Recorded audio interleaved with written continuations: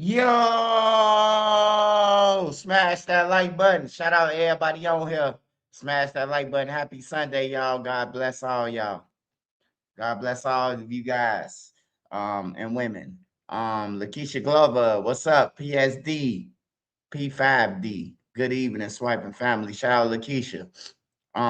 Shout out to Adia. Shout out to Adia. Shout out to Polo the Don, 1206. Make sure y'all subscribe to all my wrenches.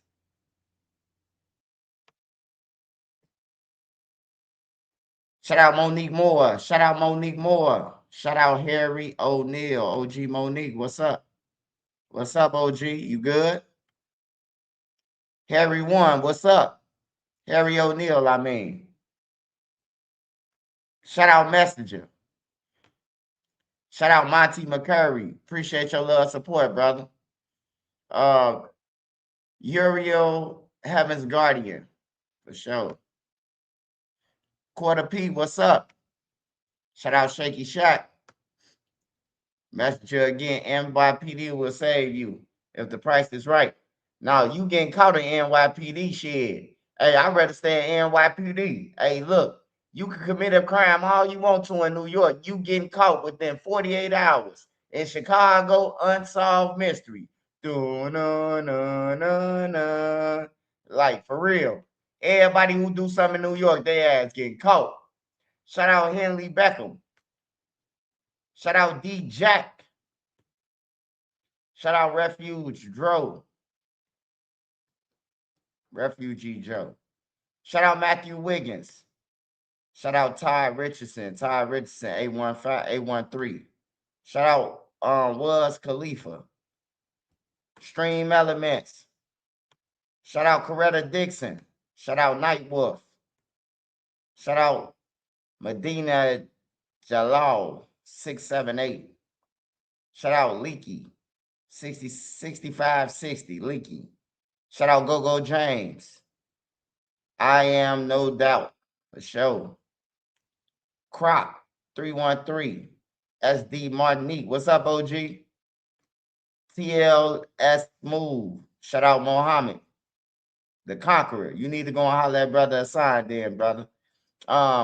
Killer Cam from out west. Shout out Killer Cam, man. Shout out to the whole west side. Swipe. What's happening, Brody? What's the latest on these goofies?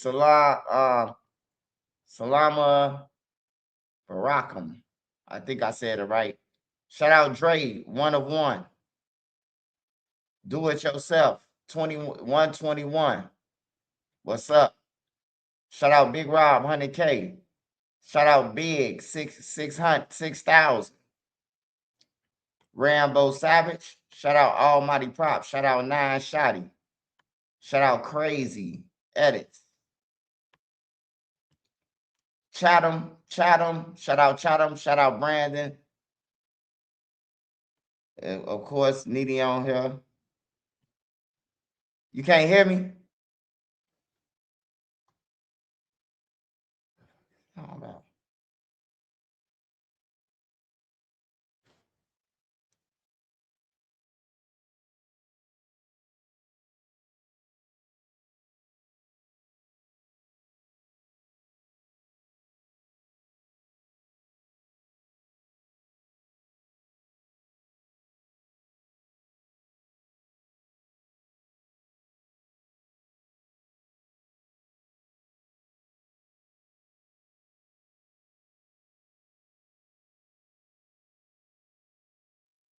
All right, y'all, we back. I thought it was the sound. NC. Hey, shout out to all y'all, man. Shout out to everybody on here, all my mods, even the ones that ain't on here. Made Media, Street Code, Powder, Trap, Hood Fella. Shout out to all them. NC.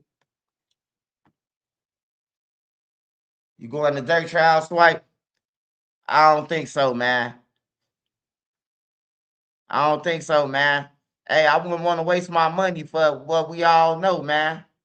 Hey, look, Lil Durk told us in raps, the paperwork add up to the raps. What I need to go for?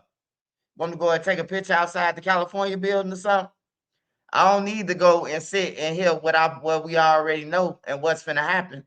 Only the illusional people that think that, they finna just walk out of there, all that shit that they, hey, you see, I told you somebody was gonna come with that BS round table street talk. Look at it.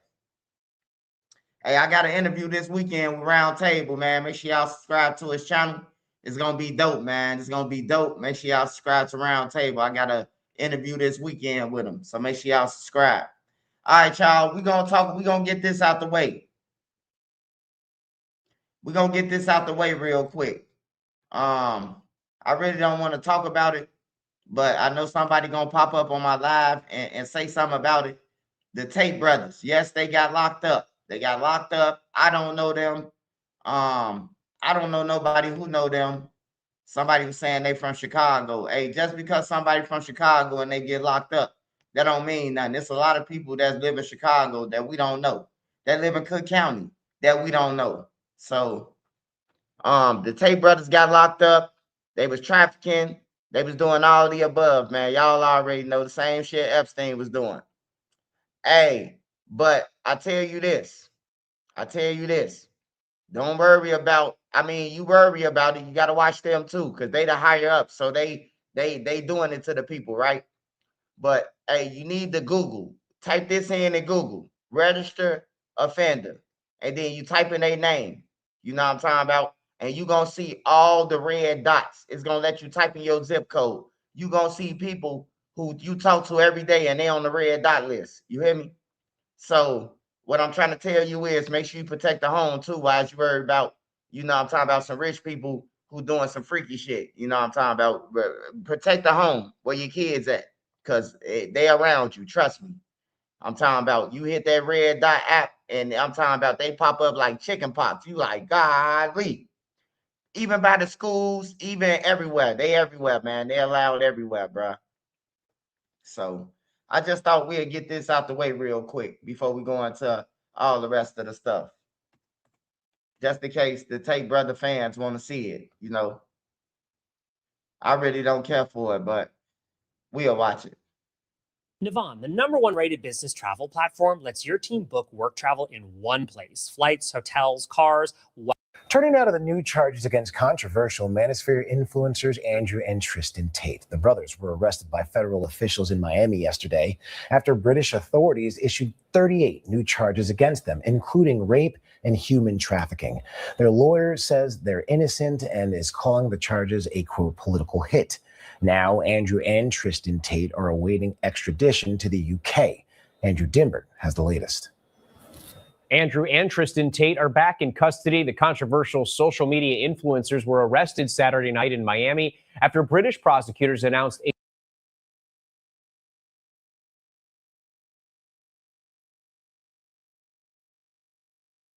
Hey, they talking about these guys right here. These guys, they was charged with it, man. Hey, they like I said, they the higher ups, so watch them too. But hey, you need to be getting on Google right now and typing in your zip code, because they right in your backyard, man. They your neighbor, the gang members that you know. Yeah, y'all all know the gang members, the ones who were showing up at our school. They count too. Even though they ain't on the list. It's just like paperwork. People be like, you need some paperwork. No, you don't need no paperwork. The whole neighborhood know that he was sleeping with her when she was our age or she was a kid. So we ain't gonna play crazy talking about we need some paperwork or why they ain't go to the police station. The shit wasn't right. You hear me? But yeah, check that red dot list, man. Y'all be amazed about that. Check that list, man. Your neighbor on that smiling every day talking about your kids look good. He on that motherfucker. I'm telling you. You will be surprised, man. Check that list. Make sure everybody check that list on my channel, man. When you get off my channel, make sure you go and check it. Type in your neighborhood, your location, and it's gonna pop up, man. You're gonna see so many people you know on that motherfucker, on everything, bro. And they gonna be missing too. It's gonna be a lot of AWOLs. It's gonna be a lot of people that's on that list that say AWOL, missing. They've been missing for 3 years, 4 years. They don't know where these people at. You hear me? They don't know where these people at.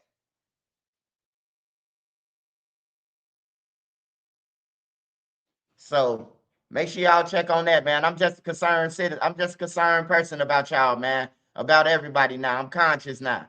I ain't never been like this before in my life, but I'm conscious about, the things that is going on in the world, man. And I know that myself know that we only got one life. We on the time clock already. I don't need Lil Ray Ray, or I don't need nobody else speeding up my time. You hear me? So make sure y'all yeah, the register list. It's the register list. The S offender list. Y'all know what I'm talking about. We gotta be mute on here. People watch the page just to record it and report something.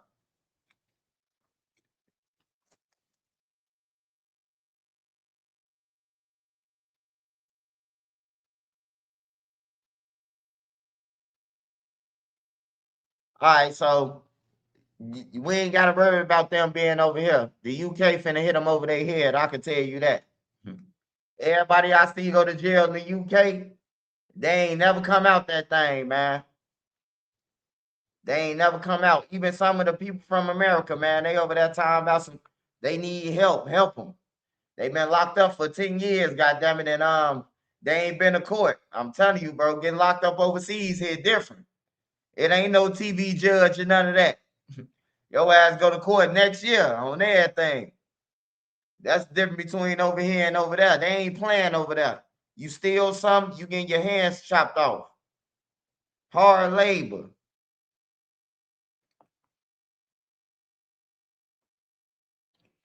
Hey, all right, so we got to talk about Jam, man. We got to talk about Jam.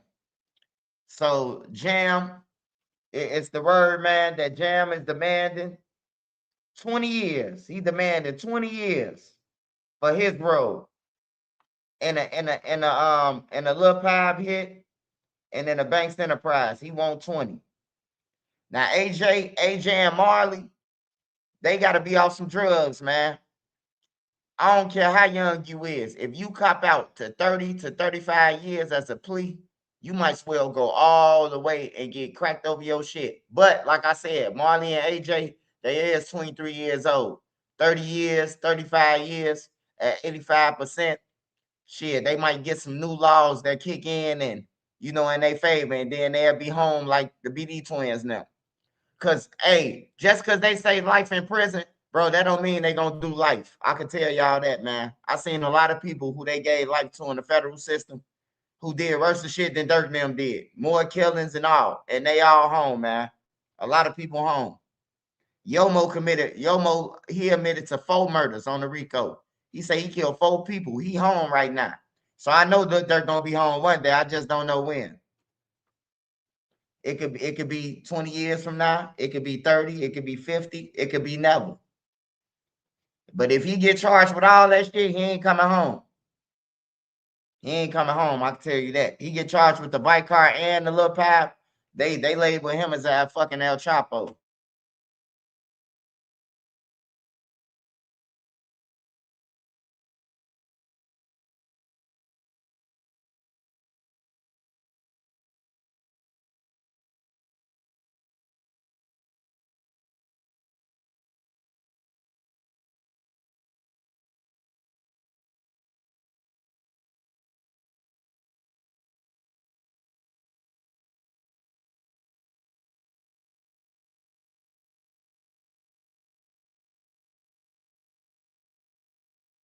He say, motherfucker so used to jail 20 ain't shit. Jam, oh yeah, Jam gonna walk that 20 down. He gonna walk that 20 down. He ain't gonna walk it down by just walking it down, though. Man, Jam finna give up half Chicago, bro. Y'all just don't know. Motherfucker talking about no evidence. Who you think been doing all the killing for since 22? Shit, that's when they started doing all the killing, right? Right before Jam came home, and then when Jam came home, everybody got eliminated. Cash and they had all the rest of them, right? So Jam was home, right? So you telling me that Jam ain't gonna tell him? He gonna tell him about Lil Pop, but he ain't gonna tell him about the other murders. You gotta be, hey, look, you gotta be kidding. Jam ain't finna stand now. He finna give up all them. Hey, you see the guy who told Bezu, the guy 30, who told Bezu the ATF on them? You see they in the feds, him and Patone them from 79th. They're in the feds. They say Jam got them jammed. They got into it with Jam, calling Jam a rat. Jam say, I'm a rat, huh? All right. Hey, feds, I sold a half a kilo for them when they got out. They got the money over there. They was Rico 4 months later, man. No bullshit after they got into it with Jam. Jam say, I'm the reason why y'all niggas was getting money. Y'all was broke. Now y'all want to play with my name? I got y'all. 4 months later, indicted. Now they in Lil Durk damn paperwork tipping them off. Hey, I ain't gonna lie to y'all though. Them boys had an operation on 79th. They had business cards. They had a booth that you go to. You got to get a number. You walk to this block. They send you to another block. They had a real operation, man. Them boys had some real operation, bro. Them motherfuckers had, hey, they had their business on Instagram, goddamn. We got 2-for-1s on Instagram. Like, come on, man. You got to be out your damn mind, man. Niggas got a whole business card on Instagram, on the Instagram page. We got 2-for-1s from 7 to 10, and then we got regular dubs, man. Come get them. You think you ain't finna go to jail? And they knew the feds was watching them. They walk in the building with ski masks on, hoodie. Hey, look, they walk through the alley without their shit on, and then when they get in the building, they put on their ski mask. Like, bro, you should have kept your ski mask on the whole fucking time. That's how they got dude them. They kept on. They ain't know who dude them was until they took off their ski mask when they got to their car. That's how they got the dude them on 79th, Patone them. They OTF too. They just ain't no motherfucking rappers and shit. They get their own money. They ain't gotta wait on Master Durk to get them no money. They get that shit on their own. They just show up at the concerts. I know they wish they wouldn't have said shit to Jam though. Sometimes good, just be quiet, man. If it ain't got nothing to do with you, be quiet, cause they was laughing at Jam, telling the whole neighborhood what Jam did on Durk, and it backfired on them. Now they finna do at least about 20, 30 years. And Jam, if he run into any one of those guys, he gonna beat them. All these guys, I'm talking about 100 pounds, man. Everybody I'm talking about 100 pounds, man. Even Lil Durk, he 100 pounds compared to Jam. So just imagine you in jail getting beat up by the person who got down on you. Just imagine that. Just imagine Jam running to Lil Durk, because Jam refusing PC. I don't give a fuck where he go. He gonna refuse that shit. Just imagine Lil Durk land in the same joint that Jam land in, and then Jam tell him, what's up? You ready to squabble? Hell no. You and DD, meet me in the back. I heard y'all been playing with my name. That'll be crazy as hell. Durk could really be singing Federal Nightmares. It's one thing to go to jail, man, but it's one thing to get your ass kicked by the testifier.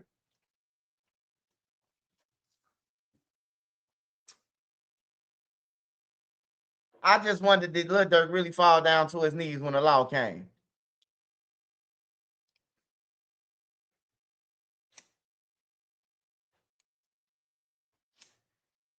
Hold on, y'all. Hold on, y'all. So Jam want 20. Vonnie said he want 7. Flocka going for 25. And y'all saying that they ain't got none. All right, now I know everybody keep on saying this in my comments too. Let me just address this real quick. Everybody saying that they can't prove that Lil Durk paid nothing. Hey, look, you way lost now. That was the first indictment, pal. Hey, look, it's 2, 3. He been superseded twice, 3 times, but we just talking about the second superseding indictment right now. All right.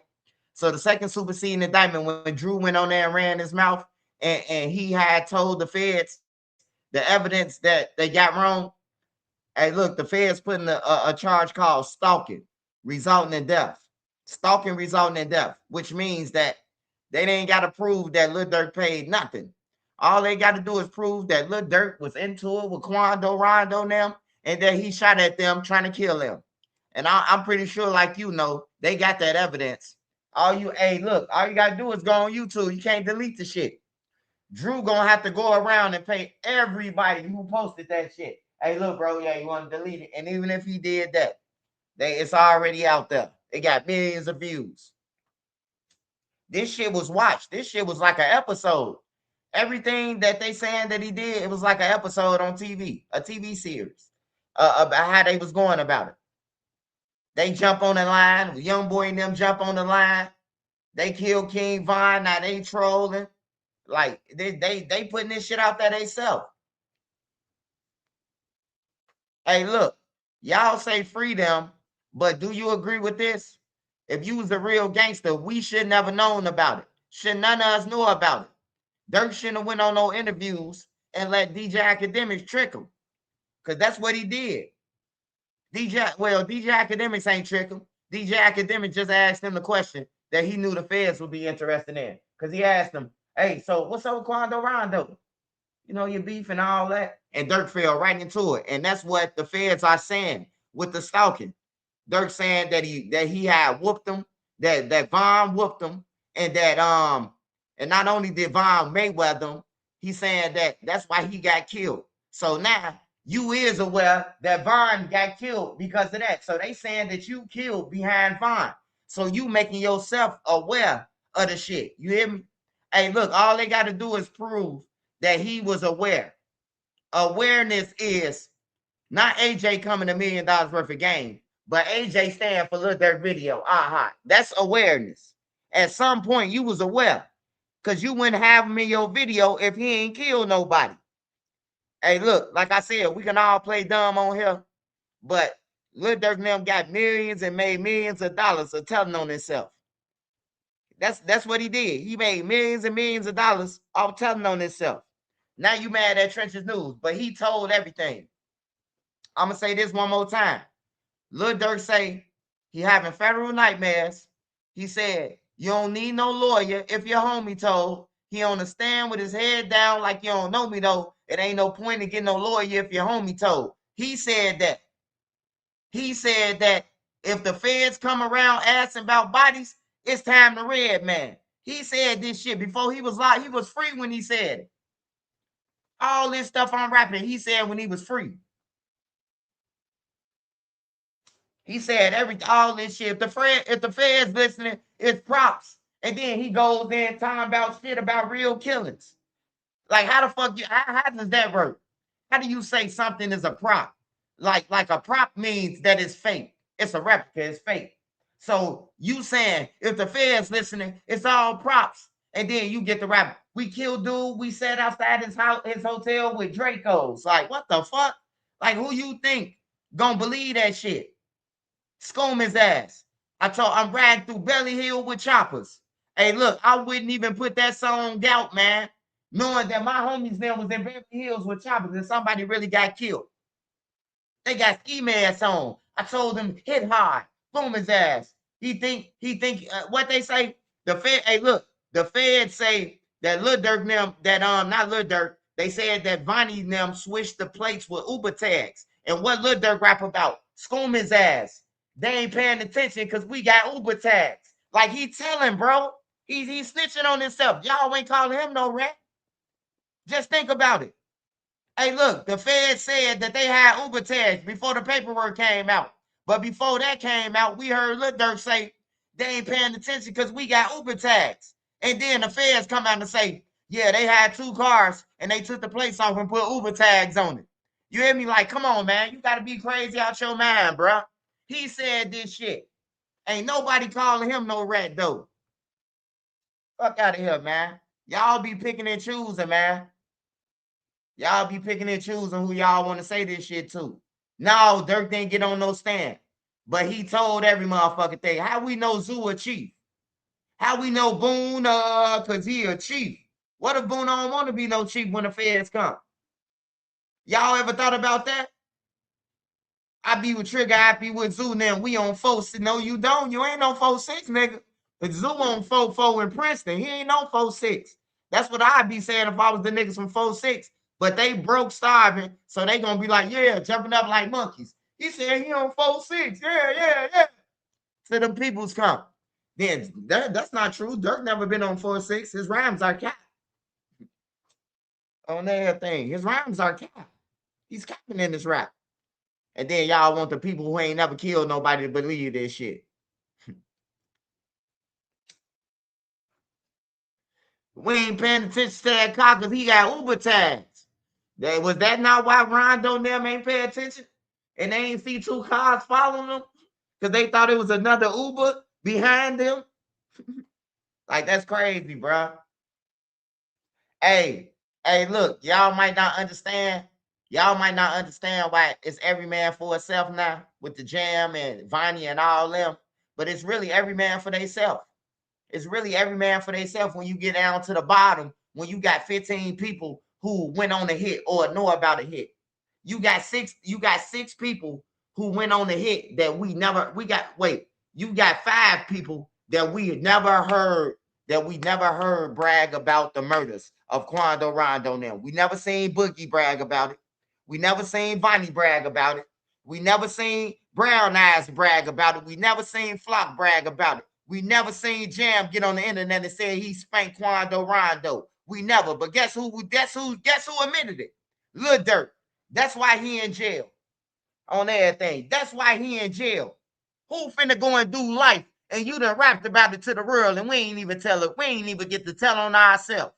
Like, come on, man. Y'all gotta be serious. Ain't no rules to the streets. When y'all get that, then y'all figure it out. Now it's some rules. Oh, man, he can't tell. But what about all the times when they threw their names in the raps? Jam was getting paid for murders way back then when the prices was low. Lil Durk said that. Jam been getting paid for murders in his songs way back then. Does that not make the feds get up on you? Oh, he been getting paid for murders way back then. Let's see if somebody can tap his phone. You hear me? Like, that's Blues Clues, bro. No matter how you look at it, you ain't got to take the stand, bro. Just like Jam got a song. Jam got a song saying, he got a song telling about what everybody doing. He's saying, if Lil Durk say kill him, Didi will shoot you on sight. Vonnie, OTF Vonnie got a 50 shot in the wheelchair.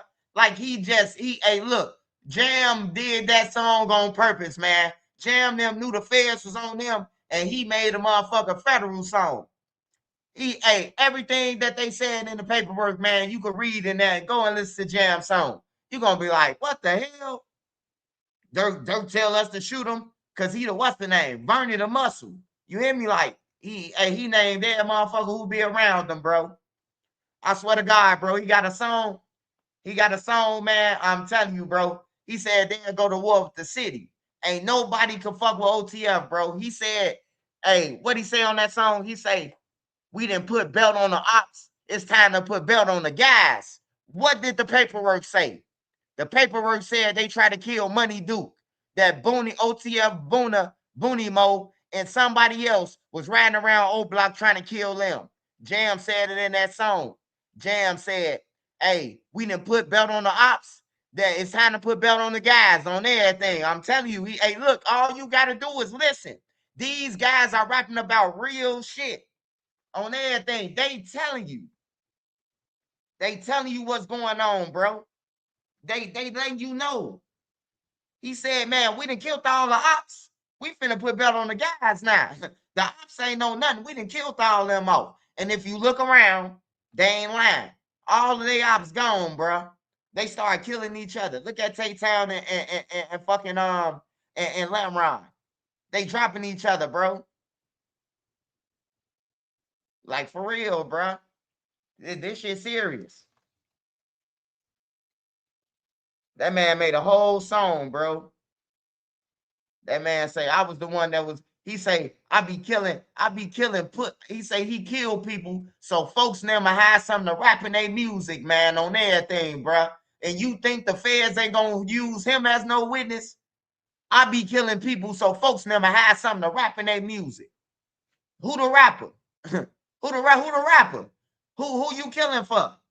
That sounds like a menace to me. Oh, you kill people so Lil Durk can have something to rap in his music? Oh shit. You hear me? Like y'all, hey, y'all better stop playing, bro. Stop playing. Stop thinking everything a game. If you got some money, run. If you got some money, take care of your family and impress them. Don't try to impress the streets. Because the court dates, the crowd gonna get shorter and shorter and shorter. Before you know it, it's only your girl there. It's only your mama and your daddy if they there. If they in your life. It might be one or two homies that you looked out for that's right there, that's with you. Other than that, everybody gone, bro. Everybody gone. Hey, look, 2 years from now, watch how many people who said free Durk in the industry, India gonna be like, they try to holler at her. Watch this. Ain't nobody your friends, bro. Ain't no friends in this shit. This shit business, man. And when you can no longer provide or do for me, now it's time to snake you. On some real shit, yeah, they saying free Lil Durk right now. But when he gone, watch Drake be in her earbox. All of a sudden, Drake sending her chrome heart bags and shit. You hear me? Like, nigga, you ain't been sending my wife no chrome heart bags. Or Lil Durk could be a player. All right, I know I'm in here for the rest of my life. I know my girl, she gonna do her. So fuck it, India. Go ahead and take the bags. Just make sure you put half of that shit in the bank's enterprise account. Hey, sometimes you just gotta go with the flow. You can't beat them, join them. Ain't nothing you can do from behind bars on everything. So if little baby give her a bag, hey, look, it's just accepted, India.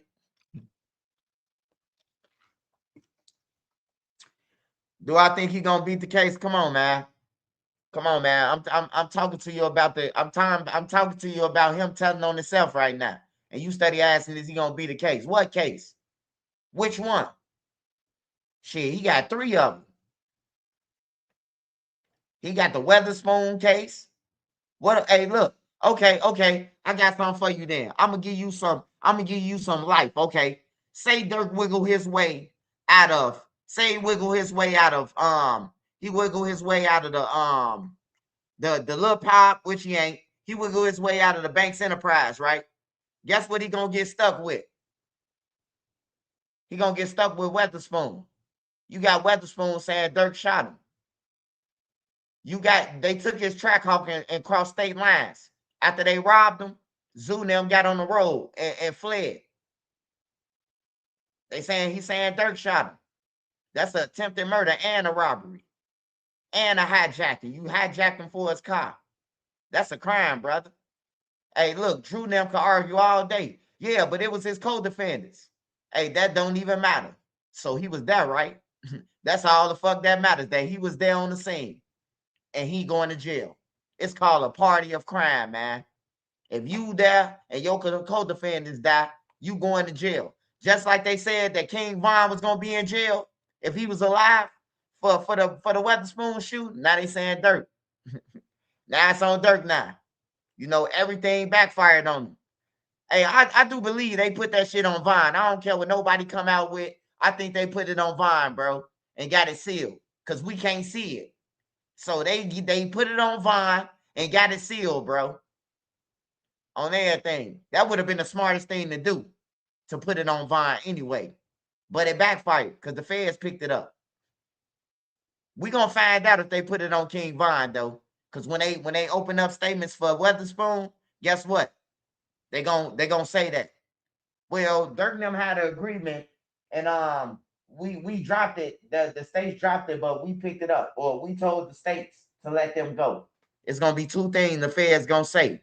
Either they gonna say Durk and them put it on him, Zoo and them, or they gonna say we told them to drop it, and they came back and we came and picked it up soon when they dropped it.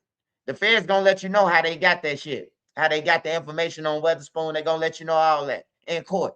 They're gonna let you know if Durk ever cooperated, Zoo ever cooperated, whoever taking the stand, they're gonna let you know and what they did. If Vonnie ever told the police anything, we gonna find out. If Jam or any one of them, we gonna find out. Because they gonna bring it up.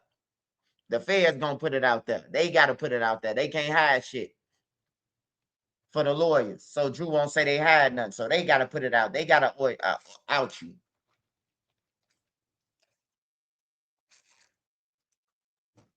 You say Quando out now. Yeah, Quando now won. Quando now won. Quando now won. I know his cousin. I know it's bad that his cousin gone and shit like that. But guess what? Quando, NBA YoungBoy, them, all they gotta do is fall back now. They have no more enemies. They got imaginary enemies at this point on everything. They just got people who hate them at this point. They won. They knocked off OTF without even knocking them off on everything, bro. They made OTF go the extra mile to get them and all them in jail. Bro, it's finna be 15 people involved with this case that's from Chicago, that's involved with the Lil Pal. It was 5 people who flew out. And then you got Lil Durk. But that ain't including the people who paid for the tickets. The 2 managers that paid for the ticket, that paid for Durk Airbnb. Like, it's a lot of people, bro. Co-conspirator 5, 4, 3. Co-conspirator, who else? Yeah, they got like 12 people on this shit, bro. And it's 12 people on there, but it only say 3 people going to trial. Hold on. Hey, look, I'm finna show y'all something. Smash that like button. Send me a cash out, man. Support the channel. Hey, look, watch this, y'all. Hey, look, all I try to do is make it make sense to y'all. Y'all ain't got to believe Trenches News. I ain't trying to sway you to believe me. Hey, but look, though, I just try to break it down so y'all, because it's a lot of people on the internet who telling different stories, and people ain't telling y'all the real. I just give it to you how it is. I don't care. I don't care about all the knowledge of you knowing the paperwork and all that shit. I'm going to give it to you the best way I know it. So watch this. Watch this, y'all. Let me go to Twitter real quick. Let me pull this up.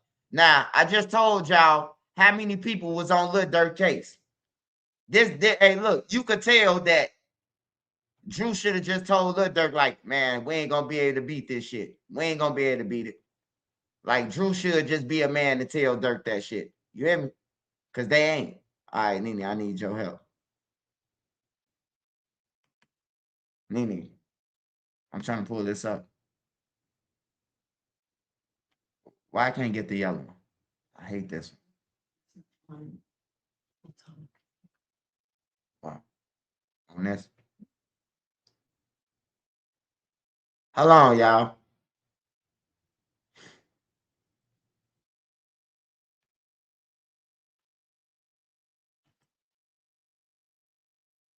All right.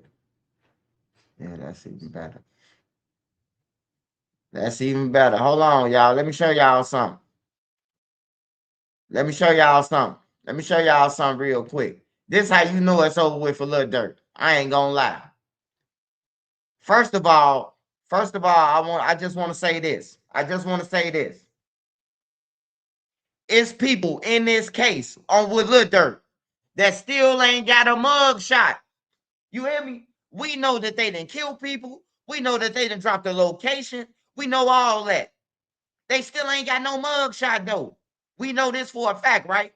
So look, I just said that it's like 12, 13 co-defendants, people that's involved with this. This include the person who Lil Durk called and said, don't book no flights in my name, and he booked the flights. This include him. This include the other guy who paid for the flights. This include the guy who dropped the location. Lil Durk Lieutenant co-conspirator number 5. This include all them. Though none of them got no mug shots, right? But they in the paperwork. Now listen to this. Let me read this to you. For the reasons expressed in the prior order denying severance, the renewed motion to sever defendants is denied. As to the Los Angeles trial on August 20th, 2026, in other words, defendant Banks, Wilson, and Lindsay will be tried together on counts 2, 3, 4, and 5 of the TSI on August 20th, 2026. Can anybody tell me what's the problem with that? What I'm reading? Now, I just told y'all, I just clearly told y'all that it's 12, 13 other people, and about 5 of them is missing. You hear me? It tell you right here. Defendant Banks, Wilson, and Lindsay. Defendant Banks, Wilson, and Lindsay will be tried together. What happened to all them other people? Is they getting tried? Is they sold separately? Like, yeah. I just try to make it make sense to y'all, man. I don't know, I ain't knocking no other blogger how they coming, but I just try to make it make sense to you, bro. If you know you did something with 13 people and you only see 3, you got problems.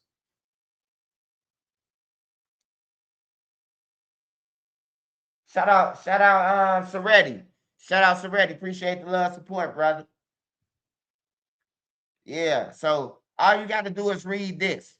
Hey, and for the people who saying like they threw out a racketeering charge, they never threw out anything. Only thing they did was sever the case. What Lil Durk wanted, what Lil Durk needed was to get his case severed. That's what he needed. He needed to get his case severed from all of them. But they saying that ain't no defendant's case been severed. The paperwork saying it right here. Renewed motion to sever defendants is denied. So that means ain't no defendants that's getting severed. So anybody saying that my case severed, this paperwork saying you lying. This the latest paperwork that came out. It say defendant Banks, Wilson, and Lindsay will be tried together. Out of all them people I just named, y'all say that look, they're gonna beat it. Be what? Be what? Them walls in jail. I'm locked. They won't let me out. They won't let me out. You know the inmates good at that. The rappers. They gonna be asking Lil Durk to beat on the wall every night.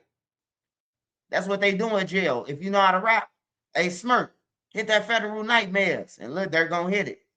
Somebody gonna be beating on the door, making a Federal Nightmares beating. Lil Durk gonna be rapping. He gonna be beating for a long time.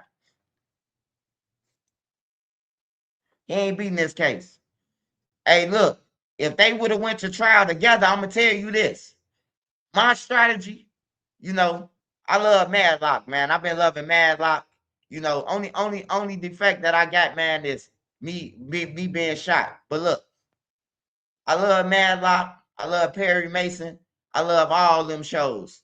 Hey, look, if I was Drew, if I was Lil Durk, and you saying a speedy trial, I would have took all that shit at once to trial. Cause look, now you could defeat co-conspirator number 7. If you could catch one of them up in the light, you could catch a possibility to the jury. All of them could be lying just to say they self. I would have had my lawyer smoke AJ. I would have had the lawyer question AJ. Marley can't say nothing. Marley didn't get paid. Marley didn't even come $1 million worth of game. But I would have fought it all at once, bro. I would have fought it all at once, bro. And I would have went at AJ and them first. Opening statements, I would have went at AJ and them first. And don't tell me, hey man, they would have brought up Lil Pab first. No. Technically, let me just explain this to you. The Stephon Mack murder was first. Before that would have been my defense. If the judge would have been like, wait a minute. We're talking about Lil Pab. No, we ain't talking about Lil Pab, Your Honor, because Stephon Mack hit was before Lil Pab murder. So I would like to question these 2 guys. You hear me? I would like to cross-examine these 2 guys who saying that they was paid a bounty. And I would have told them up first. And then, because Vonnie gonna be hard to beat. Jam gonna be hard to beat. That's gonna be his hardest test. He wanted his hardest test first that Drew know he ain't gonna beat. And if you get found guilty of this, you're gonna get found guilty of the next one. Because the same witnesses is on the Banks Enterprise. So if they find you guilty on this, y'all can say he guilty on the other one. Because once again, the same witnesses that's on this case is on the Banks Enterprise. Remember on the Banks Enterprise, it's a Jam called AJ and them people and told them Lil Durk gave up 50. You think the feds threw Jam name out there for nothing? And Jam called and said it was 50. Now Jam got to testify to that Durk gave up 50. That's what I'm saying, man. You can't say that Lil Durk don't know Jam. Now he don't know Jam, but he in all the videos. Jam is twin. Hey, look, and you know, hey, look, y'all should be pissed off at Durk. I'm talking about all the gang members. Cause Lil Durk say, how y'all mad cause Jam he say, how you ninjas mad cause that's my twin and I keep Jam with me. Do you think Lil Durk wish he wouldn't have kept Jam with him now? Hey, I'm gonna ask y'all one more time. Lil Durk said, how is we mad? Cause that's his twin and he keep Jam with him. He said that on threats to everybody. Do you think Lil Durk regret that now? Or is that still his twin? I don't know. I'm just asking for a friend, y'all. Do you think Jam still his twin now? He said, how we mad because Jam is twin. I mean, he said that in his raps. Or was it props? Okay. We'll say it was props. He was just making a rhyme. Okay. To all the fans.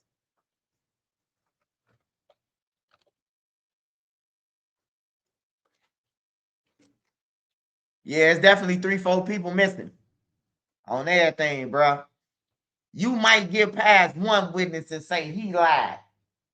You ain't finna get all 3. You ain't finna get all 5 witnesses.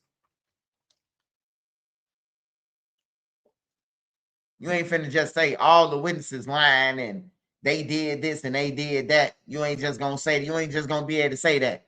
Hey, look, I could tell you this. Hey, bro, a witness in the feds, bro, whatever they say, go, bro. And the feds could tell you, say this, say this, say this, say this, say this. They word is golden, bro. I ain't gonna lie to you. They word is golden, bro. They word is golden. Whatever they say is golden. Long as you admit that you did something, you killed somebody, you was there, and you participated, yeah, his ass gone. Hey, I said that. I said Lil Durk. Hey, look, I said it a long time ago. When Lil Durk first got locked up, and we started seeing how it played out, and Vonnie came up missing. I say Lil Durk should sever his case. Everybody was like, Swipe, why would Lil Durk sever his case? Well, why are you trying to sever his case now? I said this shit a year and a half ago. I made a whole video. Lil Durk should sever his case. Everything I said, bro, that Lil Durk should have did, they trying to do too late. I swear to God, bro. All you got to do, hey, man lie, women lie, videos and timestamps don't lie. I said Lil Durk should have severed his case, bro. And everybody else was like, why would he sever his case? But them people who were saying that, they never been to jail. Only thing they did was ride in the police car and yeah, riding the back of the police car, searching for their relatives. Yeah, I said it over a year ago. I said Lil Durk should have severance. Hey, if he wasn't gonna get no severance now, he would have had a better chance of getting it then. That's what I'm trying to say. When a person find out they charges and you know that you ain't shoot a gun, you know you ain't steal no cop, it's common sense to sever your case, to put in the severance, bro. That's just being a criminal. You hear me? Motherfuckers be like, oh, you think you better than Drew?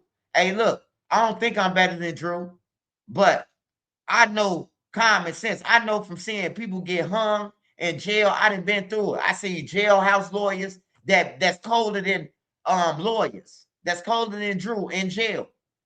It's lawyers in jail, jailhouse lawyers in the joint that's bringing people back on appeals, and that's the reason why people coming home. Not because no real lawyer, it's the jailhouse lawyers. The jailhouse lawyers putting in paperwork, getting people back on appeals, bro, for bags of coffee. I'm telling y'all, bro. I sat in the law library, had a job in the law library, you know, looking up cases, bro. No, I ain't been to no law school. I ain't passed the bar. But I know common fucking sense. After you go down 50 times, shit. After a lawyer send you to jail, a public defender send you to jail 20 times, shit, you gonna have to learn something. You gonna remember what everything said on the transcript and everything in your mind because you was in court. I'm trying to tell you, bags of coffee, bro. Bags of coffee get the job done. Anybody know that who been to jail? Hey, bro, I got to appeal, but I ain't got no lawyer. All right, bro, give me 10 bags of coffee or give me 5 bags of coffee. I'm telling you, bro, the white boys or the Latinos or whoever, the black dudes, it's all the races. It might be anybody that could do it, bro. And it's some cold sharks in jail, bro, who be getting people back. I seen them get them back. Niggas got 30 years, man. They home right now off 30 years. Off of 10 murders, bro. Off people helping them put in appeals in front of jail. No lawyer.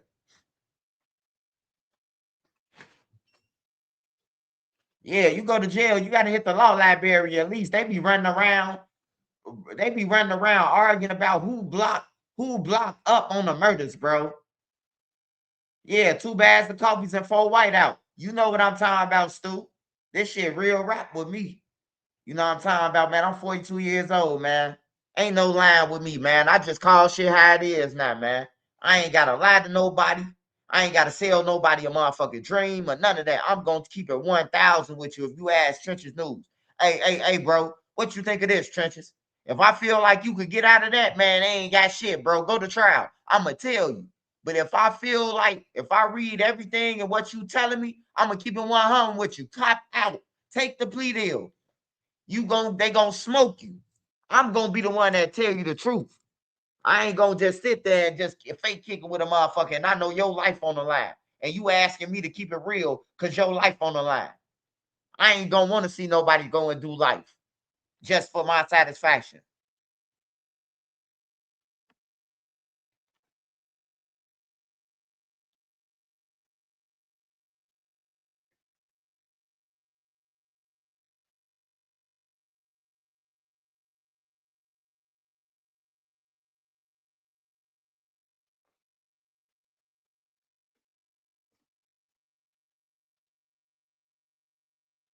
Oh. Hey, they want some Keefy? You want some Keefy or Folgers? Hey, I gotta tax you for that.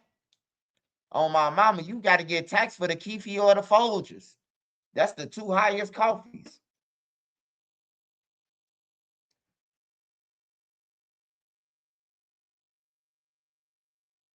Yeah, baby daddy had 2 life sentences plus 15, but they let him and a few other family members who went down with him in a RICO.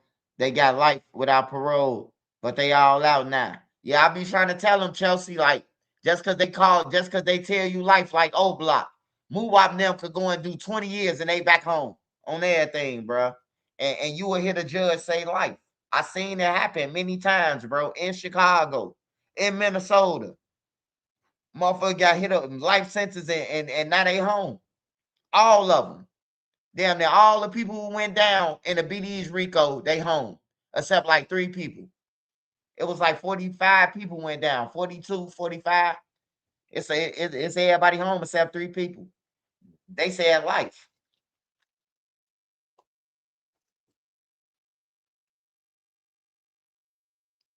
What Durk say, Jam will get out that jam and tell again. I don't know if he said that, but he got out that jam and got out that jam, man, and he did what you said. Hey, he should have put that shit in his rap, what you said, brother.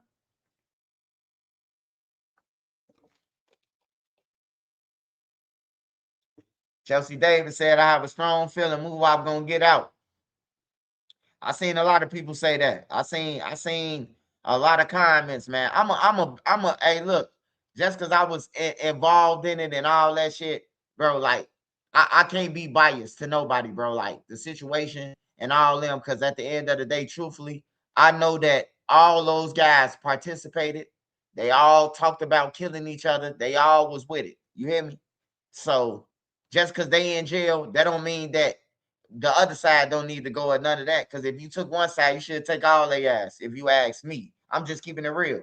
You know, it takes 2 to tangle. They ain't just killed by themselves. You know, they ain't just it ain't just wake up one day and say, "Hey, I'm finna go and kill him." Like, nah, bro, it been going on. They side was killing they guys, so you know, just like that, man. But I've seen a lot of people say that. I seen a lot of people say that he got the best chance to come home. He would have had a best chance to come home if Carlos would have said that since you saying you wasn't in the car, you supposed to say Muwap wasn't in the car. See, that's why I say when everybody trying to get out of jail, somebody end up jamming somebody else in jail because I'm trying to get out of jail shit. You hear me? Like for real. If Los wanted to get Muwap out of jail, if it was a shot, you hear me? If it's a chance, Los could have helped him. Los could have helped him on his side. He could have been like, no, Muwap wasn't in the car. He got out already. You know, and me and him got out and Zell Money and Badass went. But he didn't say that. He just said he wasn't in the car and Zell Money and Badass was in the car. That's what Lo said in the paperwork. He didn't say Muwap wasn't in the car or he was in the car. But he said he wasn't in the car and who he know was in the car was Zell Money and what's the name? They already know Zell Money was in the car. They don't know Badass is still alive. He from THF. He killed Gino. And he's still alive. So Lo saying that he did it, like what you call that? Or he could just say, or he could just run around and say Gino did. I mean, Dada did it. Badass was in the car. Badass is still alive. Did him and Los agree that he put that shit on him? Like, I don't know. It's every man for themselves though, man. Everybody trying to get out. Don't nobody want to be around no man 24 hours, man. You in your cell hearing lies all day. Don't nobody want to hear that shit. Motherfuckers trying to come home. Ain't no girls up in there. Your chances of sleeping with the guards is slim to none. You ain't got no bread. You ain't got no mouthpiece. You ain't got no resources in the world. Like ain't no guards losing their job, bro. Like that. Like how you think it is. You think you going to jail and y'all running the train on the guards and shit. It's not happening, bro. I don't know who sold y'all that dream or what movie you done watched that Dame Dash produced. You know, I don't know, but the jails I seen, ain't nobody getting no action from the female guards, bro. It's probably one person, and he end up telling somebody else that he didn't hit the guard, and then he go, and then you see him have to pack his shit. They sending him to SEG somewhere for 6 months. She lose her job, and now it's back to all hardwoods. You hear me? It happens. It happens sometimes, but it's slim chances of none that you gonna get it. It's like a lottery pick. I'm gonna go to jail and I'm gonna get me a female to sleep with me in jail, one of the guards or one of the nurses or something. You know, it's slim to none. They all sleeping with each other anyway. All the guards and the nurses and the warden and all them, they sleeping with each other. It's like Amazon. If you stay there long enough, you're gonna end up sleeping with somebody when you marry. You could be married and working in prison. Your marriage is over with because the prison guards, y'all around each other all day. Y'all playing with each other, flirting with each other, buying each other food, and you got wife and kids at home. And that's how the guards be losing their wife. They wife. Most of the prison guards, they be losing their wives, man, for real. Cause they be up in there, everybody in the town know they sleeping with each other. You see her one day with them, they get into it with, then you see her with the next bunch. They run the train on the guards. They doing what, the Amazon lit.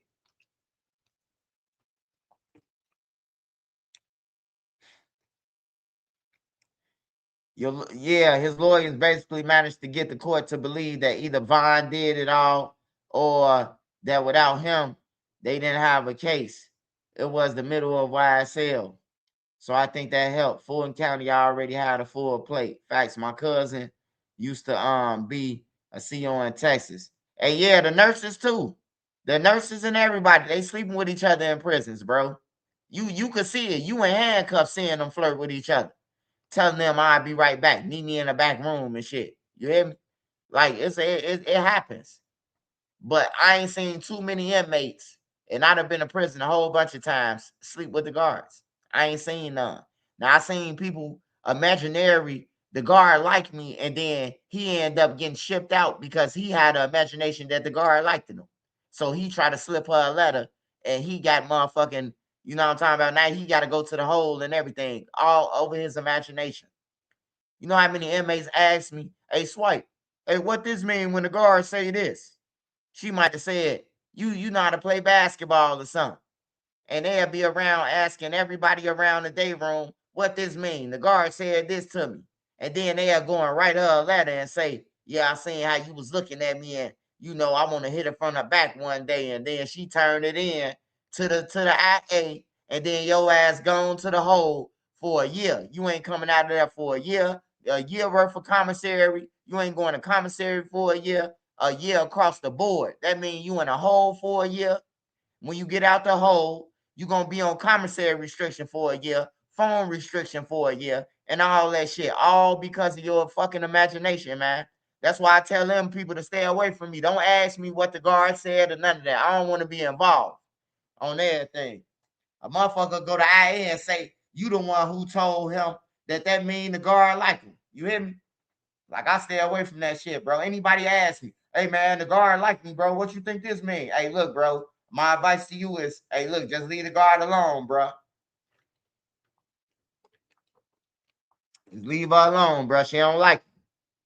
She going home to her family, or she going home one of the guards.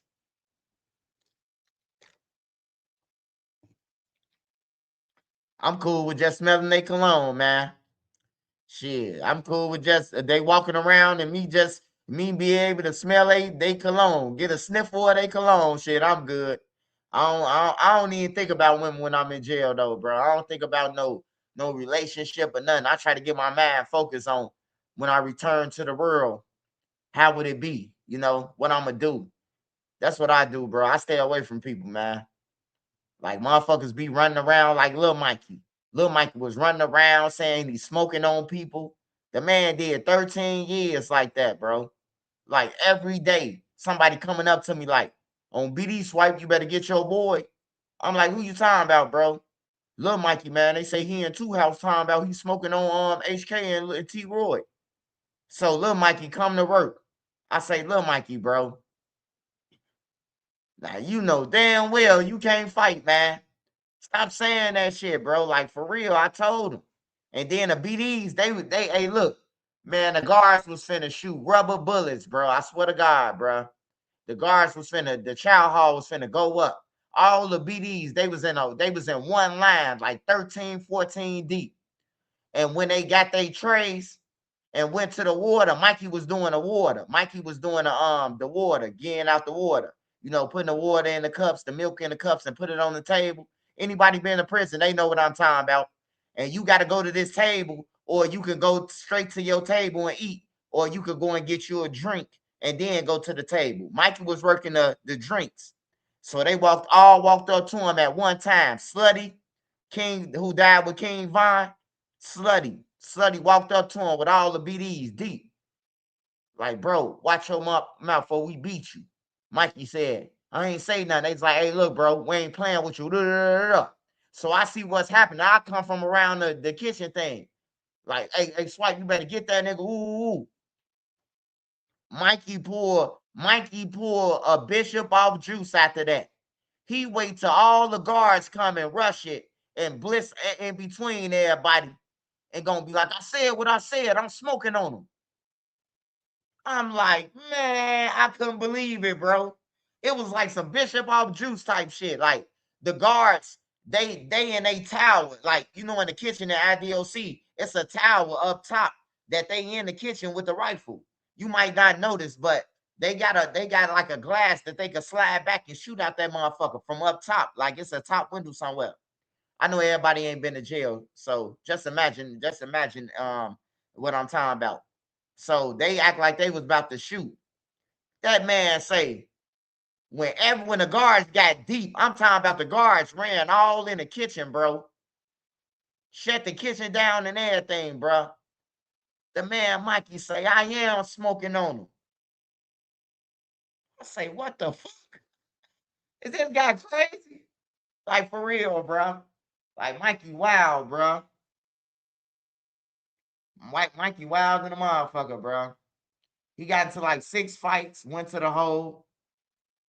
I went to the hole twice, and I seen Mikey over there for fighting. Because he was smoking on people, bro. He went through that shit his whole time. His whole time, bro.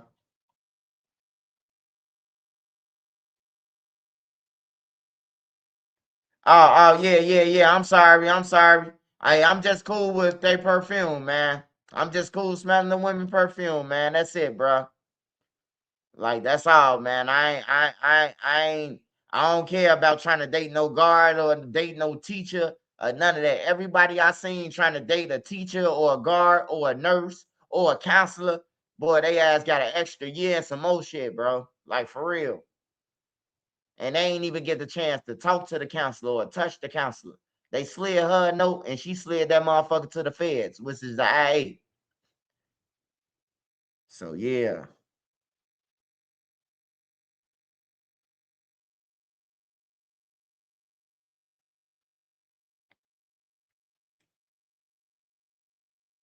Shout out, Miss Glover. Appreciate you.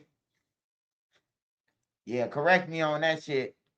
Cause I listened to Nelly's song the other day, and Nelly said I got a thing for cornrows and manicured toes, and I'm like, manicured toes,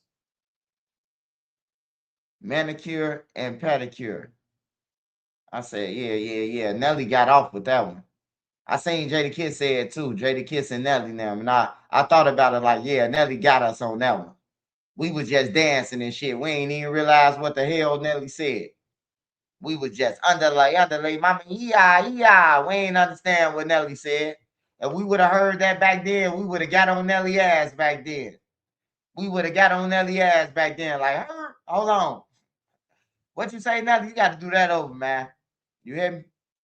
I know he probably was high in the studio. He probably ain't understand what he said. Shit, Murphy Lee now, they just wanted 2 pair of Air Force Ones. Give me 2 pair. They just wanted 2 pairs of Air Force Ones. That's why they ain't catch that shit. But yeah, when I heard Melly say that, I say, oh yeah. Melly got off. I mean, Nelly got off. He got off on us on that one.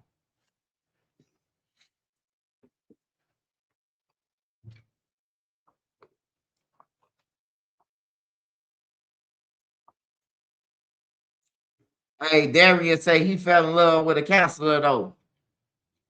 Yeah. I had somebody else used to be on my channel. They got married to a counselor. You know, hey, they just once in a lifetime though. They just and then dude who I know, he used to be on my channel. He used to be on my channel. His name Durk. His wife was in jail. Well, he met his wife in jail. You know, but he got a mouthpiece. He could rap. He know how to rap like a motherfucker. He the coldest person from California, if you ask me. Like he should be on, bro. I ain't gonna even lie, bro. No hate. Duck should be on, man. Ray Duck, he should be on, bro. I don't know what's Cali politics or whatever, but all them motherfuckers from Cali, all they rap about is the dead homies.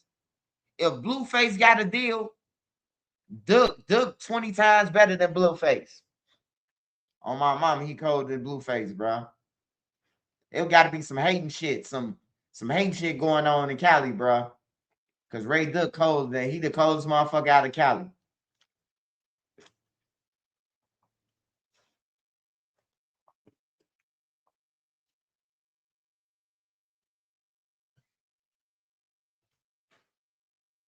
Hey, me too. I hate that dead homie shit too, man.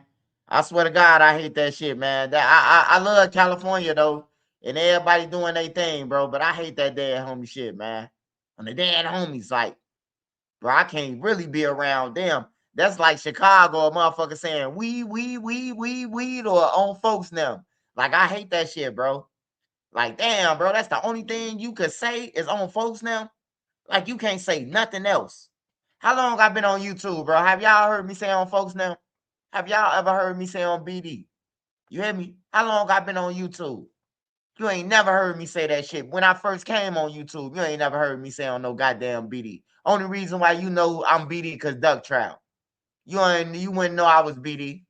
I don't run around telling motherfuckers, oh yeah, I'm BD. Like y'all ain't know none of this. Everybody thought I was on Duck side. I was a GD on everything. They never knew the whole time. I don't run around bragging about shit. Cause then you ain't gonna want to be BD when that Rico come. You hear me? Everybody something until that Rico come. On some real shit. Everybody want to be the man, but now you ain't the leader when the Rico come. You hear me? But you the leader. You been getting all the money, but now that Rico came, now you ain't the leader now all of a sudden. No, I ain't the leader, man. I was just out there with them. You hear me?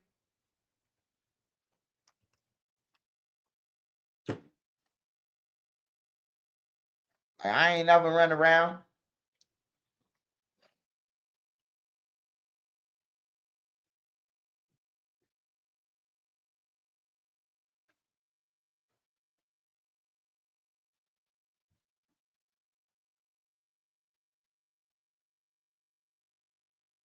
Hold on, y'all.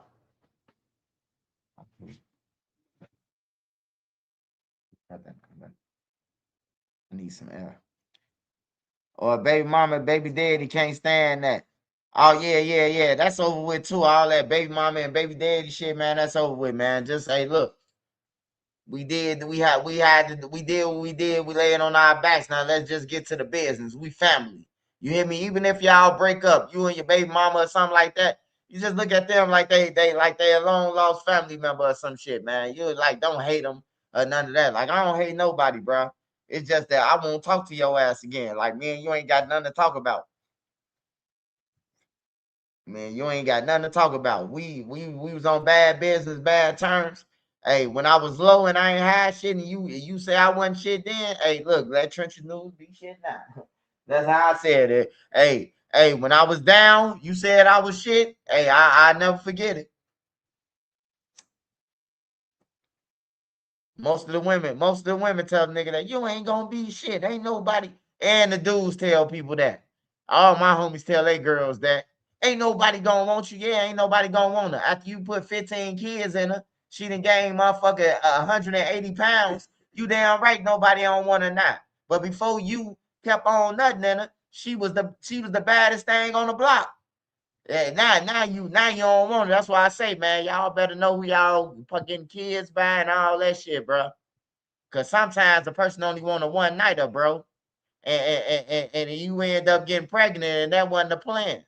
They just plan on sneaking off and hitting something, and now they got a baby, and now they don't want it. And these guys now, they killing the women now.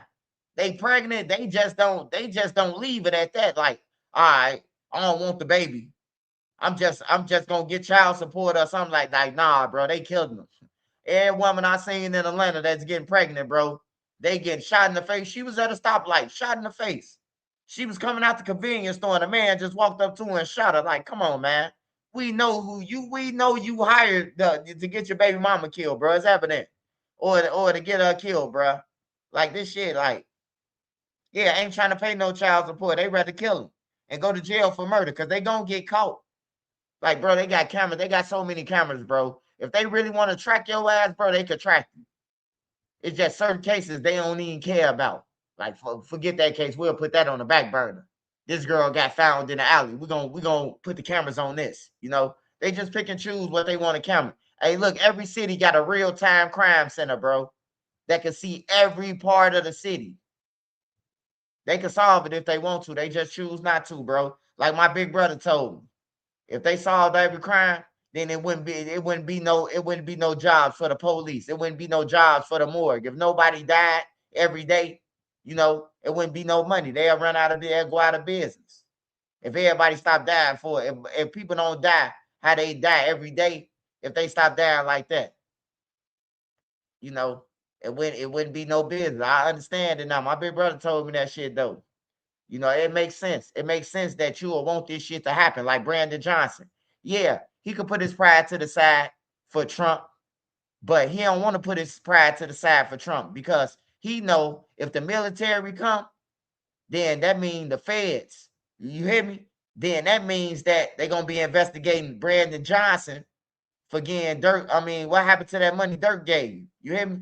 What happened to the immigrants and all that? They're gonna start investigating his ass next. So he don't want them here because they're gonna investigate him. That's why Brandon Johnson don't want Trump help. It ain't about helping the citizens. It's about when they get here and take over. Now they're gonna be locking his ass up. I'm telling you, let Trump get here. The governor might go to jail. I'm telling y'all, man, let Trump get a piece. Let Trump get in permission. The Trump, they gonna find something to put on the governor, man. Cause now they inside the files. Now they inside they scheme of business. Cause all the politicians some schemers, some scammers. You know, they selling people, they selling their family the property, the real estate. They giving their family the beds and shit on the jobs and all that.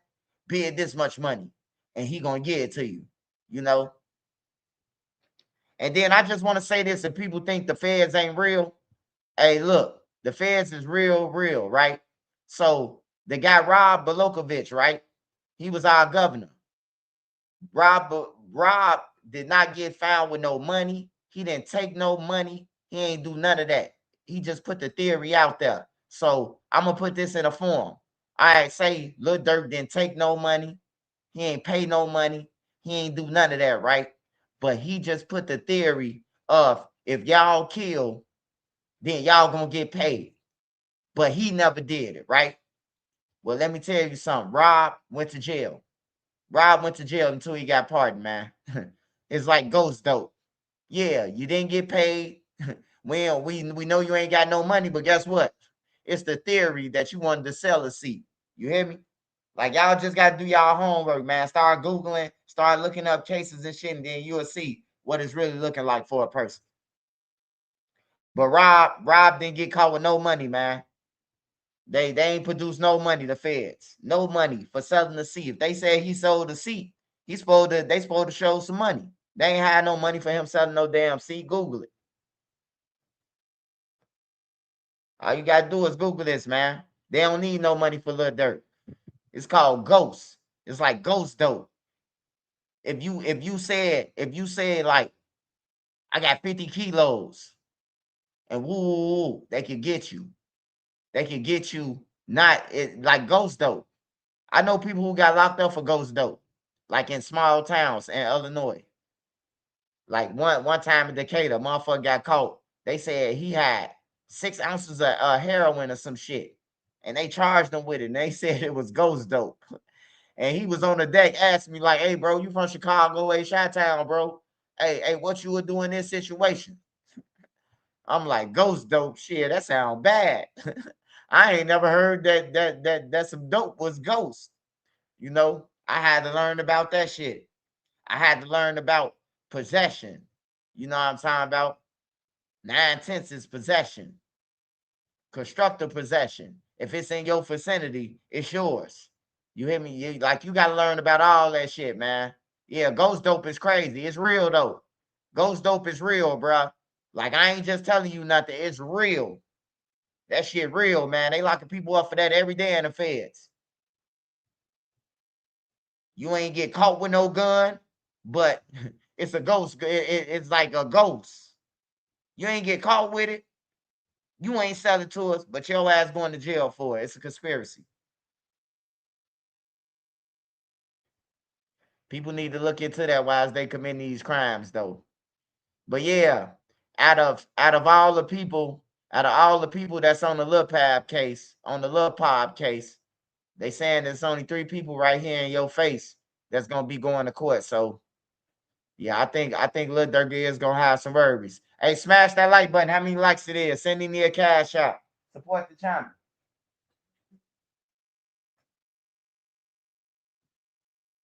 Yeah, conspiracy law is nasty, man. I'm telling you, ask anybody from the west side of Chicago. Hey, look, you ain't gotta ask nobody from out south. Ask those people from the west side of Chicago who been locked up for selling drugs. Ask them what a conspiracy will do. I'm telling you, bro, them boys gonna tell you, because them boys catch the most conspiracies that I know is the west siders. They get out. Hey, look, the west side people, bro, they could get out for selling drugs on the conspiracy. They going straight back to the joint to go and grab some more packs to sell, bro. Like I never understood that shit. Like, bro, you just did 10 for a conspiracy. Man, they get right back out, go to the same joint they got bumped off at, and do it all over. Or they go to another joint and do it, bro. But they gonna go and hustle, bro. Like it's an addiction to them, bro. The West Siders. Every West Side I know who get locked up for some drink going right back to the joint, bro. you will see motherfuckers in there 2-3 times. Damn, bro, you back in here? Shorty, I caught another conspiracy on Homan in Ohio, Shorty. Like, like, damn. Like, it's in their blood to hustle, bro. They got an addiction out west, bro. No, not just K-Town. Shit, the west side. Damn motherfuckers got an addiction to hustle. I'm telling you. Like, for real. Like, out south, if you 15, 16, you might still be a little kid or you might still be running the streets. But they 15-year-olds, they outside hustling, selling dope. They selling pills and everything. They running the joints, traps. You hear me? Like, it's a difference, bro. It's a big difference, man. It's a big difference, bro. Like, when I was growing up and I was seeing that, like, we couldn't sell no drugs. Our job was to go to school and try to be something in life. You know what I'm talking about? But when I went out west, it was different, bro. Like, my cousin them was, my brother them age 16, they was working the joints. You know what I'm talking about? When it wasn't allowed out south, they was working the joints. They was running the packs and everything, bro. Like, they get money. They some working motherfuckers, bro. Some hustlers. That's one thing I can say about out west, bro. They some hustling motherfuckers, bro. They gonna go to jail for it, and they gonna come back out and do it again and go to jail again. It's insane. You know, it's crazy that they'll do it, but that's just the way they do out west. All the not for sale, them weed stories don't do it, not anything either. The motherfuckers who pay bills from jail doing better than a lot of people out. Hey, look. Hey, that don't mean go to jail though, Nine Shotty. Because people going to jail because of that. People saying people in the federal system, shooting dice and drinking lean and wearing Louis and Gucci and the new mics and all that. And people is jumping off the porch to go to jail, bro. Like, for real, bro. They ain't cool. That's misleading the youth, man. The youth thinking like, man, I'm going federal. Now you hear the young guys saying that. If I go out, I'm going to the feds. That's what they saying now, the young motherfuckers. Cause they want a cell phone. Lil Zay made it popular that you can get a cell phone for $5,000, and you know, I'm eating real steak and flaming yon and Pooh Shiesty coming out. Yeah, I was eating flaming yon, and that shit ain't cool, bro. That ain't cool. That ain't cool at all, bro. The guards brought me steaks when I was in the officer kitchen. So the guards was bringing me real shit.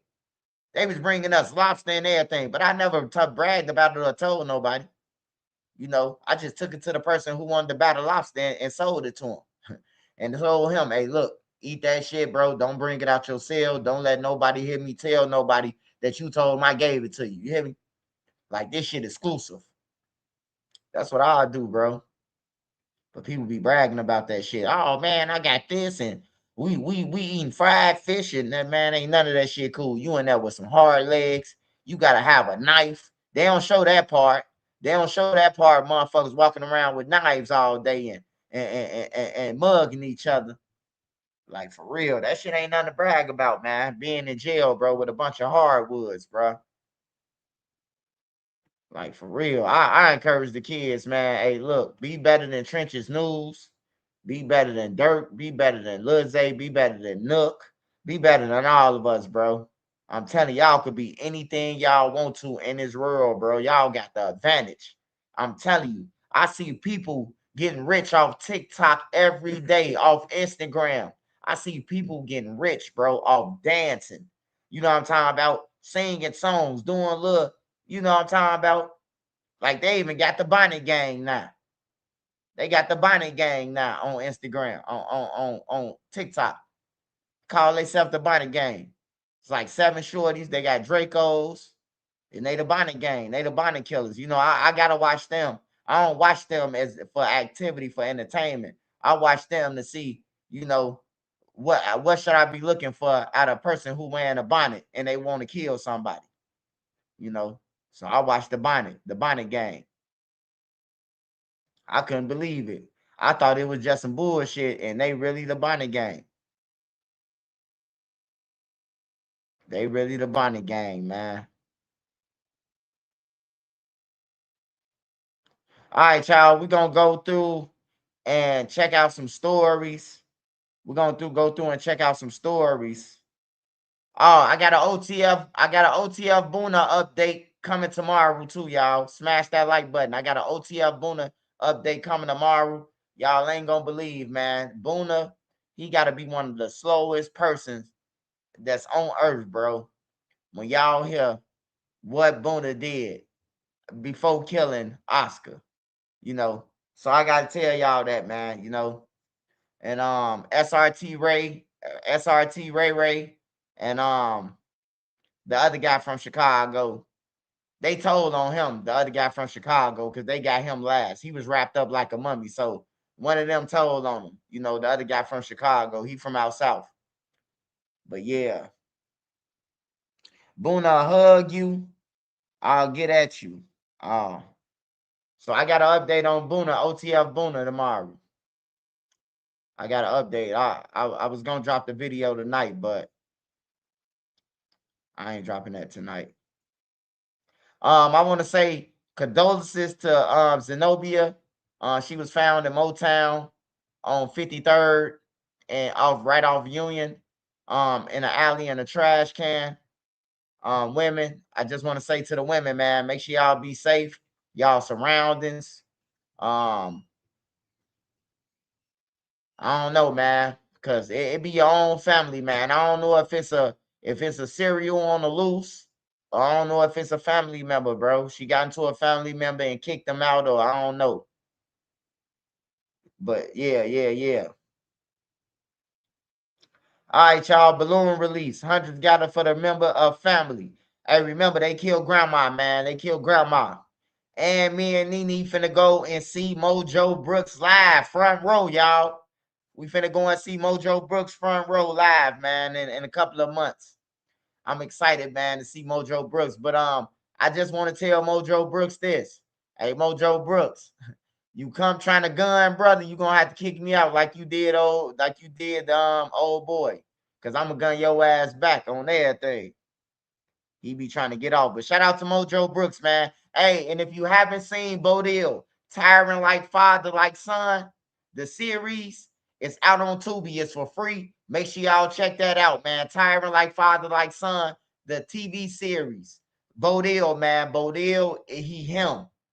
It's out, man. Make sure y'all go and check it out. It's for free, man. KB Nene in it. You got shout out to KB Nene. Shout out to you got 051 Woo in it. Gyro City Mikey in it. Tay Savage and them in it. They block Lousy from Welch World. He and King Louis, Twister, Crucial Conflict. Make sure y'all check that out, man. Tyrant Like Father Like Son, the TV series, man.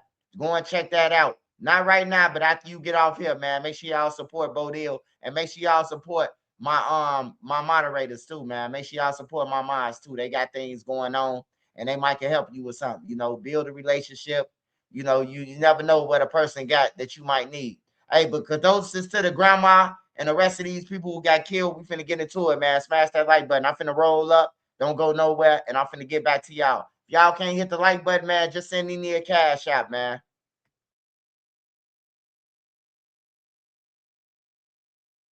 Wait, if you were locked up at any Illinois juvenile detention center, such as Cook County, the Audi Home, or anywhere else in the system, a global settlement may be coming in 2026.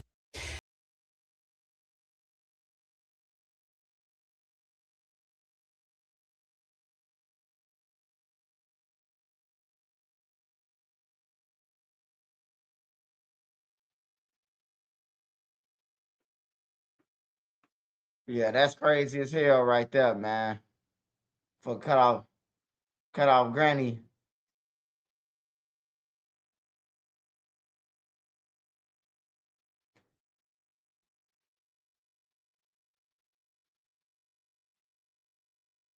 Motherfucking cut off granny hand, man. Like for real, bro. Like that's crazy. That's crazy right there, man. Unexplainable. Now this right here, this lady she should be free, man. Imagine being able to build an app with your name on it. Smash that Just by like button, thinking about y'all. it. Meet Base 44, a complete AI creation platform. Nine shot downtown. Describe what you want. Tucson. We're going to that next. This is a case of what would you do?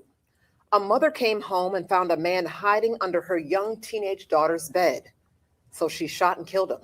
And now she's charged with first-degree murder. Good evening, everyone. I'm Darcy Thomas. And I'm Lewis Bold. And Fox 13 is not naming the mother in this case because that could identify her daughter. Now, we have learned she had just arrived home from work on Travis Road in the Walker Homes community when police say she shot the man. Fox 13's Troy Grant joins us live at a nearby police precinct. Troy, some people that you had a chance to talk with today say they believe that the mother was justified. They did, and neighbors also said there were other younger children in the house at the time, some even as young as just 2 years old. Now, in that affidavit, the mother said she did what she had to do as a mom. As your parent, you're protecting. And when a situation comes up like that, you just react.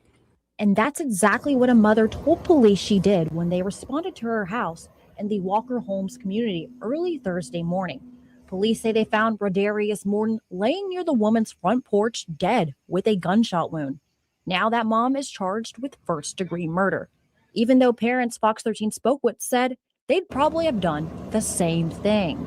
If someone came into your home and they weren't supposed to be there and they was running out and the law has been changed, when you shoot, you don't know where the bullet gonna hit. With support for this mother spreading across social media, Fox 13 wanted to learn more about your rights to protect your kids and why the mother was charged. Legal expert Andre Warden said there's more to the story beyond a parent reacting, though it is possible the first-degree murder charge may not stick. Now, here's the thing. If the mother alleges, hey, look, I was in a heat of passion, you've heard that phrase, then it may not be a first-degree murder case, but they have charged it as such. There are a few factors laid out in the affidavit. First, the daughter allowed Morton in her house through the back door. When the mother came home, she knocked on her daughter's door asking, "Who's in my house?" The daughter also told police. Hold on, man. Hold on, bro. Some of these laws got to be changed. Did y'all just peep that what she just said? She said, first off, the daughter let her in there, but the daughter underage. That's what the news lady just said. I know she ain't saying it. She just telling us that Memphis laws, but that's crazy. So you telling me since my teenager daughter got tricked to let him in or fell for him, it's our fault? Like, that's crazy, man. They need to get rid of these 1876 ass laws they got, bro. Like, for real. Door asking, "Who's in my house?" The daughter allowed Morton in her house through the back door. When the mother came home, she knocked on her daughter's door asking, "Who's in my house?" The daughter also told police her mother has repeatedly threatened to shoot any boy she found in her home. Warden told me all of that would lead to the legal argument over whether this killing was premeditated and should be classified as first-degree murder. Again, not quite the same fact pattern that I gave you before in terms of days before or weeks or months, years, where she says, look, if a guy's ever in here, I'm going to kill him. That really gives you a strong indication potentially of an argument, at least strong argument for first-degree murder. But the closer in time, the more difficult that charge becomes. Now that mother is still in jail tonight. We do not know who is caring for her kids at this time. Coming up at 6, I'll tell you more about what neighbors had to say about this woman and what else they heard that night. Darcy? That is Fox 13's Troy Grant reporting live in Memphis tonight. Thank you, Troy. Escape the indoors with Cutter. On this special edition of News 4 Tucson, breaking news. Overnight in downtown Tucson, a mass shooting leaves 9 injured. Tucson police say those victims were taken to the hospital in critical condition, with most of them suffering injuries to their extremities.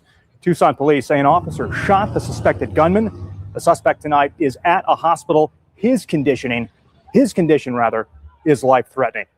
Good evening, everybody. Thanks for being with us. I'm Eric Fink. Tucson police tell us the shooting happened around 2 a.m. downtown on the 100 block of East Congress. Officers on duty downtown heard multiple gunshots and raced to the scene.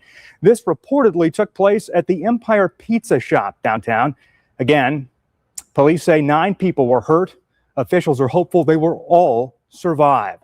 News 4 Tucson's Jacob Owens joins us live at the scene tonight with more. Jacob, what can you tell us? Eric, as you can see behind me, investigators reopened these streets downtown after more than 12 hours of work down here. And as you mentioned, Empire Pizza, that's the business directly behind me. We can tell you that they are open again tonight. No manager on duty. I went in there seeing if I could speak to someone. But they put out a post on social media earlier today saying that the shooting happened outside the restaurant, and they're crediting Tucson police for getting here in possibly under 1 minute. We're going to give you more of their statement and thoughts on this shooting in a moment here, but first we're going to take you to early this morning. So now you're seeing this morning that video of this, as you said, Eric, mass shooting here in Tucson. So Tucson police responded to the area of North 6th Avenue and Congress Street around 2 a.m. after gunshots rang out. Tucson police say an adult male suspect was running from the scene when officers gave him several commands. He ignored those commands, and then police say an officer shot the suspect. That suspect was taken to a hospital in life-threatening condition. Tucson police say the shooting victims were all adults. Those victims were transported in critical condition, and most of those injuries were to arms, legs, and ankles. Rachel Reinhart learned of the shooting while trying to get to one of the several businesses that were forced to close their doors for the day as police continued their investigation. I felt very sad. I feel sad for the people. Yeah, that's horrible. Now you're seeing part of that statement from Empire Pizza and Pub. They're saying in part, we opened 16 years ago.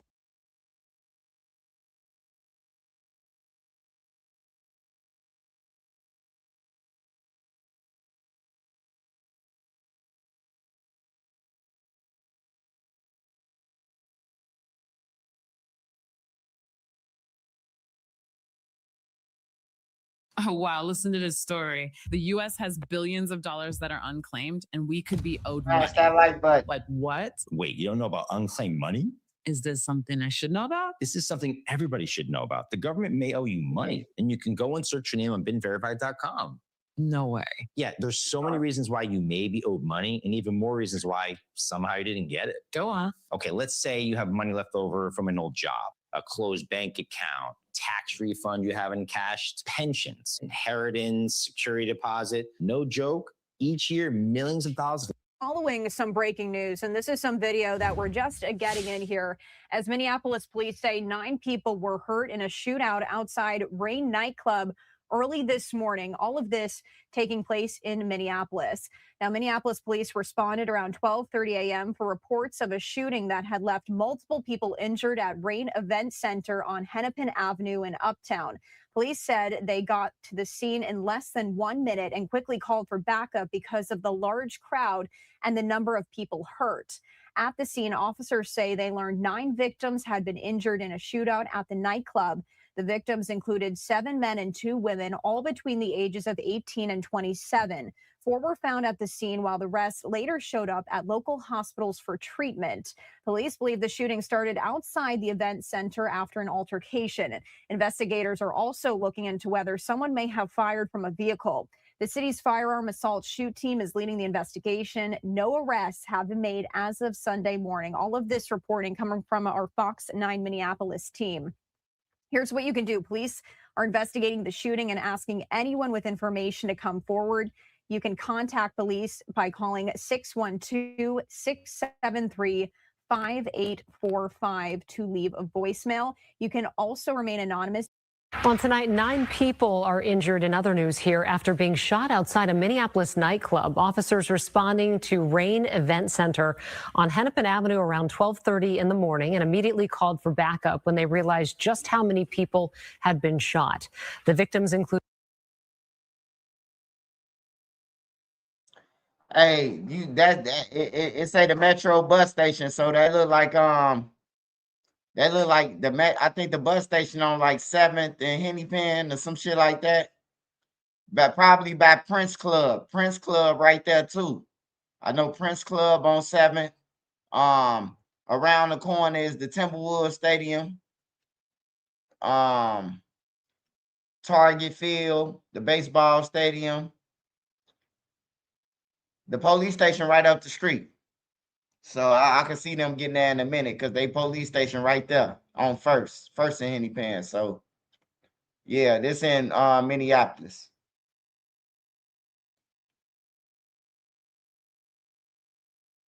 Included 7 men and 2 women, all between the ages of 18 and 27.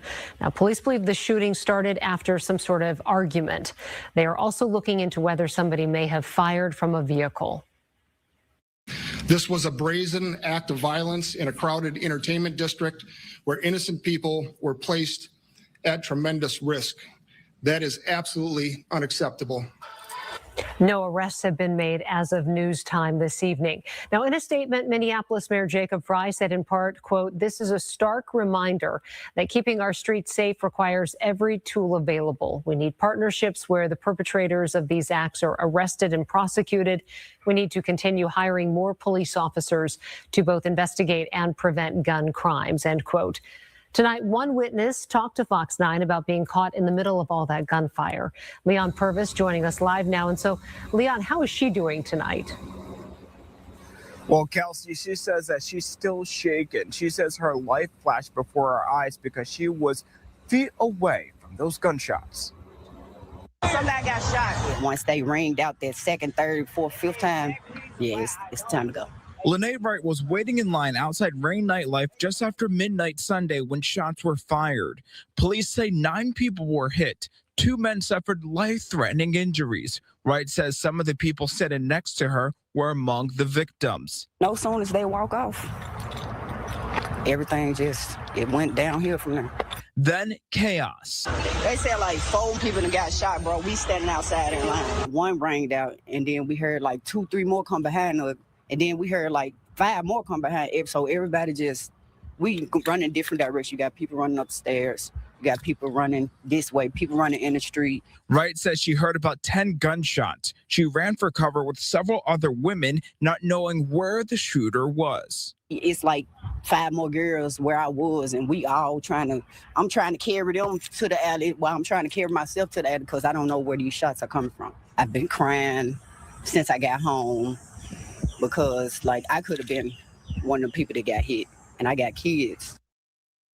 Wright says that she'll think twice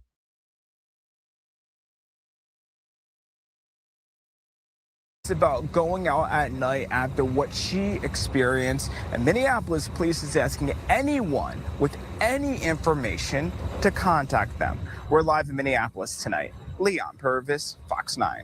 All right. Thanks, Leon. We're going to get those prices way down. Slash your prices. Bring down the prices. He promised to lower prices, and so far, he hasn't delivered. Today, you're paying more at the gas pump, more to feed your family, healthcare.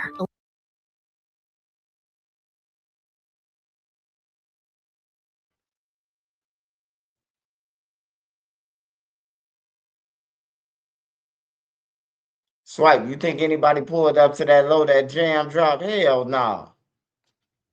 Man, that ain't Jam crib, man. You would have went to that crib, bro. The freeze, FBI.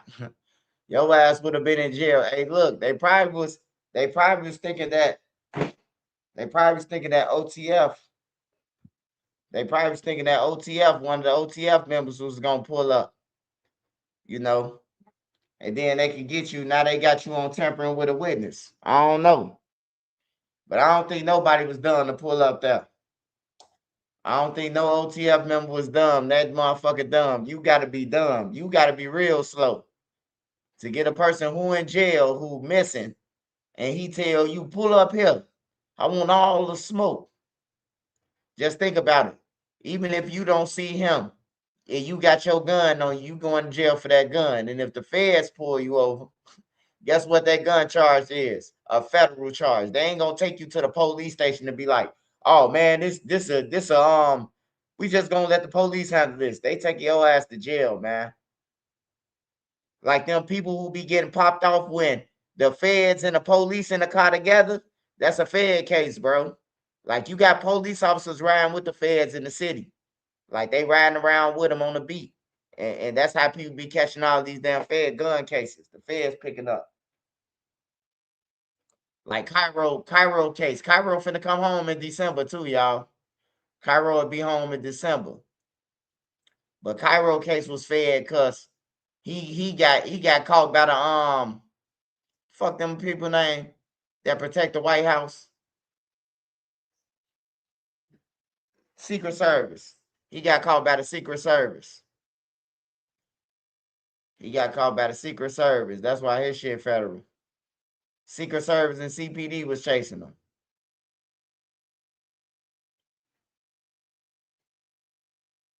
Yeah, that's crazy, man. All these mass shootings.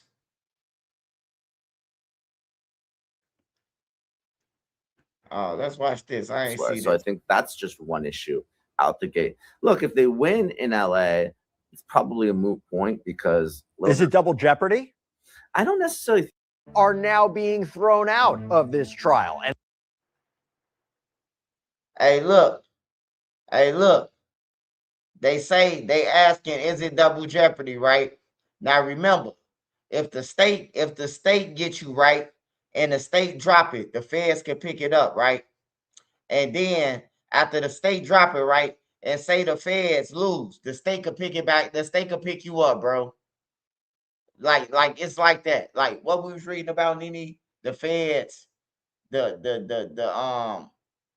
the feds, if Trump was to pardon, Lil Durk from federally, the state could pick it up. The state could come and say, oh, we want to charge Lil Durk for the murder of what's her name, even though Trump pardoned. They could bring it up. That ain't double jeopardy, bro. It's two different entities, bro. You got state and you got federal. If the state lose, the feds can pick it up. If the feds, if Donald Trump say, look, Durk, you free of all charges, California could come and pick that shit up. The state could come and pick it up and charge him for a Lil Pal murder.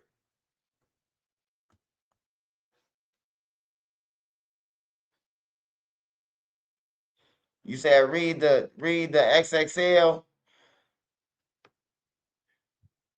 Man, I bet you they got a bunch of garbage motherfuckers on there. Hold on, let's check this out.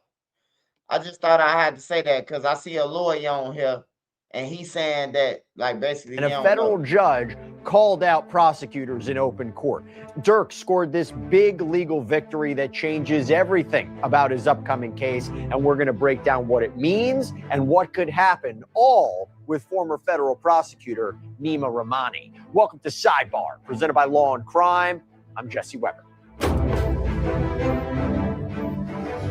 All right, big news in the Lil Durk case. We've been following this one from the beginning. So the rapper just scored a major legal win ahead of his federal murder-for-hire trial, where he stands accused of orchestrating a hit against a rival rapper. Yet you can see they're members of Lil Durk, also known as Durk Bank's team. Hey, I gotta say this, man. Drew Finland, he good at swearing the public. Hey, look, Brian Steele, he a lawyer, bro. You ain't seen Brian Steele make no statements. Drew want the spotlight, bro. You don't want no lawyer like Drew, bro, who want the spotlight. You don't want no lawyer doing interviews, man. If your lawyer get to doing interviews, that's just one side of you ain't coming home. Hey, look, I'm trying to get the spotlight. Because look, whether he lose the case or win the case, right? If he lose their case, you still gonna have a rapper to come and hire him for another murder for hire. Because you know what the rapper gonna say? My case ain't like Lil Durk. It ain't the same thing.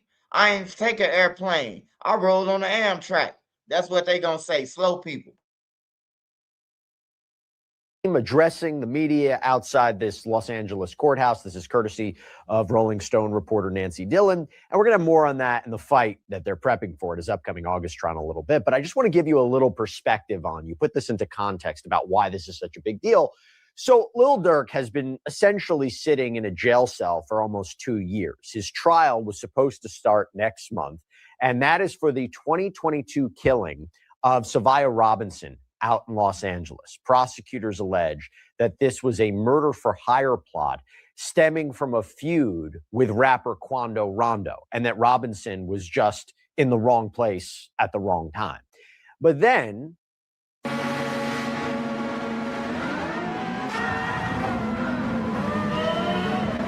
what was it, less than 3 months before trial, the government drops a bomb. And what just happened exploded in their faces, essentially. Durk was handed a new superseding indictment with new charges. We're talking entirely separate allegations that stretched across state lines in years. They're talking alleged involvement in a shooting in Chicago, this attempted murder in Atlanta, I believe even this apparently or allegedly drug trafficking operation. So all these different things. And suddenly, this case wasn't just about one episode. It was no longer just. Hey, I just want to point this out to y'all. This is what Jam said when he said on that audio, they act like they were scared. Look at them. Look at the shooters. Hey, that's 2 shooters, man. Hey, look, that's 3 shooters right there, bro. It's 2 that's hiding up. It's one hiding up under the other shooter. You hear me? That go the car right there. That's one of the cars. But that's what Boona was saying when Jam was like to Boona, oh, they look scared.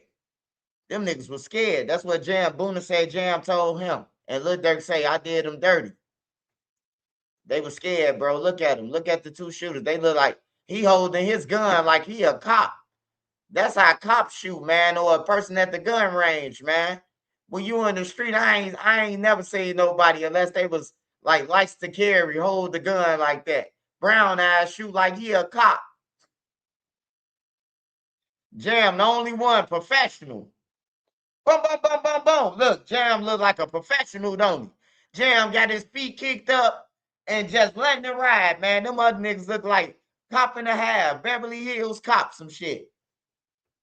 But that's what Jam mean. Hold on, let me take it off. You can see it. That's 2 people up under one, man.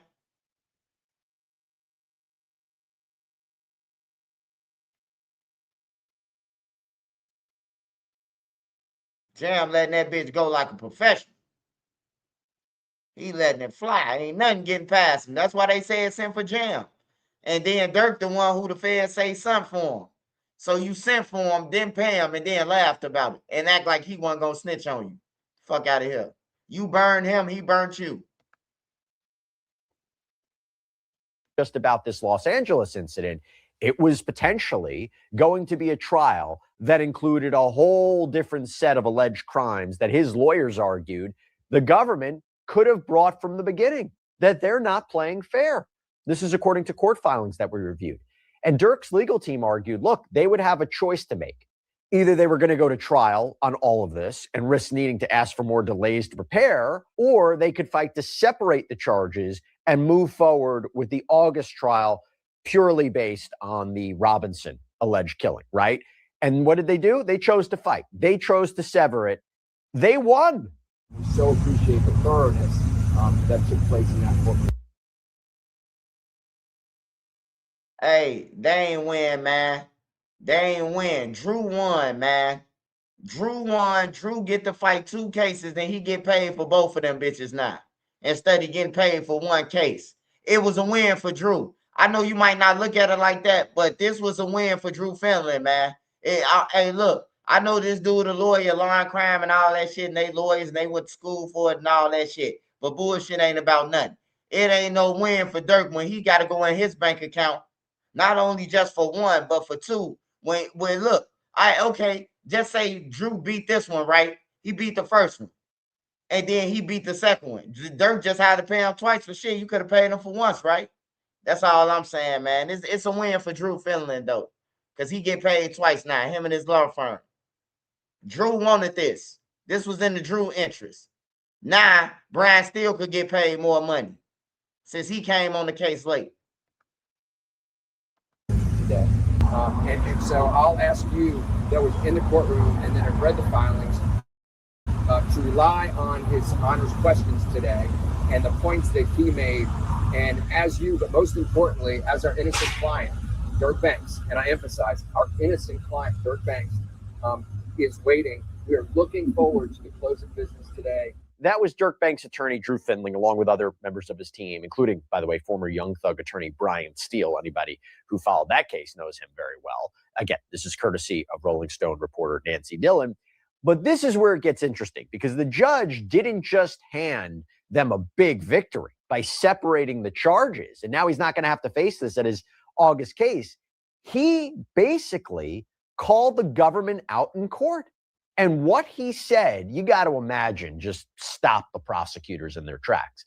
We reviewed all the filings in this, the motion, the government's opposition. Yes, what the judge had to say in that courtroom, a lot of courtroom drama. All right, I got to say something real quick. Look, we cover a lot of different dangerous situations that are happening in the world here on Sidebar. One thing that I don't think people talk enough about is being part of a data breach. We have got to the point where literally anybody can build a fully working app without knowing how to code. This is you, your loved ones, all that private information is constantly at risk of being leaked, which is why I want all of you to keep your data safe online. Here's how it works. Incogni tracks down all of those old posts and search sites that's exposing your information, and then they demand its removal. Look, I was shocked. Turns out databases had all my information, and within days, Incogni was taking them down. The setup is super simple. You just create an account. Incogni is going to do the rest, and their unlimited plans custom removals feature. 60% discount off an annual plan. That's incogni.com/. Okay, so I want to bring in somebody who can actually make sense of all this. I love to see him. Nima Rahmani, former federal prosecutor, expert in this area. Good to see you, my friend. Thanks for taking the time. You better Jesse, get that thanks shit. for having me as always. This is a big case here in LA. Are people talking about it? They are. I mean, look, obviously in the music industry, you got Brian Steele joining the team. So I think it's going to get a lot of coverage and press. Obviously, federal court, no cameras, but a lot of folks here have been following it. Obviously, the local press and as well as the music industry. This is a big one. Okay, so I'm happy to have your perspective on what is a very big development. Now, I want to get into this motion that started all of this. So Durk's lawyers, they filed the motion to separate the new charges from the Los Angeles trial. And their argument was pretty straightforward. They said, look, they had been preparing for this LA case, this LA trial for 21 months. They were ready for the August trial. And then less than, again, 3 months before this trial, the government drops this third superseding indictment with all these new allegations, these new charges, right? Racketeering. And here's what they wrote in the motion, quote, because the last minute addition of the Vicar counts imperils Mr. Banks' constitutionally guaranteed right to a speedy trial, this court should sever those counts from the Los Angeles counts and allow him the prompt trial he has consistently demanded. The government's delay in bringing additional charges and producing evidence in support of those charges is unjustifiable. Any further continuance would be of the government's sole creation and would warrant dismissal of the third superseding indictment. Now, Nima, what's your take on this? What is the defense actually saying here? Because I'm going to tell you what Drew tried to do. Drew tried to get that third, thought the judge was going to throw out that third superseding indictment. That's what he thought he was going to do. They violate my rights. And the judge just said, okay, they violate your rights. Now, it might seem to a person that can read but can't comprehend. It might seem to them like, oh, yeah, it's a victory. It's a victory. Even if you educated, sometimes you might miss something. But it ain't no victory, man. Drew thought he was going to get that shit thrown out, saying that they just came with it, and the judge like, nah, okay, we can separate it, but you still got to fight this after this.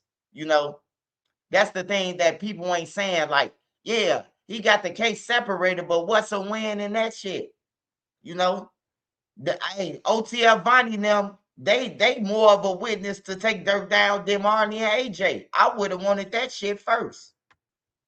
Tell you the truth. But let's continue. The way I understand it is like they have a right to put the prosecution's feet to the fire. Look, we think our client's innocent. We want to go to trial. Is it fair that the government could just throw these new charges, these new allegations at them, seemingly at the last minute, which would kind of conflict with his ability to go to trial? I mean, what do you think of it? Look, I'm as pro-prosecution as they come, but I have to go with the defense on this one. And the judge apparently agreed. Look, he's been in custody for quite a while now. I think October 2024. The government obviously opposed bail. Man, I hate when these lawyers get on here and be like, he been in jail for this long. Do you know how long, what's the guy name from 600? What's the guy name from 600? The guy who killed Imani and what's the name? Killed J Money and Lizzie cousin. Killed the brother, shot the mama, shot the auntie. Bite Down. Bite Down been in jail for 10 years. How long that shit happened? Since 2016? That happened to Imani them? How long 50 from Gyro been in jail? He just got sentenced to 115 years in 2022. That means he been in jail for 10 years, man. 10 years. Ron, I'm talking about people who ain't get sentenced, and it took 10 years to take them to trial.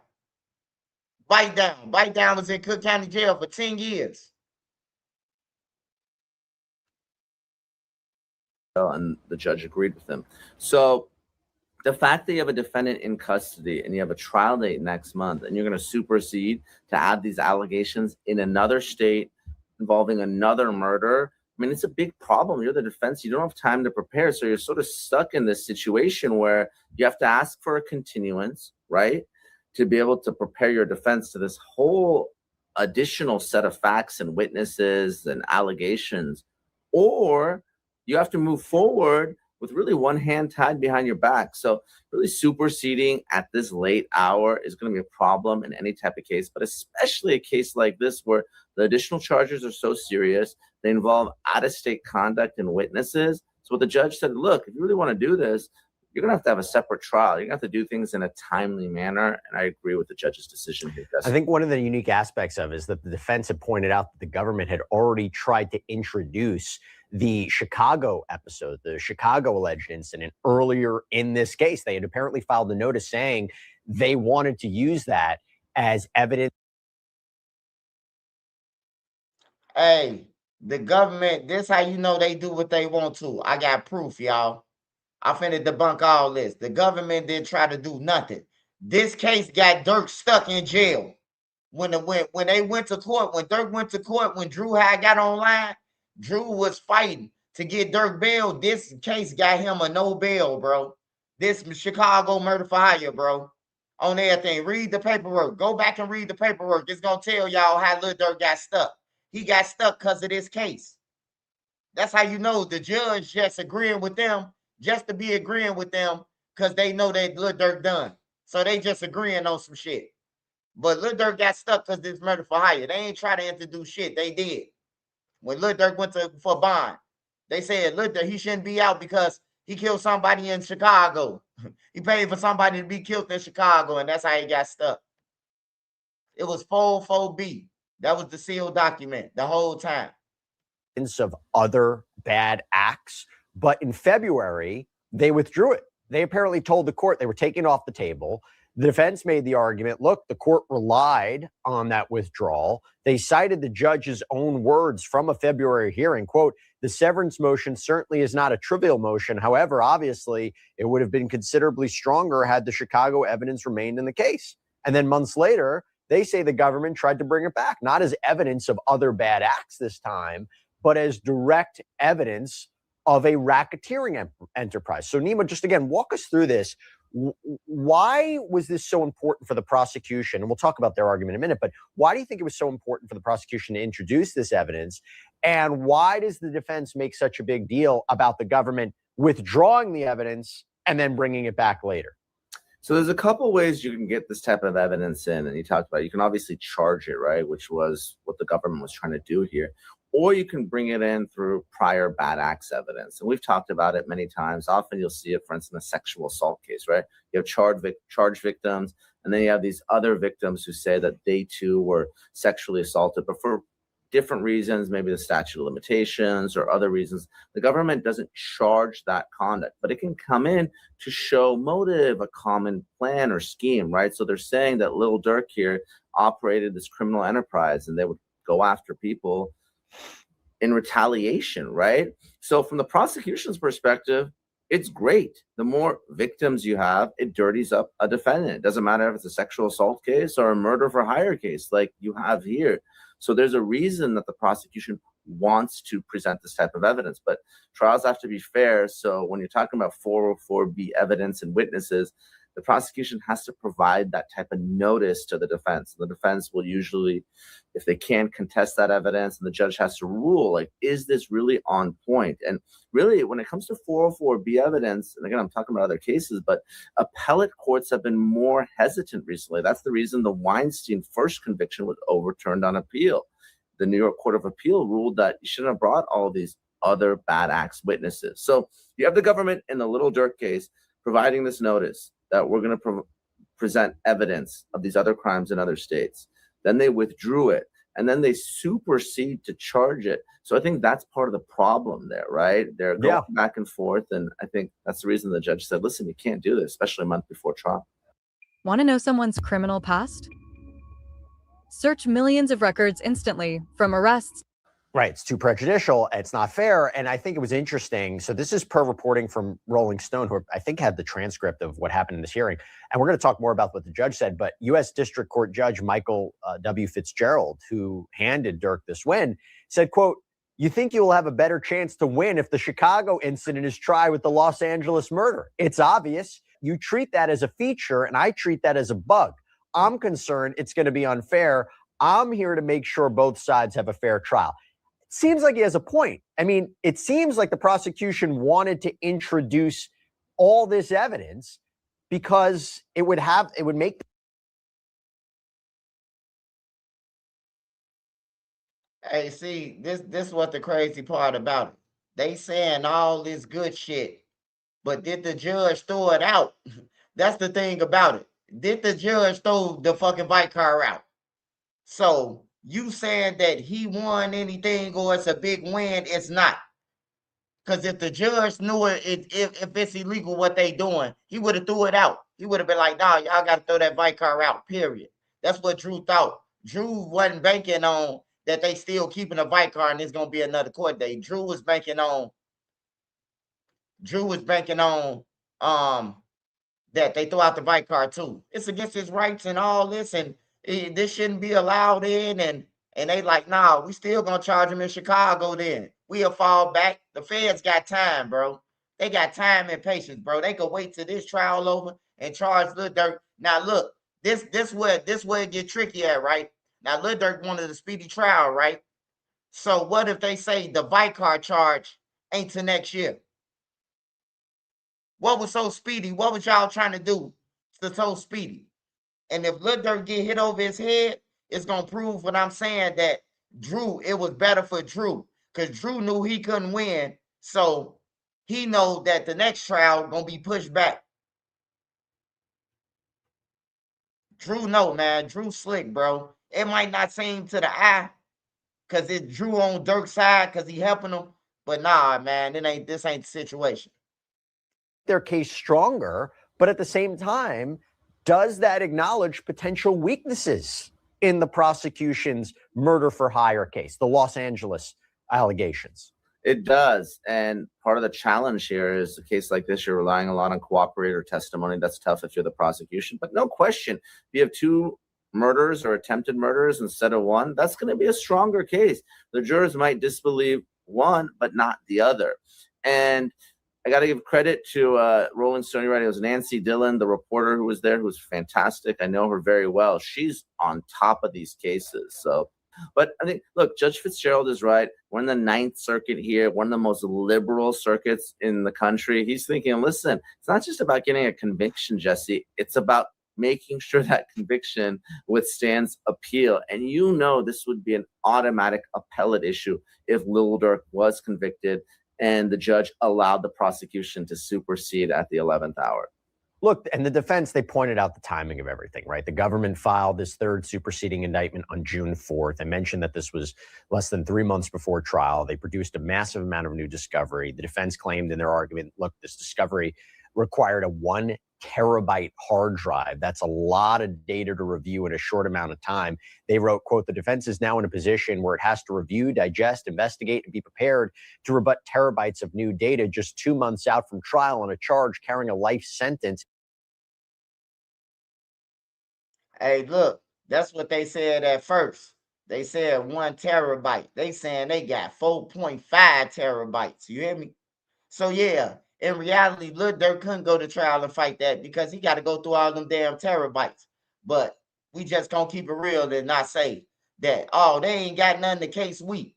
Shit, if they collected 4.5 terabytes, I'm pretty sure all that's in there ain't no bullshit. You hear me? Like, let's just be real.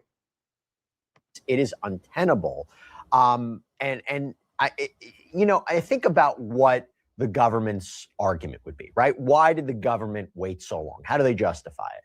So the government's response, because they didn't take this lying down, they filed a 30-page opposition saying that the Los Angeles alleged murder and the Chicago killing, they were part of the same thing. They're part of the same alleged racketeering enterprise, that they were directly. Hey, one more time. Remember, I just told y'all. The same witnesses that's in the Lil Pop case is going to testify in the other cases in the bank's enterprise. So that's why I say Drew might as well should have took it all together, because he's gonna face the same people. And if they hit Lil Durk over his head for the Lil Pop case, he gonna be facing the same people who got them sentences on that case on this case. Connected, that Durk's lawyers were exaggerating the burden of the new discovery. Here's what they wrote, quote, defendant bank's sole basis for severance is that the joinder of the Vicar charges at the August 20th trial would imperil his speedy trial rights. That constitutional analysis is factually and legally unsupported.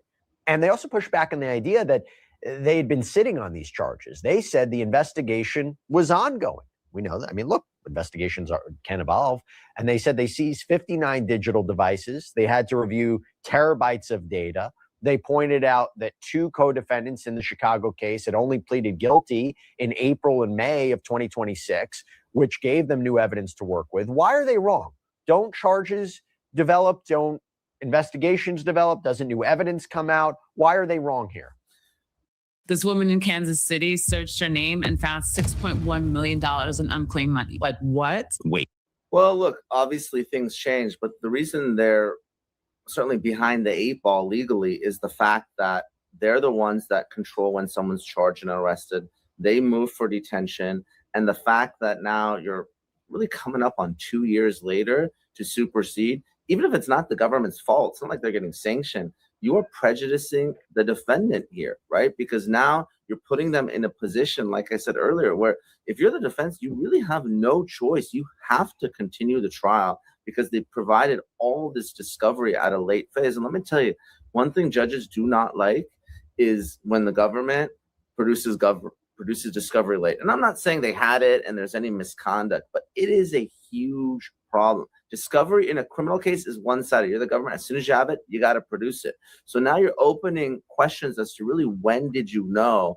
The judges can start digging in. And let me tell you something. We're talking about criminal cases, but I got to draw an analogy to civil cases. So in civil cases, you can't just file an amended complaint. You have to get a stipulation from the other side. There's a very short window where you can amend a complaint, even in a civil case, right? If you don't get a stipulation or agreement from the other side, you have to get leave of court. So that's essentially what's happening here, because an amended complaint, whether it's civil or criminal, can add additional charges and allegations. And it's unfair to the person who's defending that complaint to have to do so within a short period of time before trial. So let's get to what really matters here, right? The judge's ruling. Again, Judge Michael Fitzgerald granted Durk's motion to sever. He separated counts 1 and 6 from the rest of the indictment. So that means that the Chicago killing or alleged killing and the Atlanta alleged attempted murder, that is not going to be part of the August trial. So Durk is going to go to trial on the Los Angeles murder for hire charges. So my question is, again, what the fuck did he win? If he got to go and fight both of them. A win is if they throw out a charge. A win is if they throw out binding them statements. That's a win, bruh. Not getting no motherfucking 2 cases split up and you still got to fight them. That ain't no win. But to the black community, since they already know that we uneducated, they could tell us, oh, this a win. And we gonna run and believe this shit. Just as his lawyers wanted. But I really have to get into what the judge did, because the judge didn't just, sign an order, move on, no explanation. He used this hearing to essentially put the government on blast. He told prosecutors straight to their faces that he saw exactly what they were doing. I mentioned one of the quotes before. He said he wasn't buying it. According to reporting from the Rolling Stone magazine, the judge said, quote, "This third superseding indictment indisputably is just a very clever attempt at having the Chicago tail wag the Los Angeles dog." And the judge said that it looked like the government was concerned that it was going to lose. Now, a couple things here, Nima. A, it's a statement for a judge to say something like that. I mean, you have never been called out like that ever before, but it's one thing. I'm curious what you think about the judge's commentary there. And I also have to wonder,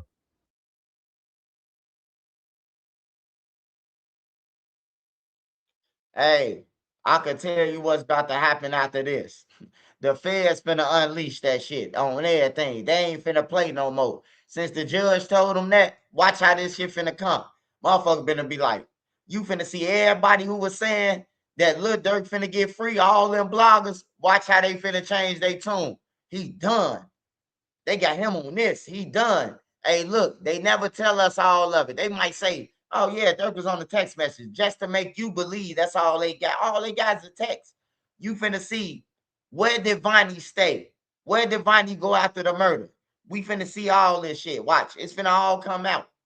I'm telling you, every time Drew and them played with the feds, they spanked them with more information that let you know that Durk ain't coming home. But let's finish this. are they even going to move forward with these other charges? Do you think so? Are they even going to move forward with separate trials? I don't think so, because you have potential venue issues, right? So you have these other alleged acts. I don't know what the nexus to the Central District of California here in Los Angeles would necessarily be in those cases. Now, obviously, they can be prosecuted in Chicago or Atlanta or elsewhere. So I think that's just one issue out the gate. Look, if they win in LA, it's probably a moot point because... Is it double jeopardy? I don't necessarily think it's double jeopardy. The judge mentioned double jeopardy. I don't think it's double jeopardy. There could potentially be an issue preclusion issue depending on how granular the jurors get. Again, I was trying to wrap my head around it. There's really no jeopardy because the charges have been dismissed. Jeopardy attaches when, the jury is sworn in, the first witness testifies. So they could potentially bring those cases. But if for some reason the jurors returned a very detailed verdict that said, for instance, there's no unlawful agreement, there's no conspiracy, that could potentially be a problem in a subsequent case charging conspiracy. So again, depending on what the findings are, but usually in these cases it's guilty, not guilty. And it's impossible to know the reason for the not guilty verdict such that it would prevent the retrial in the subsequent case. So I don't think there's a jeopardy issue. The judge raised it, but which was surprising in my opinion. But I think it was mostly him wanting to blast the prosecution in this case. Let me ask you one final point about this. So again, Lil Durk, he's now headed to trial on August 20th for the Los Angeles murder for hire case.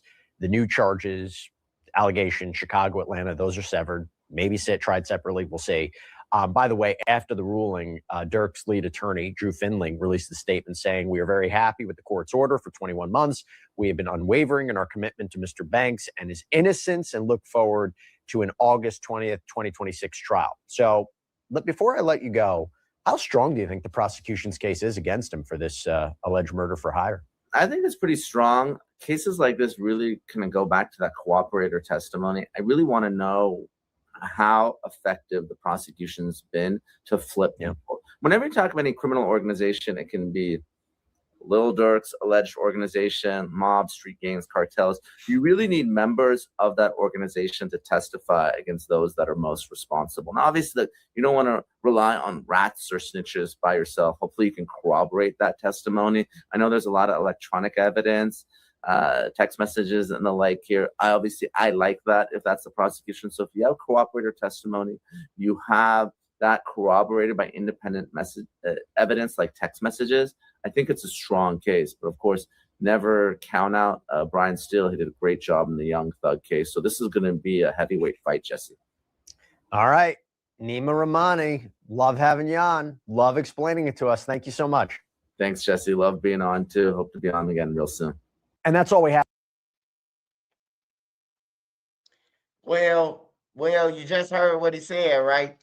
If you got a witness that's inside, they got a witness. Vonnie was inside. Jam was inside. You hear me? Number 5, he Lil Durk lieutenant. He was inside. They got a lot of inside witnesses, man. Y'all gonna see, though, that Drew and them can't beat them witnesses, man. You ain't gonna be able to beat Vonnie, man. If Vonnie saying, before the plane took off, we got the call from number 4. Durk said, get my bags, get your bags. We finna go and get Rondo. And then me and him called Didi now. If number 4 say, yeah, I talked to Lil Durk. And Vonnie saying, that's how we got the call because number 4. He done, bro. That's motherfucking direct. That ain't no hearsay. Hearsay is somebody telling you something. Direct evidence is you was part of it. I called you and told you where to find them at. Like THF Teasy. He called for OBlock. That's why he in jail. Facts.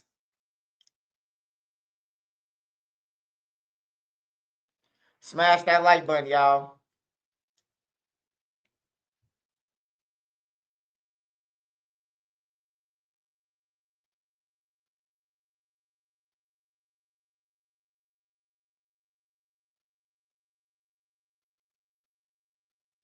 My wife wants you to be on Stream University.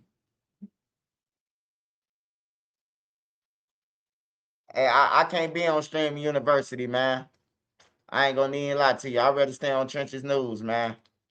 I ain't participating in no gay stuff. I ain't participating in what else they be doing. They just be doing a lot of wild stuff, man, that I ain't participating in, bro.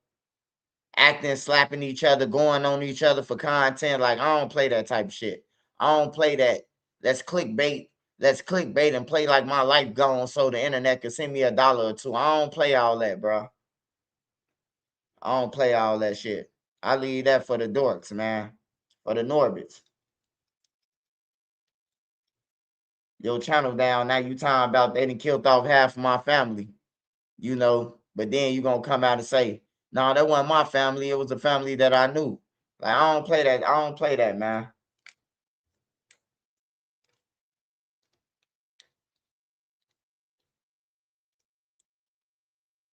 I'm cool. They be doing some weird shit for that, man. For that stream and university shit, man.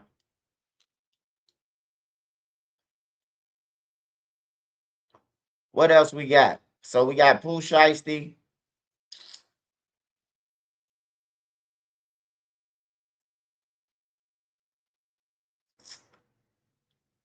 We got what D4D.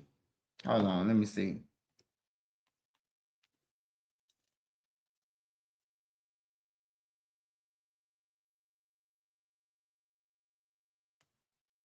You can't find a ranch style with a view. And a mom-in-law suite.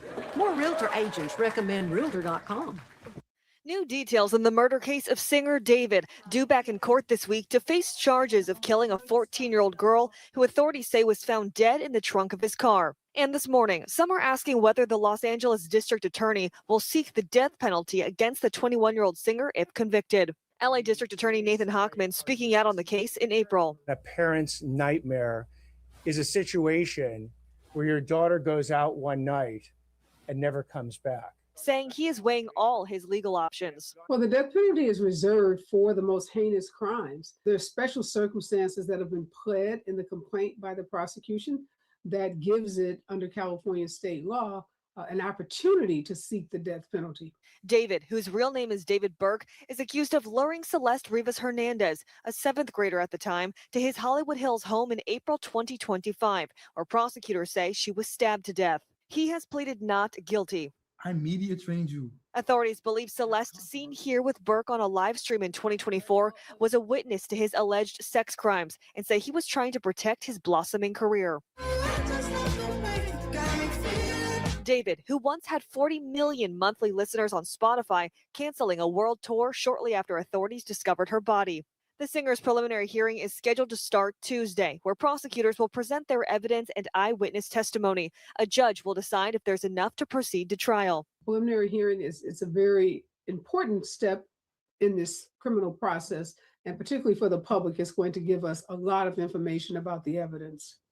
Again, David has pled not guilty and is behind bars this morning. His attorney previously saying in a statement that the evidence will show David Burke did not murder Celeste Rivas Hernandez and he was not the cause of her death. Gio. So many watching this case. Jacqueline, thank you so much.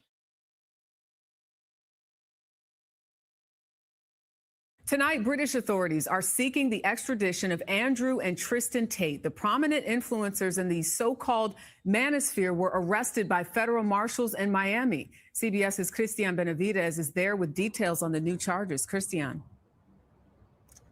Good evening, Jerika. The Tate brothers were taken into custody as they were heading to a boxing event that one of them was set to co-host here in Miami. They've indicated that they're likely going to fight those extradition charges back to the United Kingdom. U.S. Marshals arrested notorious social media influencers Andrew and Tristan Tate in Miami on Saturday, stemming from recent developments in the UK. Authorities there, who already had a case against the duo, say 4 brothers came forward with accusations of rape, sex trafficking, assault, child, and extreme pornography, bringing the total number of charges faced to 59. The charges relate to 7 victims spanning a period from 2010 to 2017. The men are part of the so-called manosphere, boasting millions of followers and selling online courses on masculinity. In 2022, the Tate brothers were arrested in Romania on rape, human trafficking, and sexual exploitation charges. The case did not go to trial but remains open. Last year, the brothers left Romania for Florida, and state officials announced a probe into their activity. The Tate brothers deny all allegations. Their attorney tells CBS News the world knows Andrew and Tristan Tate are innocent. We've yet to be convicted of any crime in our lives ever. The Tate brothers are set to face a judge as early as tomorrow. Legal experts have said that this will likely be a lengthy legal battle over extradition. Jerika.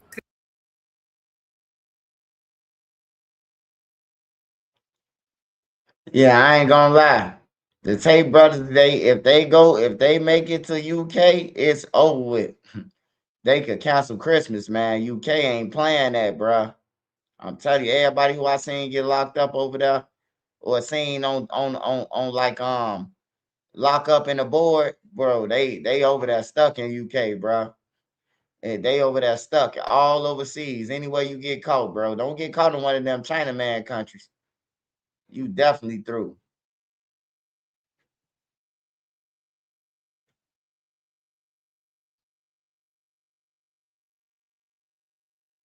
Wisconsin woman killed after filing third order protection.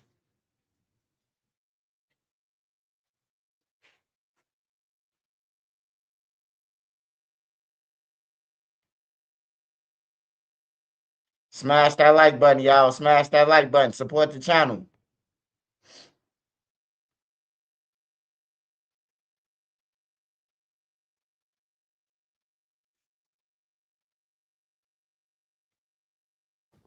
Well, a convenience store clerk is recovering after he was shot during a robbery this morning. Video from Citizen App shows the scene near 47th and Calumet in Bronzeville.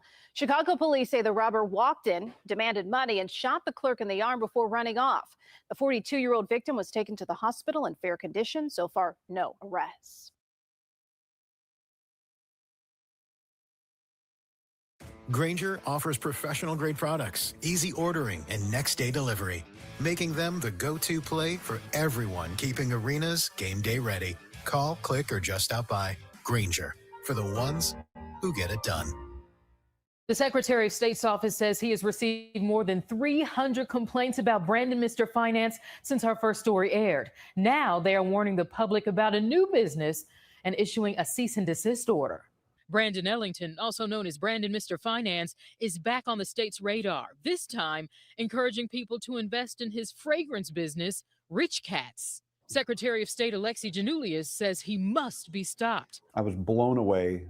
It's preposterous. Back in May, the ABC 7i team heard from several people who said they lost tens of thousands of dollars to Brandon Mr. Finance in what they called an investment scheme. He didn't put me in a position where I worked probably 2-3 more years when I was in a position ready to retire. Secretary Janulius had issued a temporary order of prohibition preventing Brandon Mr. Finance from operating his unregistered investment business in the state of Illinois. Now, his office is issuing a cease and desist order to stop this new business. Mr. Finance asking people to buy, sell, and invest in designer fragrances. Some of his alleged victims tell us they too have been asked to take part in this new business, even as they're still waiting on him to give their money back. Since your original story aired, over 300 individuals have reached out to us, folks who were duped by Brandon Mr. Finance. These are people that their entire lives have been upended because of this. Brandon Mr. Finance has requested a hearing from the state for the temporary order of prohibition. A date is pending. I asked Mr. Finance and his attorney about the new cease and desist order and the Secretary of State's claim, as well as his fragrance business, but I haven't heard back. To do it so brazenly, to get caught, and then just switch gears and do it again is unacceptable. And we're going to do everything we can to put a stop to this. Brandon Mr. Finance has previously told the I-Team that claims about him duping his clients out of tens of thousands of dollars are not true, and that he has offered to refund clients who have not completed his investment program. Since our first story aired, 2 class action lawsuits have been filed against Brandon Mr. Finance. The I-Team has heard from dozens of people who say they are still waiting on Mr. Finance to make them whole.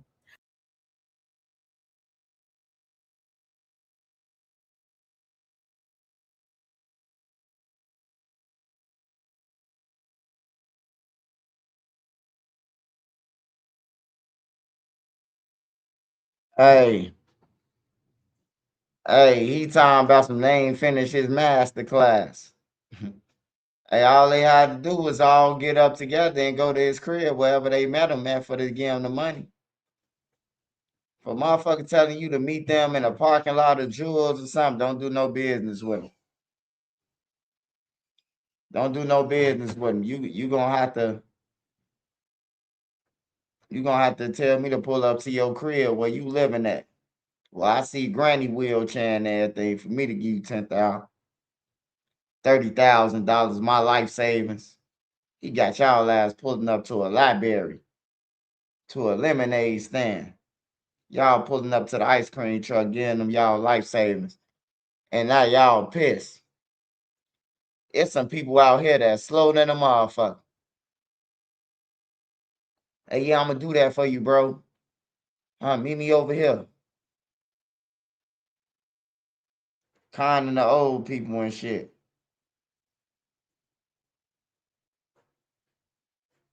I be telling them, I used to tell my grandma all the time, man, hang up on them people. She sit there be talking about, I'm trying to see what deal they got. I'm trying to tell you they scamming you.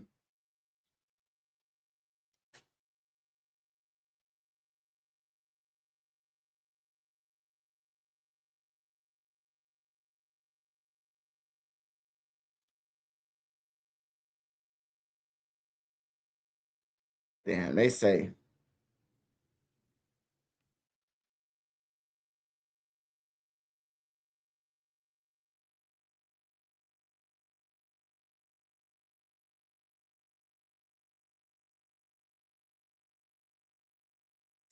Smash that like button, y'all.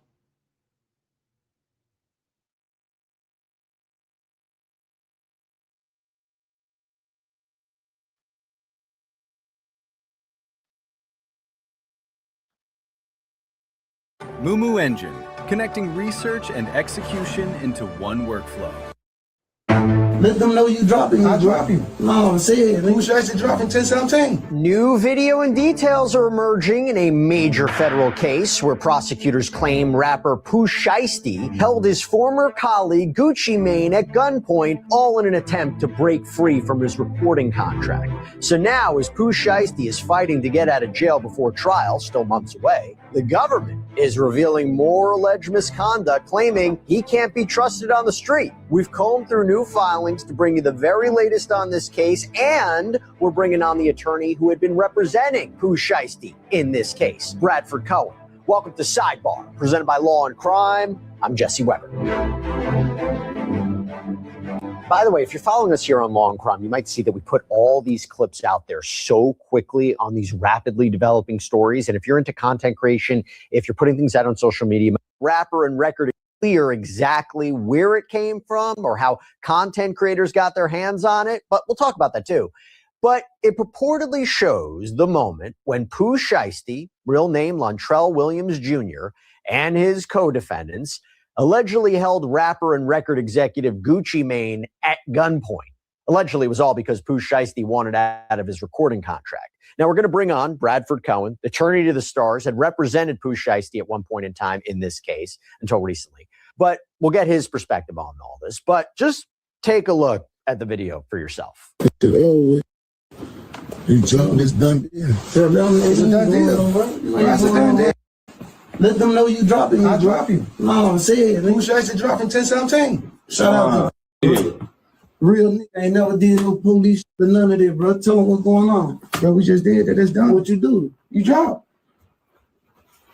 You said you want to be dropped. You drop. You signed the paper. It's done. So we corroborated this clip's apparent authenticity with the screenshots from a federal filing that appear to show the same people in the same studio. Because in the screenshots, the guy who appears to be Gucci Mane, his face is redacted with the label RD, so presumably standing for his real name, Radrick Davis. Pooh Shiesty is also reportedly, allegedly visible wearing his signature balaclava.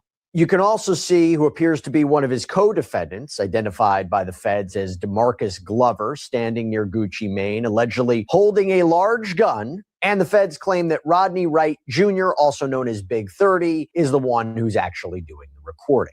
We also know that federal prosecutors submitted a USB with digital evidence to the court on June 25th. This was a major escalation in this case. It's the latest evidence to emerge against Pooh Shiesty because he stands accused of orchestrating this alleged brazen kidnapping and robbery plot.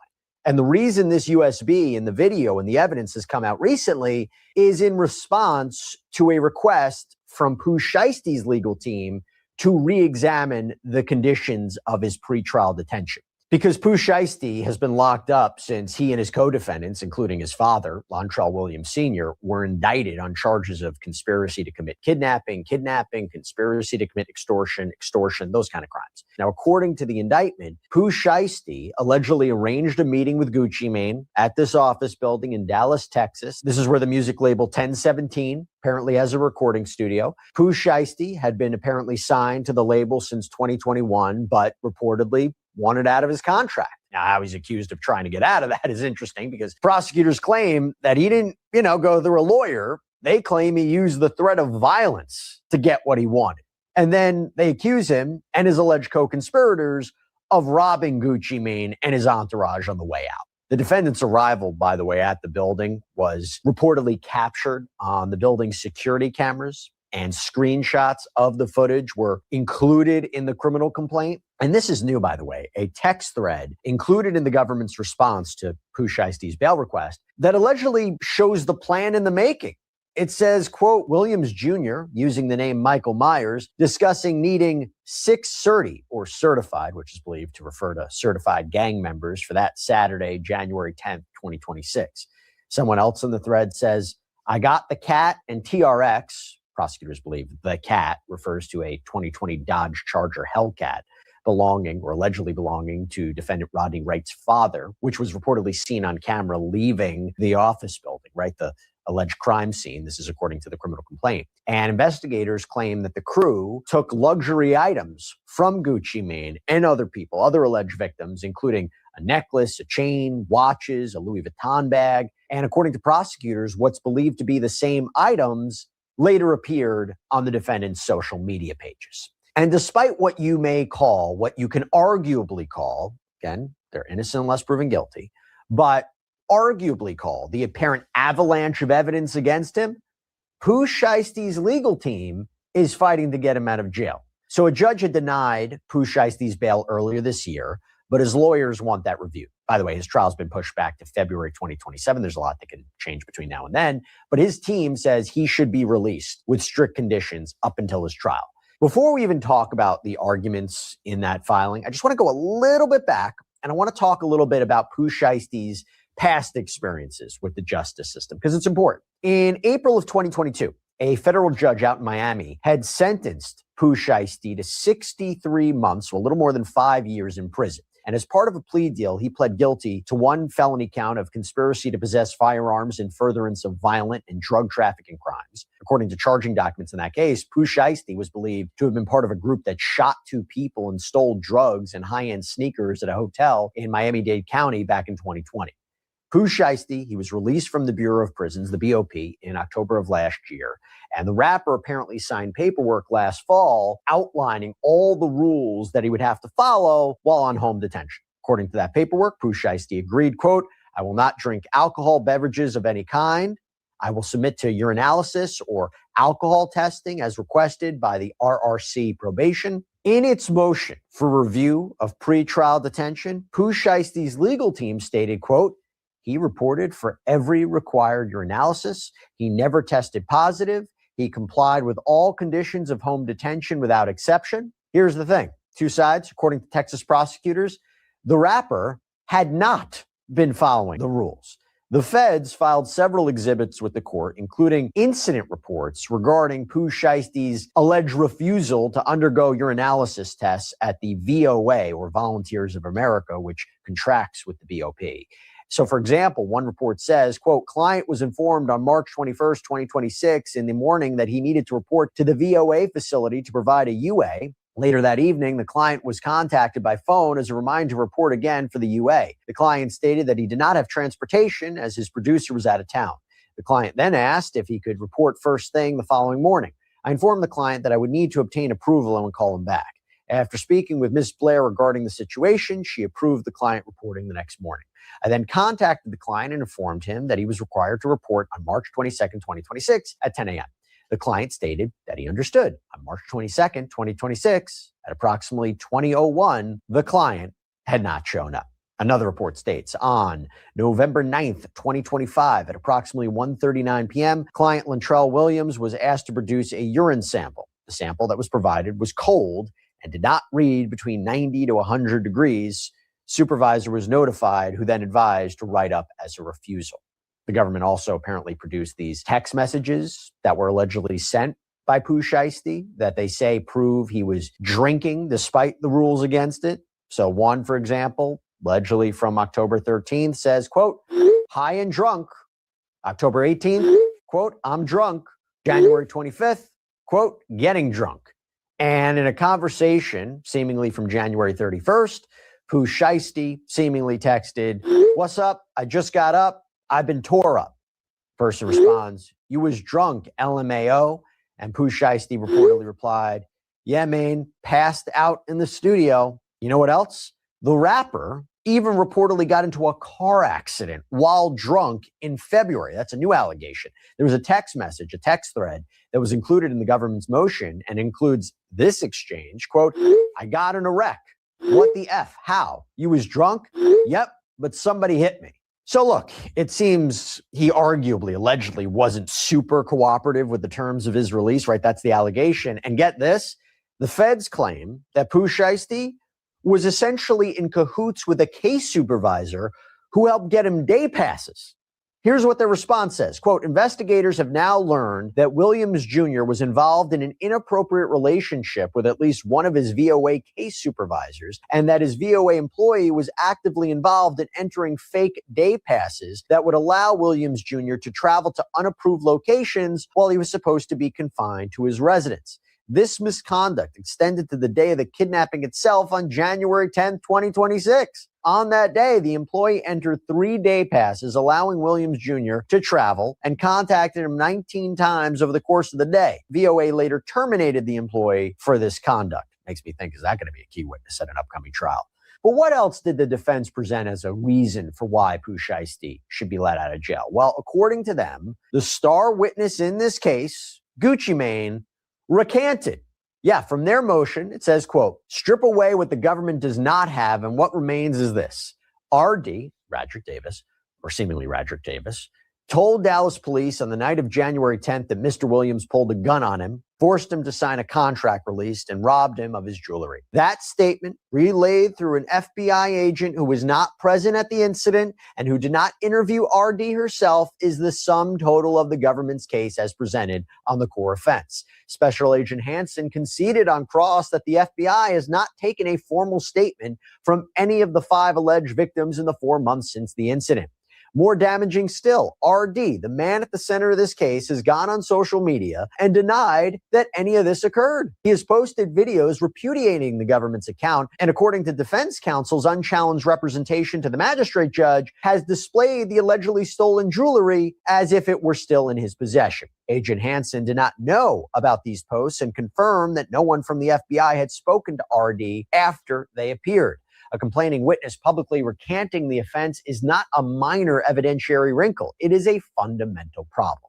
Look, if that's true, it could really be damaging to the Fed's case. But remember, Gucci Mane wasn't the only alleged victim of this purported shakedown. In fact, the man identified in court documents as CW, so reportedly one of Gucci Mane's security guards, submitted an impact statement to the court urging that Pooh Shiesty remain locked up.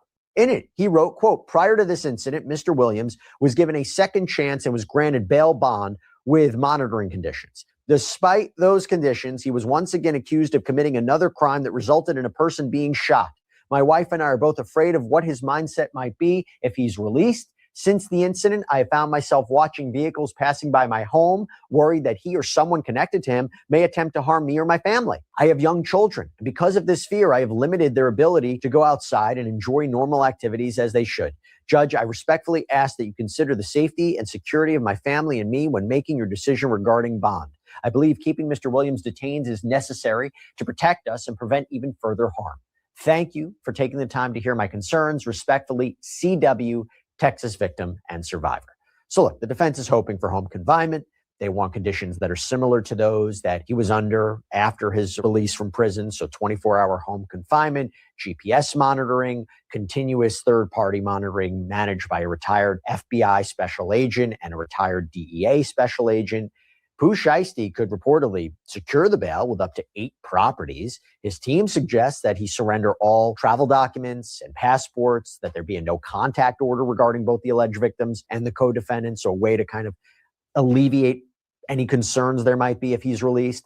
But the government responded. The government followed up with a 25-page response, including several exhibits that challenged some of the defense's arguments. For example, they say that the, quote, release of contract, which the defense argued was never found, was discovered, that it would seem that the purported video of the incident would support that. The prosecution also pointed out that even if Pooh Shiesty wears an ankle monitor, it apparently doesn't deter him from allegedly committing crimes. He was wearing one when this whole alleged kidnapping and robbery happened. So look, the judge has not ruled on whether bail will be granted, but you know we're going to stay on top of this and see what happens. Okay, so we got a special guest. I want to welcome back on Bradford Cohen. So not only criminal defense attorney to the stars, had represented Pooh Shiesty at one point in this criminal case. Thank you so much for taking the time. Always good to see you. This is a significant... Hey, y'all, if I'm not mistaken, wasn't this the lawyer who got on there and said the feds ain't hide nothing? Is this the same guy? That's why I say, man, don't put your faith in the lawyer. This lawyer said the feds ain't hide no video. He said Pooh Shiesty and them ain't go to the place to type out the contract. He said all that, right?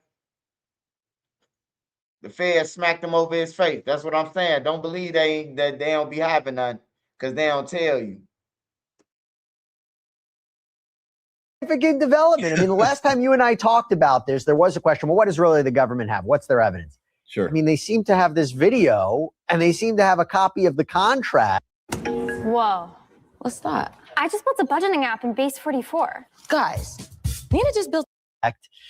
Feels like it's going to be tough for the defense. Sure. So there's a couple ways to look at this. Number one is when this case was originally filed, why I thought this case was so done in a sloppy manner is because they didn't have any of this, right? They were looking for this stuff. They didn't do any search warrants that they could get the stuff early on. They didn't do any physical search warrants in terms of locations. They just didn't do the work originally on this case. What they did is they just indicted. So my original argument was they don't have any of this stuff, which they didn't. Since that time period, obviously, they've done their work and they started to discover these things. Now, I would be foolish to say, wow, this is a great video for the defense, because it's not. But at the same token, my argument at the bond hearing, which I conducted, was even if they had all this evidence, it still does not rise to the level of a federal kidnapping charge. The charges that they charged him with do not meet the evidence that they have, the actual elements. So it's really a legal argument. I understand, like, the populace, and I posted on my Instagram today, and the opinion is like, oh, he's cooked, and this, oh my God, he's in all these different things.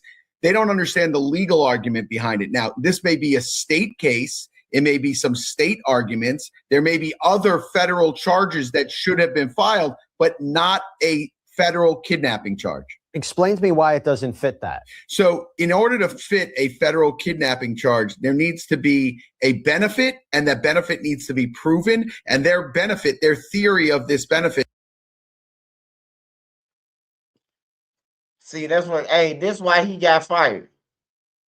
This is exactly why they fired, Pooh Shiesty fired him, man. Soon when the feds came out with that, what they got evidence, Pooh Shiesty fired him. That's crazy, man. Sometimes you just got to look at your case and be like, I did it. They got me. I'm gone. I'm finna cop out. Or you could be a fool and say, they ain't got nothing, even though we did it, and get hit over your head. That's one element, by the way. The second element is that there's some sort of interstate commerce clause that comes into effect. They can't prove these weapons were made out of the state of Texas, which generally that's how they bring cases in federal court, kidnapping cases. It has to affect interstate commerce. So then they say, oh, well, maybe their cell phones were they were communicating on their cell phones. That doesn't make any sense because they didn't show anything. What about travel? So the travel would have to be proven that they traveled specifically to kidnap or specifically to commit this crime. They have not proven that. So that was my original argument. I had case law that backed that up, and I really think that it was a very, very articulate argument. Hey, you see how he keep on saying that was his argument? Little do he know they got all that. They got all the text messages with Pooh Shiesty saying that they finna go and meet, they finna go and get Gucci, and he was calling up all the goons. They got paid $5,000. They got paid $5,000. That's why I say everybody who talking about Lil Durk and them ain't cooked, y'all finna see the same way. Wait till the feds unleash this beast. It's finna be in a couple of days, man, because they gotta let out all the witnesses and they gotta tell a story before the trial. So the feds finna unleash a beast on Durk. Hey, look, they gonna be like, you and Vonnie, y'all had dinner about that, laughing, show the pictures in there, motherfucking thing. And then the person who interviewed Durk, 9 out of 10 times, he say Durk called me up and told me that it was to interview him that day, out of nowhere. You hear me? They might not tell you the truth, but they gonna tell the feds the truth because they don't want to be investigated. You hear me? Oh, there. So if Durk ain't had no interview that day, that was set for that day, and he just called the motherfucker, was like, I need somebody to interview me. You hear me? Like, for real, his ass a cook. You just got to think about it. What's the chances of you got to interview this day and they call and tell you Quando Rondo them down there, and you just happen to get a call that day, you got to interview to fly out. So you was going to fly out anyway, and this shit just lucked up and happened. Like, you got to explain this shit, man. Don't let the lawyers lie to you and take your money. Argument that the court just was not She just didn't want to take it under advice. She just saw like, okay, this FBI agent came in. She says there's a kidnapping. I'm going to say there's a kidnapping. The actual judge in the case who looked at the evidence at the time said, I don't see where this is a federal kidnapping case for Big 30 and Pooh's dad on their bond hearing. They appealed to the judge, and the judge said, I don't see a federal kidnapping case here. I'm going to give them a bond. So that is still the argument. Now, are there other federal charges or different federal charges that they may look at? Sure. But this was done so hastily and sloppy. They should have had the right indictment with the right charges from day one. And I think it would have been a cleaner case for the defense and a cleaner case for the government. Why is he still allowed to give his opinion about something? He said that they ain't had nothing. He had the dude who always, they say, y'all always send me him. Well, not y'all, but somebody. Somebody always sending me this lawyer who got long hair, you know, and he looked like the red berry man, the crust is rising, and without the beard. And he always say that somebody ain't got no evidence and they gonna beat it. He's saying that about Lil Durk right now. He said that about Pooh Shiesty. Pooh Shiesty's coming home. The feds don't have anything. Because if they had it, they would have showed it. Nah. They ain't the way they work, brother. Yeah, Mo. Yeah, Mo, man. Mo need to retire, man. Mo need to go and give his page to a lawyer for about a year. And then come back. Let the lawyer clean up all his bullshit. He say Tory Lanez was coming home. They sent it to me. Hey, Swipe, you don't know what you're talking about. Tory Lanez coming home. Where Tory Lanez at? Still in jail. Got stabbed and everything. He's still in jail.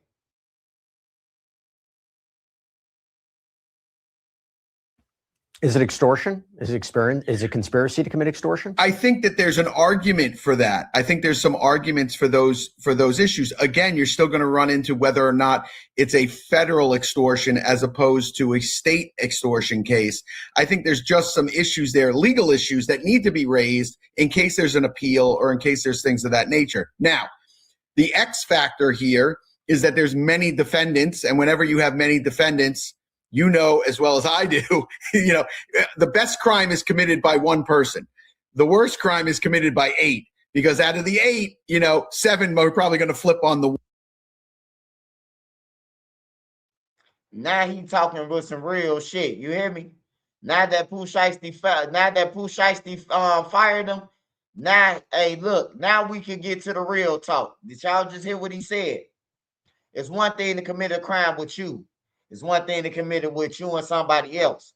But to commit it and 8 people know about it, 10 people, your ass going down, bro.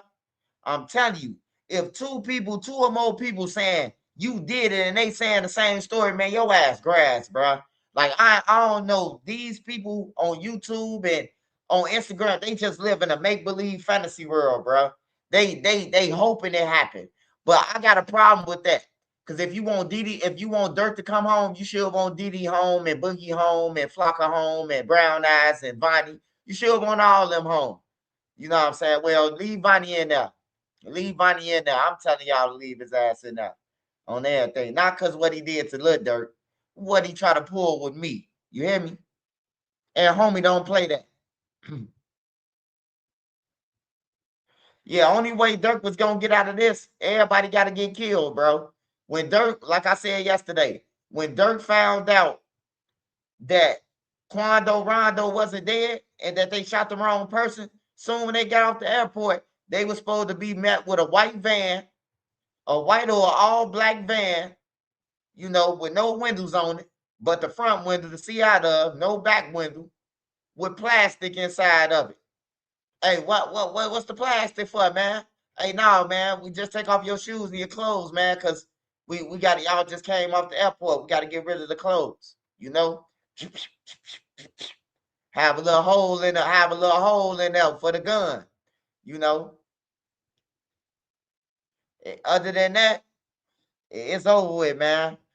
Vonnie alive, Vonnie eating steak. You see that ring Vonnie brought, and you think Lil Durk ain't going down? You see how big that ring is? You know what that ring, right? When Vonnie gave old girl that ring, that mean I'm coming home. I'm coming home. Tell the world I'm coming home. I'm coming home. Tell the Durk I'm coming. I'm coming home. I'm coming home. I'm coming home. Once I tell on Lil Durk I'm coming home. I'm coming home. I'm coming home. I'm about to tell everything, then come home. You see that ring on this girl finger? It looked like a blinger. That bitch looked like she was with Cash Money. Bling, bling. Every time I come around your city, bling, bling. Pinky ring right for about 50. What you know about that round table? What you know about that? OTL Vonnie got that bling, bling money. Hey, what if Vonnie drained Durk account? What if Vonnie robbed Durk, Von account, and robbed Durk account? Because you know he had the money. So I could see Vonnie trying to, before the feds come, I could see him using Durk credit card trying to move some money. But he ain't moving it big. He ain't moving like no 30, 40 at one time. He going to swipe $500 for this, $1,000 for this, and then take it back on the return to get the cash. Smash that like button. You want to support the channel? Cash App, money sign, NENE3837. One. So I think that's what their bigger concern is that, you know, these individuals are going to flip on Pooh or his dad or Big 30, because those are the people that they really want. And the other people are kind of peripheral. So, and they might not have enough money for good attorneys. There's so many things that take place in these type of cases where there's multiple co-defendants that it starts to kind of fall apart at that point. So let's assume for a moment, let's say in this theory that it does match up to the federal charges. Let's just put that for a second. If I look at this video and I'm wondering, how does a defense attorney explain it away? Is it one argument he wasn't being serious? He wasn't serious? Like, it's a weird clip. It is a little bit of a weird clip. Like, you see a guy allegedly with a gun, allegedly one of the co-defendants. He's there, he's like saying to the camera, I'm released from the contract. He's like, it's a weird video. And you know, one of the arguments that's being made, and correct me if I'm wrong, is that Gucci Mane doesn't, like he didn't take this seriously, like went on social media and kind of, I mean, the defense says that he recanted what happened. Is there any way you could look at that video and be like, this wasn't serious? Like it was, I don't know, it's not staged, but it was a gimmick, or it was I don't know if that's anything, but am I wrong about that? Not wrong. I mean, there's a lot of ways to look at the video depending on the evidence that comes out. When I look at this video, if they're going to say this video is an actual video that's not staged or not a joke or things like that, that you could make those arguments, or there's evidence that shows that it's not. Here's the issues that come up, right? Number one is the statement is that Pooh had an AK-47. Pooh was the one who was forcing him to sign a document with an AK-47. In the video, Pooh does not have a weapon in his hand. He allegedly is filming it. In the statement, they were saying Big 30 was filming it and that Pooh was the one with the weapon. Then they also say that they take all the jewelry, that the jewelry is taken before or after he goes into the studio. You see Gucci with his, allegedly Gucci with his diamond earrings still in his ear. That was one of the things that he said he made them take out the diamond earrings in his ear. So if that was the case, why wouldn't they have robbed him right there? They're taking this video, shut the video off, robbed him right there in the studio. Hey, bro, first of all, man, let me just debunk that theory. You think Guwap, you think he gonna participate and he gonna be the one getting robbed in a video shoot? He don't love Pooh Shiesty that damn much. Man, y'all must not know Gucci, man. Man, Gucci ain't finna participate in no motherfucking video skit with him starring into getting robbed. And he the one who used to take shit. Like, nah, man. Hey, this lawyer right here, I'm glad he got fired. Because he just like Drew Finland. But ain't nobody gonna see that Drew Finland ain't nothing until the feds embarrass him. That's when everybody gonna say, Durk should have got A$AP Rocky lawyer or John Gotti lawyer. They gonna be saying all that shit next. Watch. Instead of waiting until they got out of the studio and then robbing him, there's still a lot of issues there with the video, even if we were to assume that this video is not weird, but it is super weird. And the way I mean, at the other days, there's a guy that looks like he has a gun with him as he's telling him, I'm released from the contract. I mean, another argument is it looks straightforward based on the accounts, based on what the prosecution has alleged. It seems to match up to the narrative what's in that video. Well, he's also saying something like, I already said you're out of your contract. I already said that you were out of your contract. It's just the body language is weird. The conversation is weird. And I have had a lot of conversation with Gucci before this all occurred, Hey, I just want to say this. I see how everybody be getting hung, bro. Your lawyer seen the video. You seen the video. But your lawyer still telling you, oh, we could beat this. This look like a skit. But you know deep down in your mind that it wasn't no motherfucking skit. You wanted your cut. You wanted out the contract. You hear me? But you got a lawyer like him that's telling you, oh, we still could beat it. That don't mean anything. And I can see Drew doing the same thing. Oh, they got the text message with you and Vonnie. They got the audio, you and Vonnie getting on the airplane. We called number 4 and all this. Oh, I can still beat that. Vonnie lied before when he was in 8th grade. He lied about some snacks. He lied about stealing 2 chocolate milks in 8th grade. Because that's the only fucking thing that Vonnie done been in jail for, probably. I mean, to detention or something. If you want to call detention in school jail,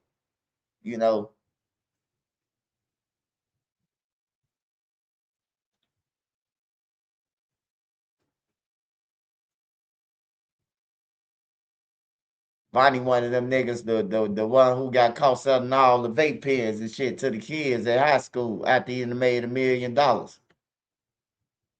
I was very friendly with Gucci during Pooh's first case because I represented Pooh on his first case. And I really love Gucci. Like, I think he's a good dude. And to see this video, it just doesn't seem like this would be Gucci's, whether or not there's a gun in the scene or not.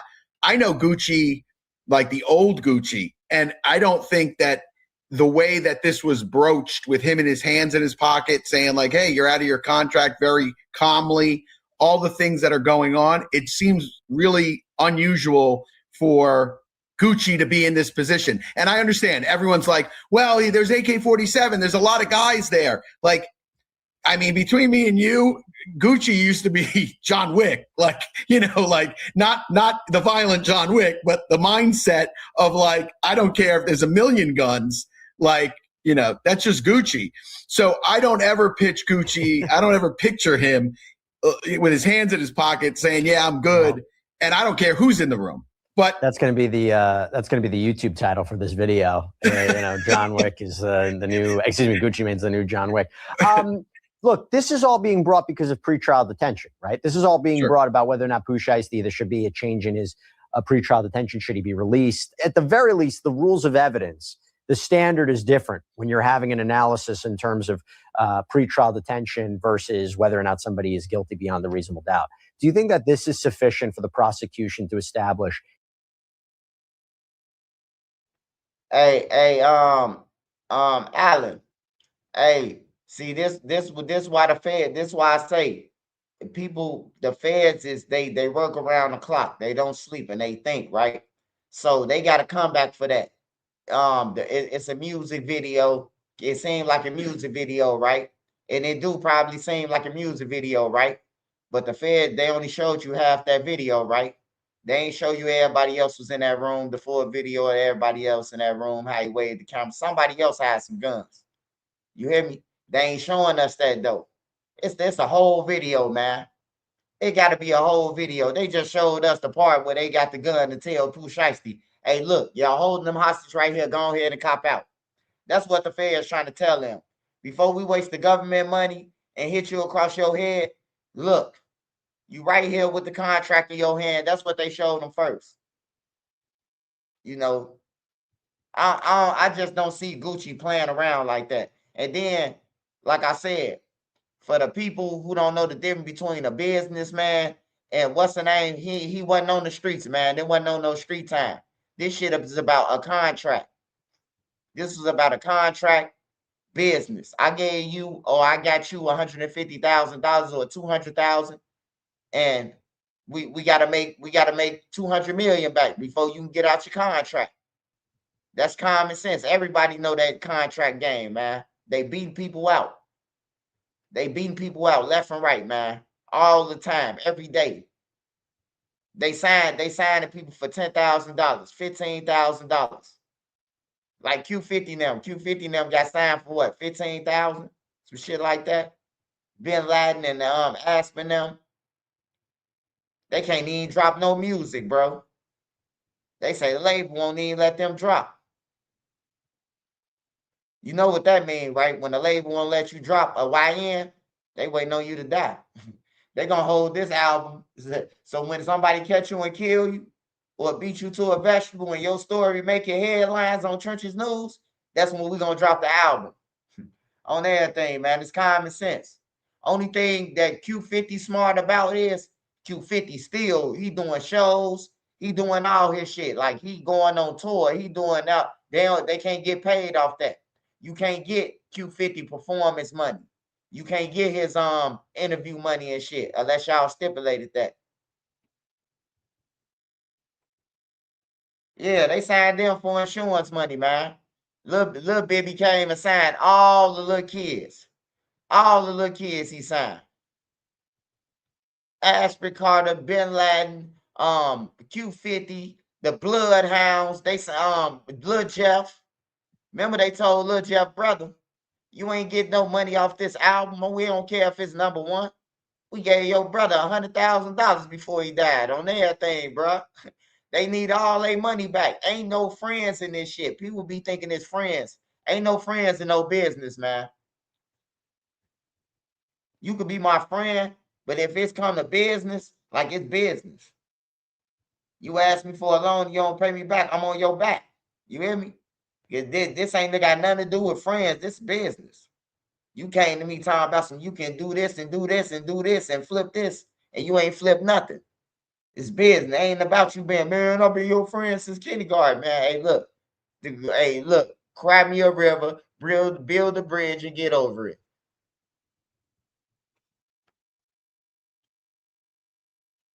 He shouldn't be released, or there shouldn't be any changes? I think it weighs very heavily on the side of the government. I think the defense has some work to do. I would start subpoenaing people to this bond hearing, let them object to who you're going to subpoena. I'd like to see if individuals who gave statements previously are still sticking to those statements. I think that's really relevant.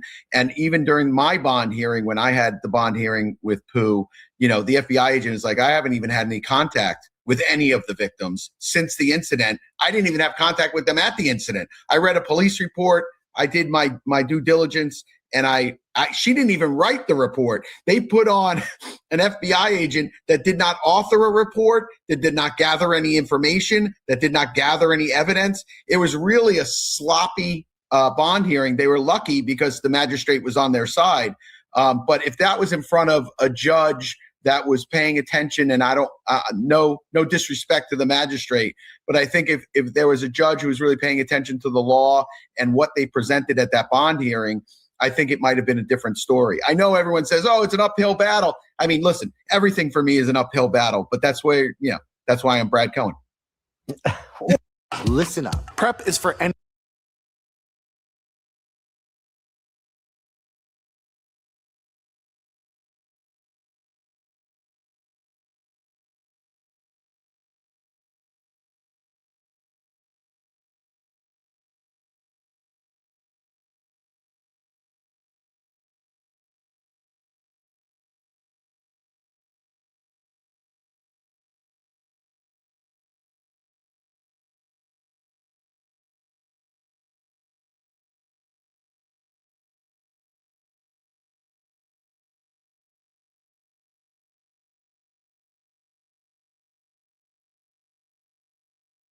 Nobody wins when the family feels. Work that, ski mask, work that. PT in my face, had it don't rip. Feeling shit. I'll tell my mom. I got a rap attitude. I seen you posting shit like, I used to have fun with my fake ass buddies or something like that. Smash that like button, man. Smash that like button. See what kind of rest of the alley boy. But I be hollering, but I be reading all that shit out there. Other nigga, dick. I ain't tripping, bro. I ain't got nobody to be a fuck nigga with. Yeah, I was laughing like, hey, the nigga say got there. What else you say? You said one time, you said, boy, the stick up kid. I got the blood of Jesus over. These niggas got chicken blood on this, but that shit had me hollering. I said, this nigga whole fuck nigga, boy. But nah, man.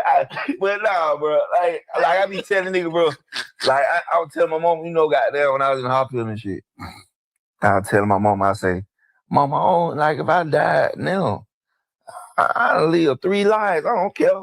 In the last 24 hours, the reports of a Atlanta rapper whose loyalty helped found one of the biggest indie labels coming out of Atlanta had unfortunately lost his life, closing the chapter on one of the most polarizing stories in the rap community coming out of Atlanta. This was a man who faced his challenges that was headed his way. He came to an agreement with himself. And even 3 weeks ago, while on an interview with someone he co-founded a label with who we'll later identify, he spoke on speaking to his mom while in the hospital prior to this situation and telling her simply, Ma, if I died today, I lived 3 lives. I lived a happy life. But nah, man.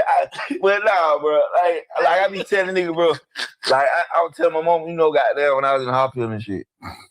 I would tell my mom, I say, Mama, like if I died now, I'll live 3 lives. I don't care.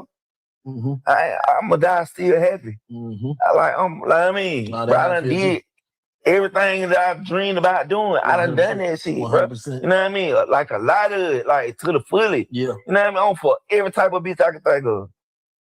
Every type. Every language. Every language, bro. Real shit. Every city down there, woo. I don't got money, different city I don't walk through. Every neighborhood, niggas say we shouldn't walk through. And respect it like a real G. Still respect it to this day. Drove every car. Drove car. Who got money out the street more than I have in the music shit. Drove car that niggas get from the music that I got out the street. Yeah. You know what I'm saying? Like jury, nigga.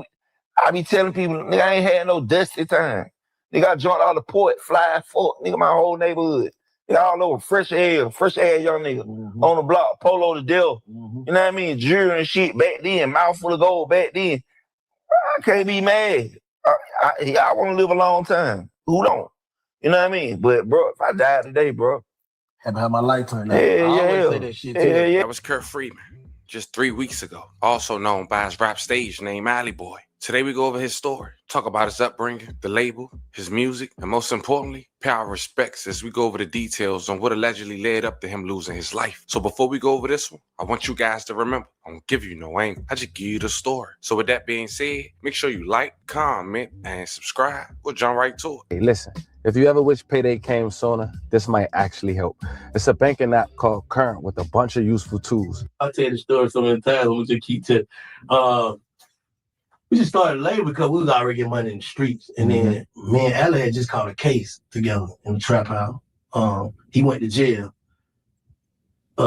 Me, him, and my partner Robot, we had a spot, you know what I'm saying, selling bags out of it or whatever. And Allie was already on the run for some other shit. Robot was already hot as hell, so they took the charge. Like, banking had nothing to do it or whatever. I was free. So I said, fuck that, we can do some music shit. Started a label, me and my partner Sosa.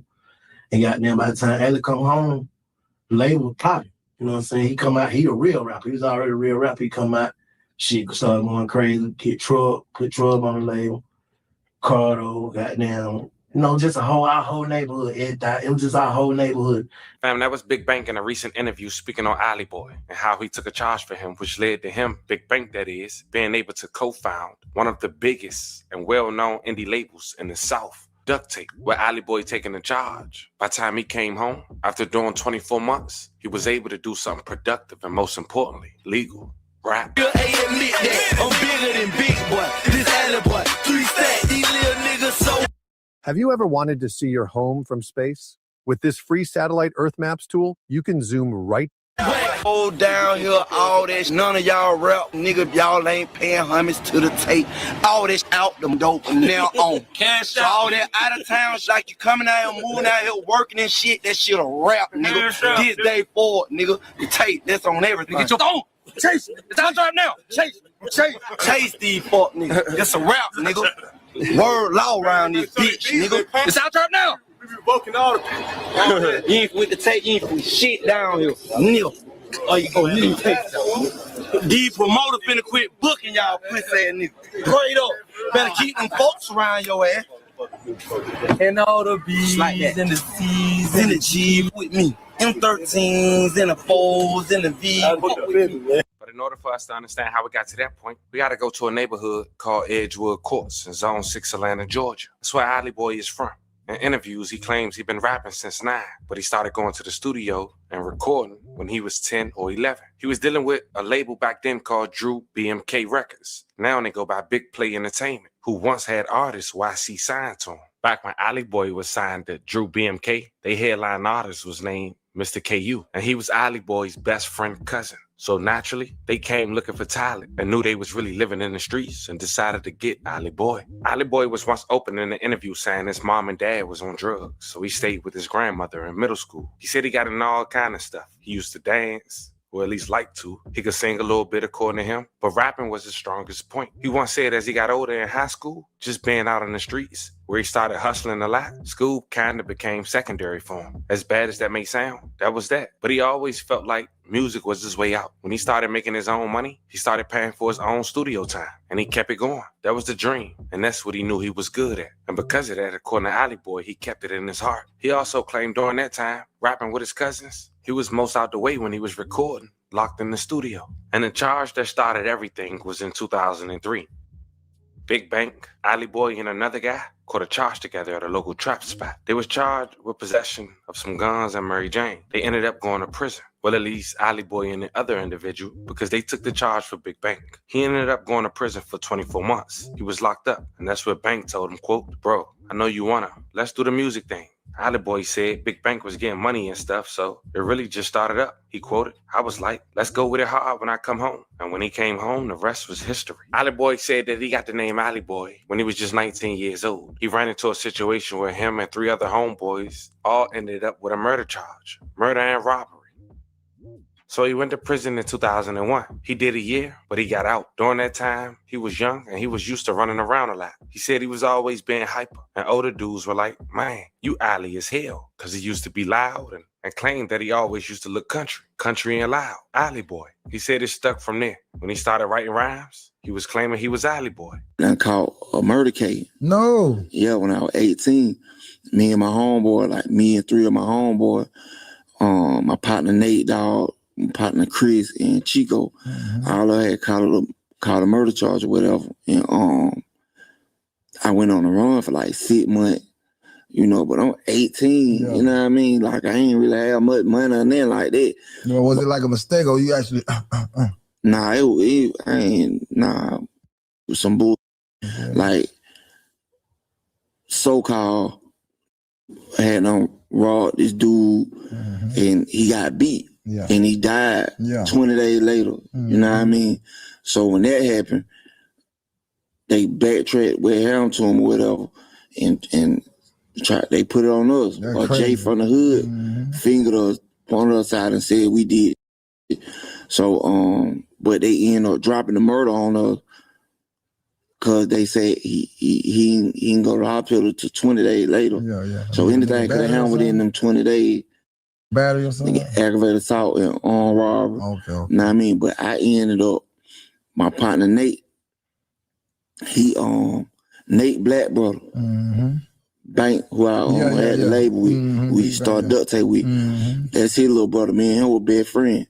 So he ended up playing out because nigga had wrote a statement on him.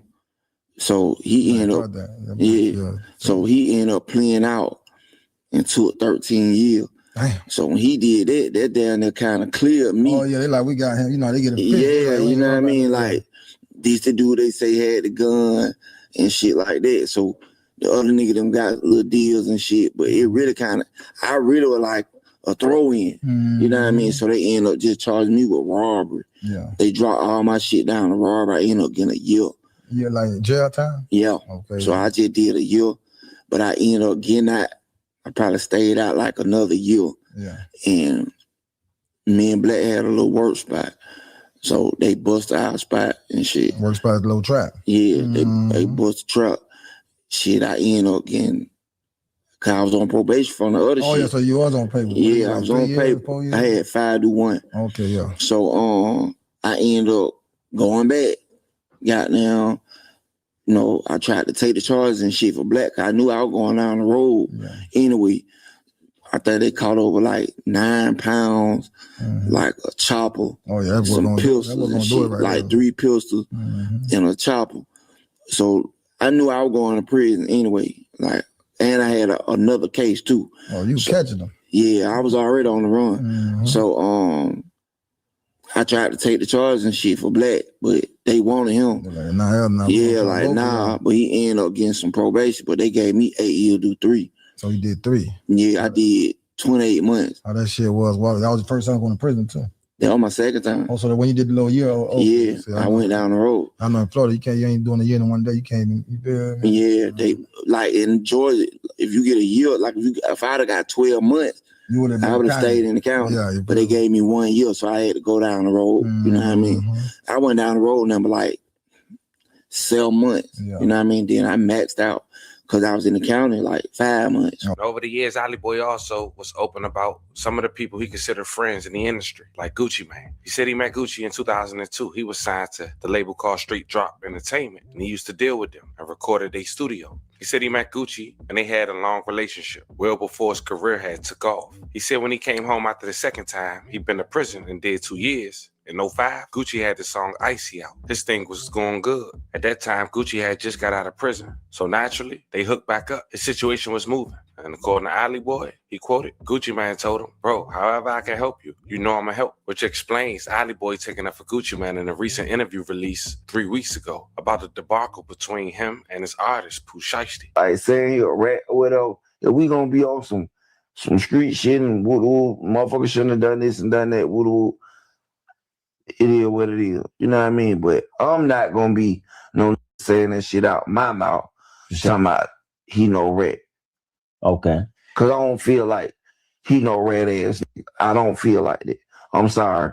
The situation motherfucker saying it fucked up with her. What do people say? They say they don't know about the paper. I try to think like this.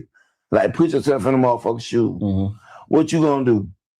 You gonna crash out and lose your life trying to get back or whatever, or you'll handle it in a different way.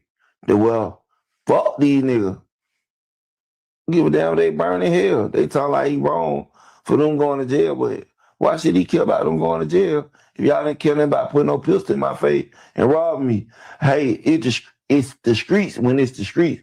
This industry shit, this some contract shit. Yeah, this some artist label shit. I out there take it to Atlantic. Now, Ali Boy have 3 daughters, a son, and also have his mom living with him. And as of 2026, that's the thing that keeps him most happy. Hey, I respect them for that shit, man. That's what I've been saying the whole time. All right, y'all ran up on Gucci, but you still was gonna be signed because Atlantic the one who gave you the money. So how you thought you was gonna get out of Atlantic shit? Because you come with a contract from Gucci. Like, that was just stupid, man, what Pooh Shiesty them did, bro. And his daddy bogus than a motherfucker for even letting them go out like that. His daddy let him go out like that. But that's facts, bro. Why y'all ain't run up in Atlantic with them guns?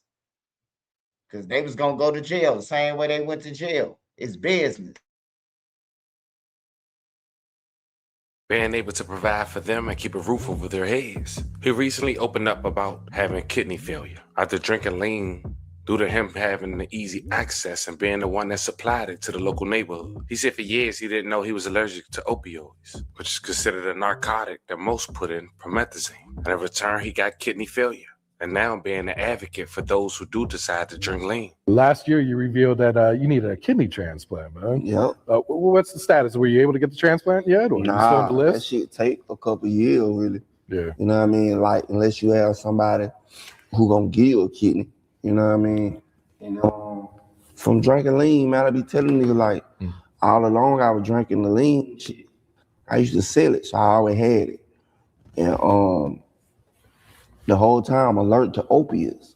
True. And didn't know. So it was like I was drinking poison the whole time.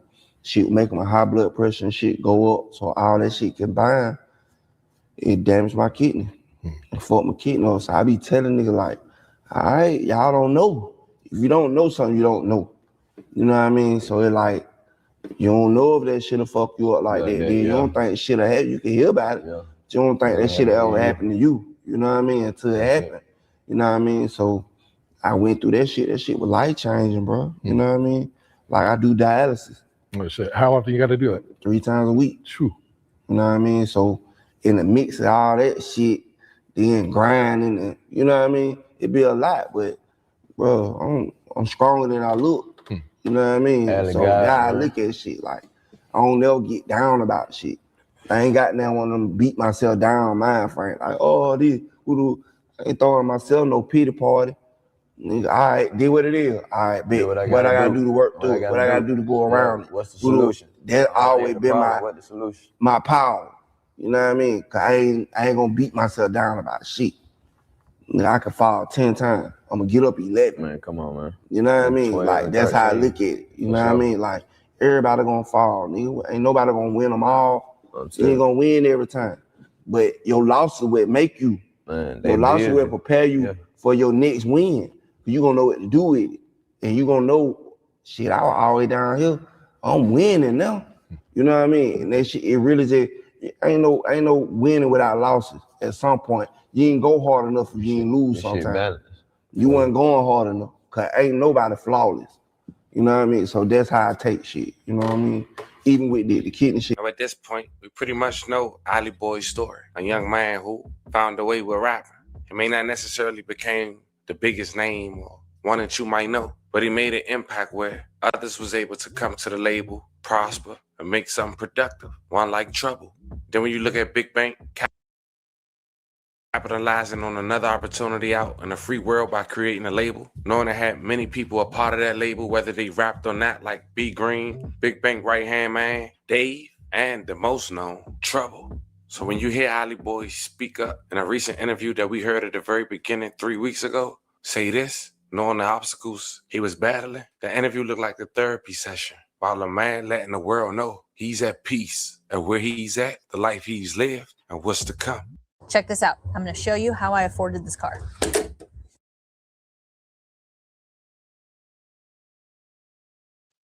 Smash that like button, y'all. Rest in peace to Ali Boy.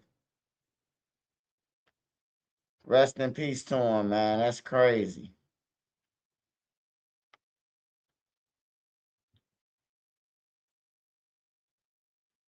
Yeah, when you down and out, you can't throw yourself no pity party, man. Ain't no need to, man. Stay strong and up. Stay strong and up.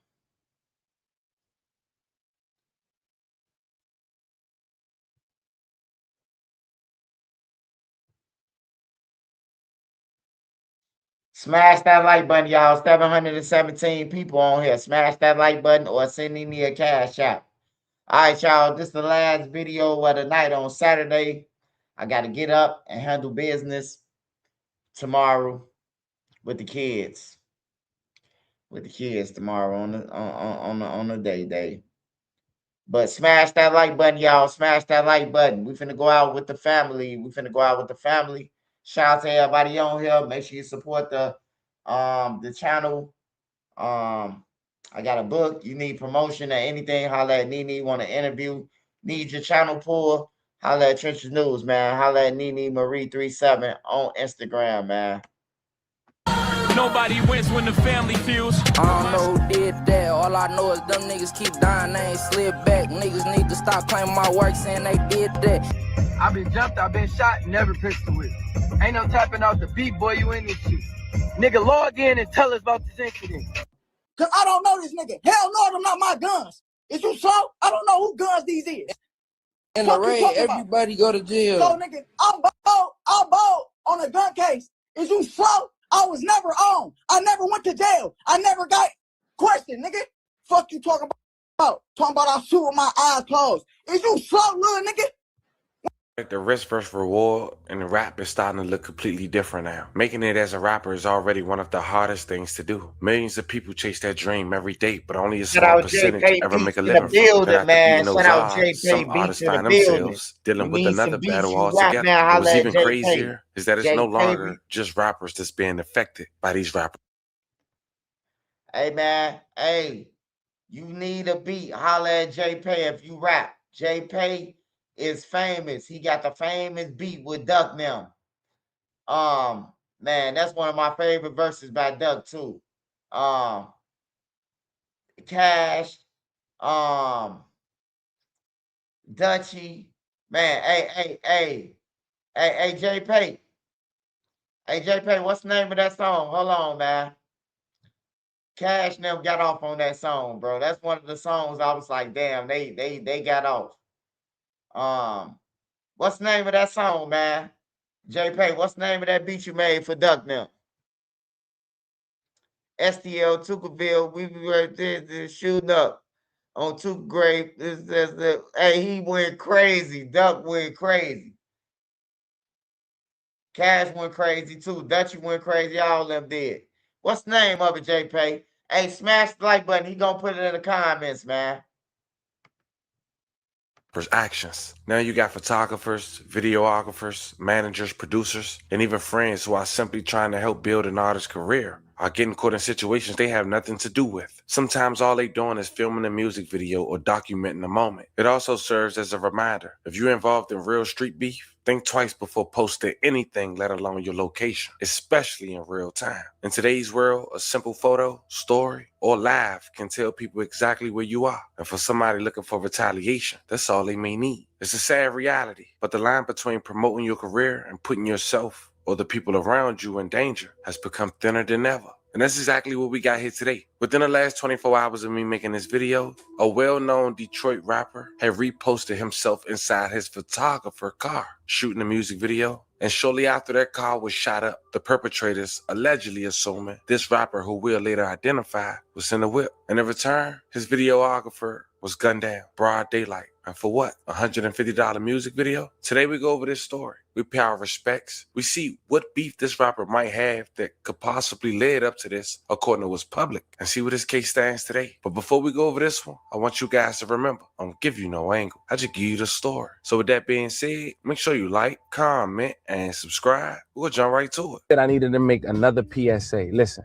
if you ever wish payday came sooner, this might actually help. It's a banking app called Current with a bunch of useful tools. And one of the main tools lets you access up. Wait, if you were locked up at any Illinois juvenile detention center, such as Cook County, the Audi Home, or anywhere else in the system, a global settlement may be coming in 2026. Illinois staff allegedly engaged.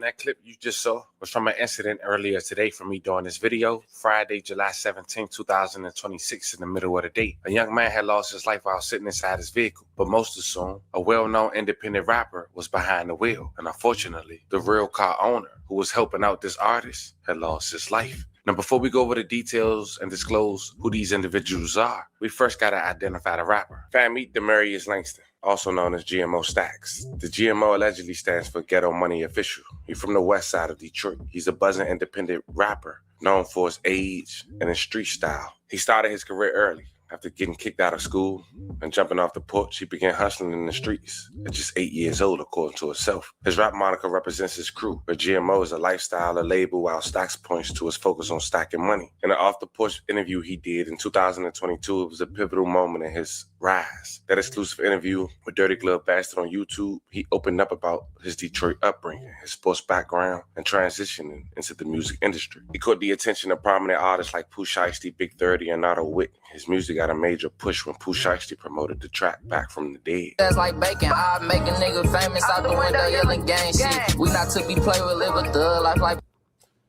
Yeah, a lot of talent coming from the West Side. A lot of them artists you named already signed too, man. So how does it feel to be like part of that new wave coming out the city, man? I feel good. For sure feel good. Yeah. So what were you into as a kid growing up on the West Side then, man?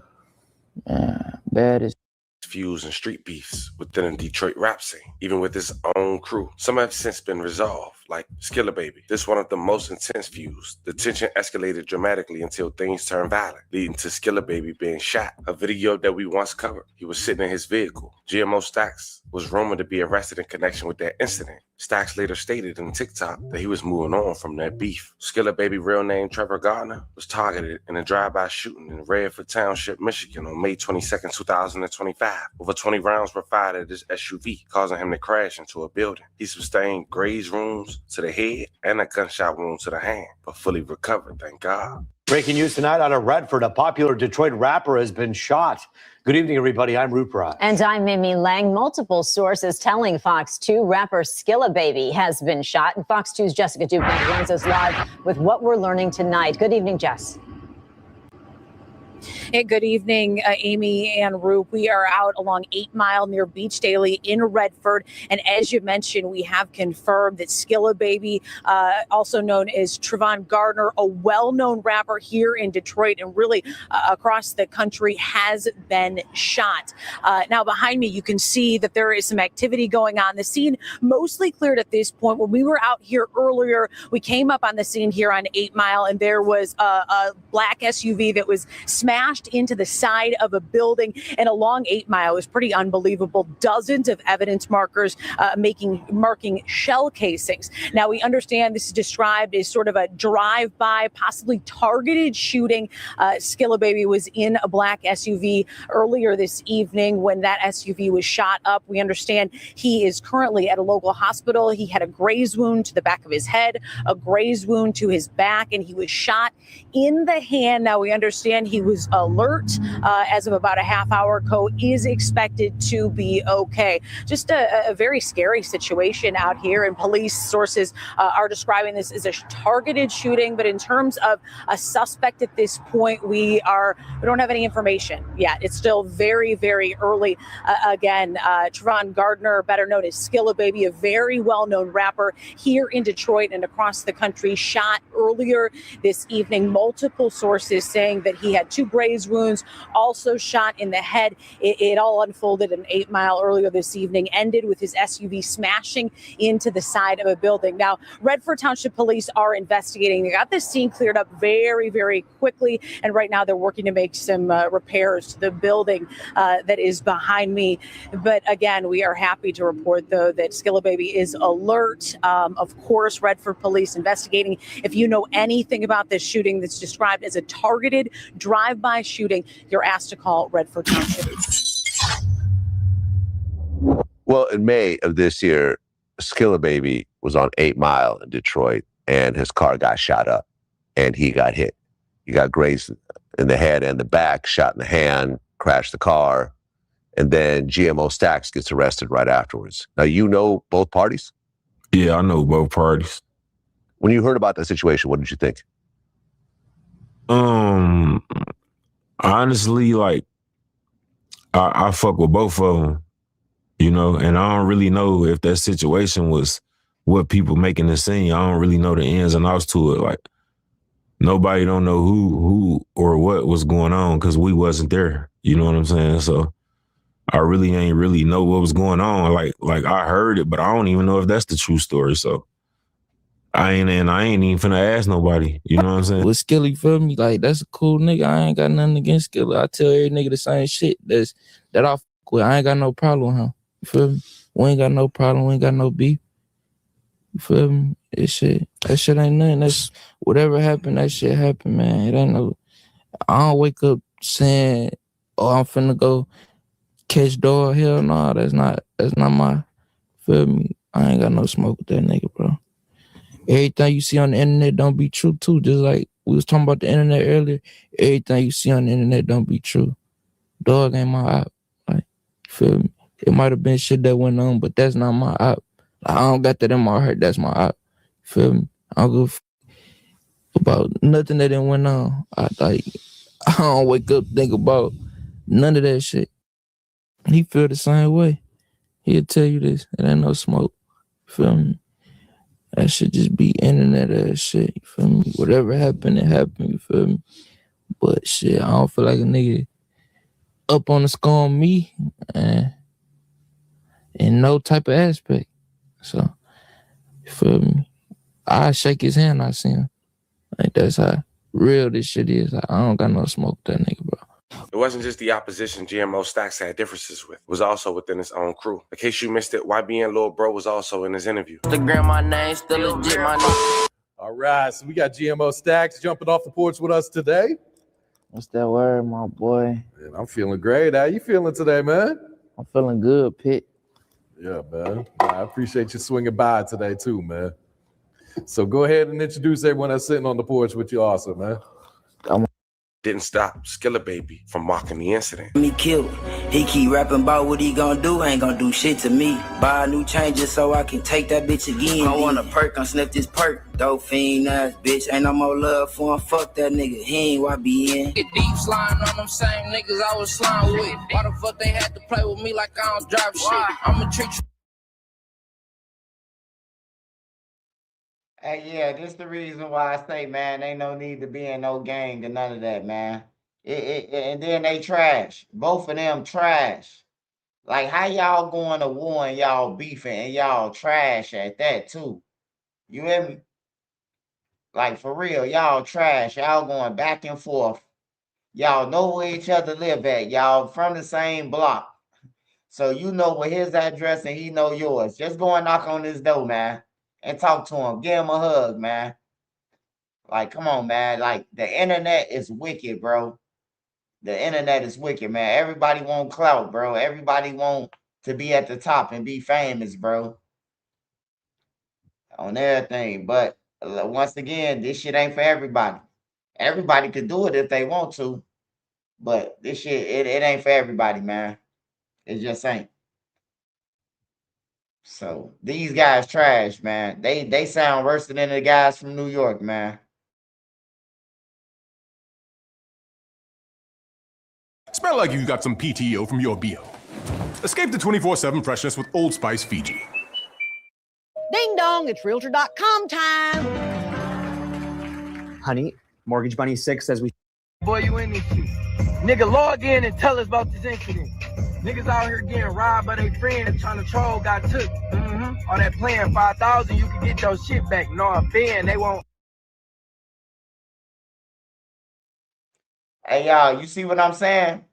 Like, you can't tell me they ain't leaving Blues Clues for the police.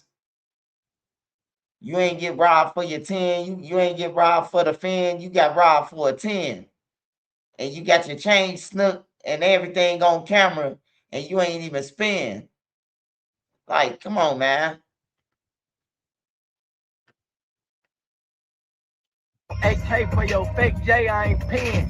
You wasn't dying about that shit, you ain't want that. No, you didn't get strong, guard, where that pole at? What you tell me? Till you get back, don't rap, pussy. Welcome to Nappy Dread Radio, I'm your host. Now, GMO Stacks also frequently addressed his rivalry with the Cash Gang crew in interviews and lyrics, cementing his position within Detroit's divided hip-hop landscape. But now you got an idea on who this artist is from Detroit. You understand how crazy it would be for him to repost anything, let alone a vehicle, that can give away his location and or what he's driving in, or put somebody at risk by posting their information and or vehicle. With that being said, even though your cameraman might post something and not know the severity of his post, you post a... Man, if y'all listen to that shit, I'm finna start rapping, man. I'm finna start rapping tomorrow. I'm going to the studio. Fuck it. If y'all listening to that shit, I could say that. Fan with a ben on the chin and a den, and he got ren, and he got hen. Yo, tell him gang. Yeah, all you pussy ass up, you niggas, y'all ain't gonna do nothing. West side till I die. Y'all listen to this garbage ass music.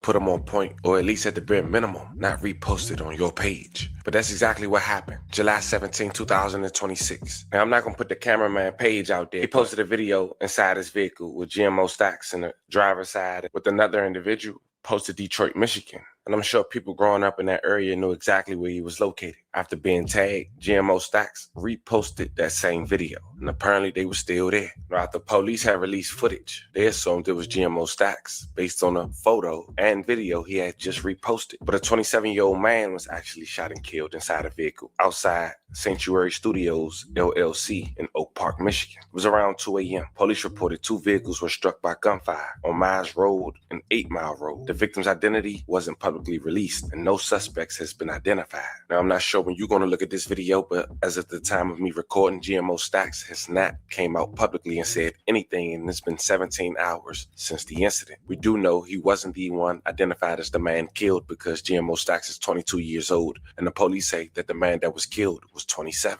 May he rest in peace. I love and condolences to his family.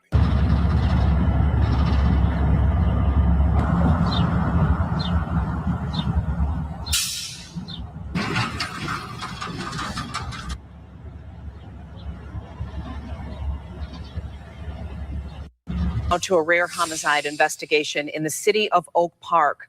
A 27-year-old man shot and killed outside a music studio, and it's left the community stunned.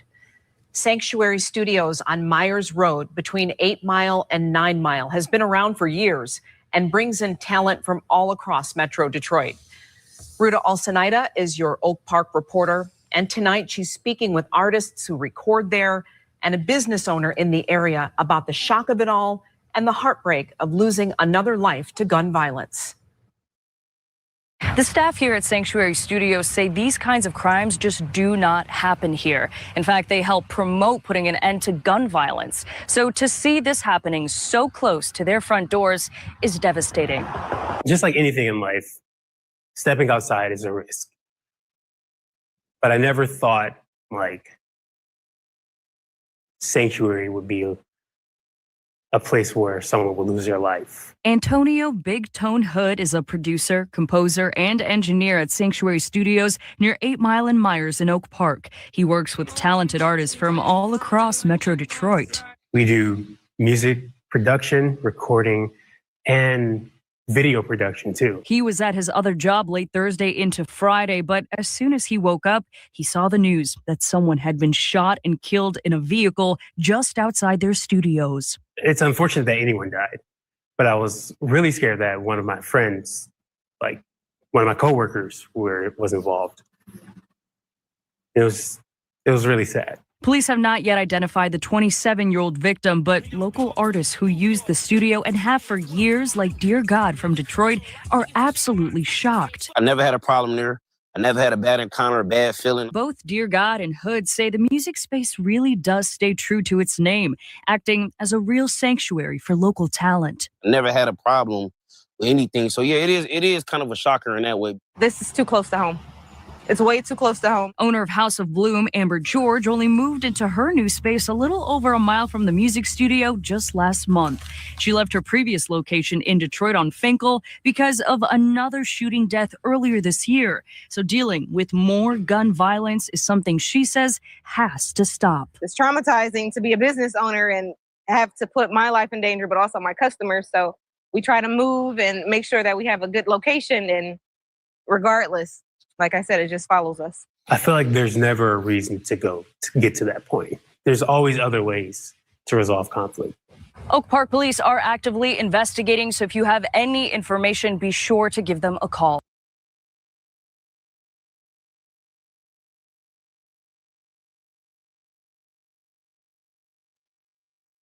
Hey, smash that like button, y'all. Smash that like button so this video get around. Shout out to everybody who's on here tonight. All the wrenches, man. Shout out to all my wrenches, man. Shout out to Lakeisha.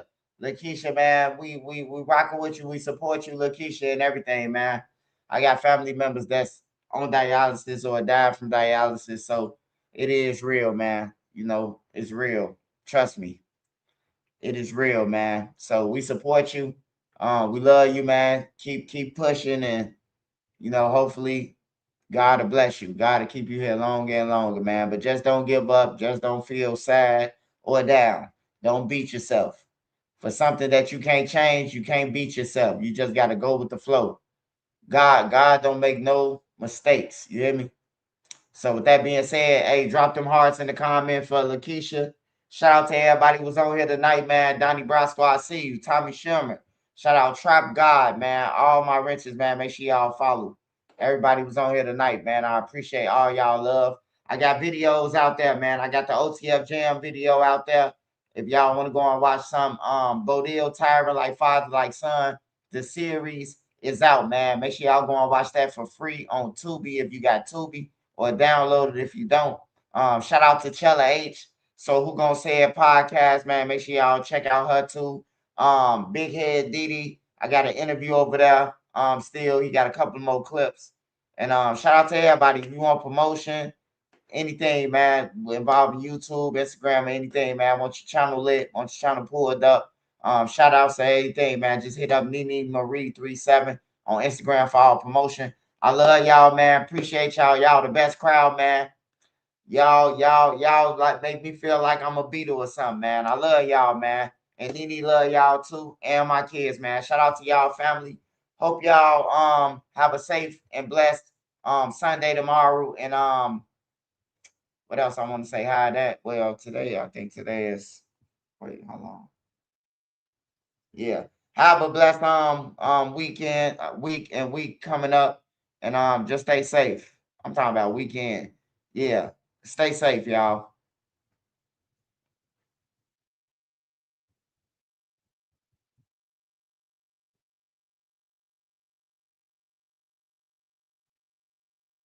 Yeah, Monday. That's what I was trying to say. Have a blessed and safe Monday. Angel Dixon. Shout out to OG Momo. Shout out to SD Martinique. Shout out to all the women on my channel. Shout out to everybody. The Crown TV, The Crown. Shout out to The Crown. She know who I'm talking about. Trap God Anthony Peterson. Shout out to Anthony Peterson. Powder Beezy. Shout out to Powder Beezy. Shout out to Sparks Visual. Bone Yak. Savage Black. Made Media Magazine. Make sure y'all subscribe to Made Media. He a big part of the channel too. You might not see him, but you know, shout out Joe the Mob, man. Make sure y'all subscribe to Joe the Mob. They hit it on this channel. Shout out to Byron Blake. Yeah, shout out to everybody, man. If you got a business, clothes, anything you need promotion, holla at Trenches News, man.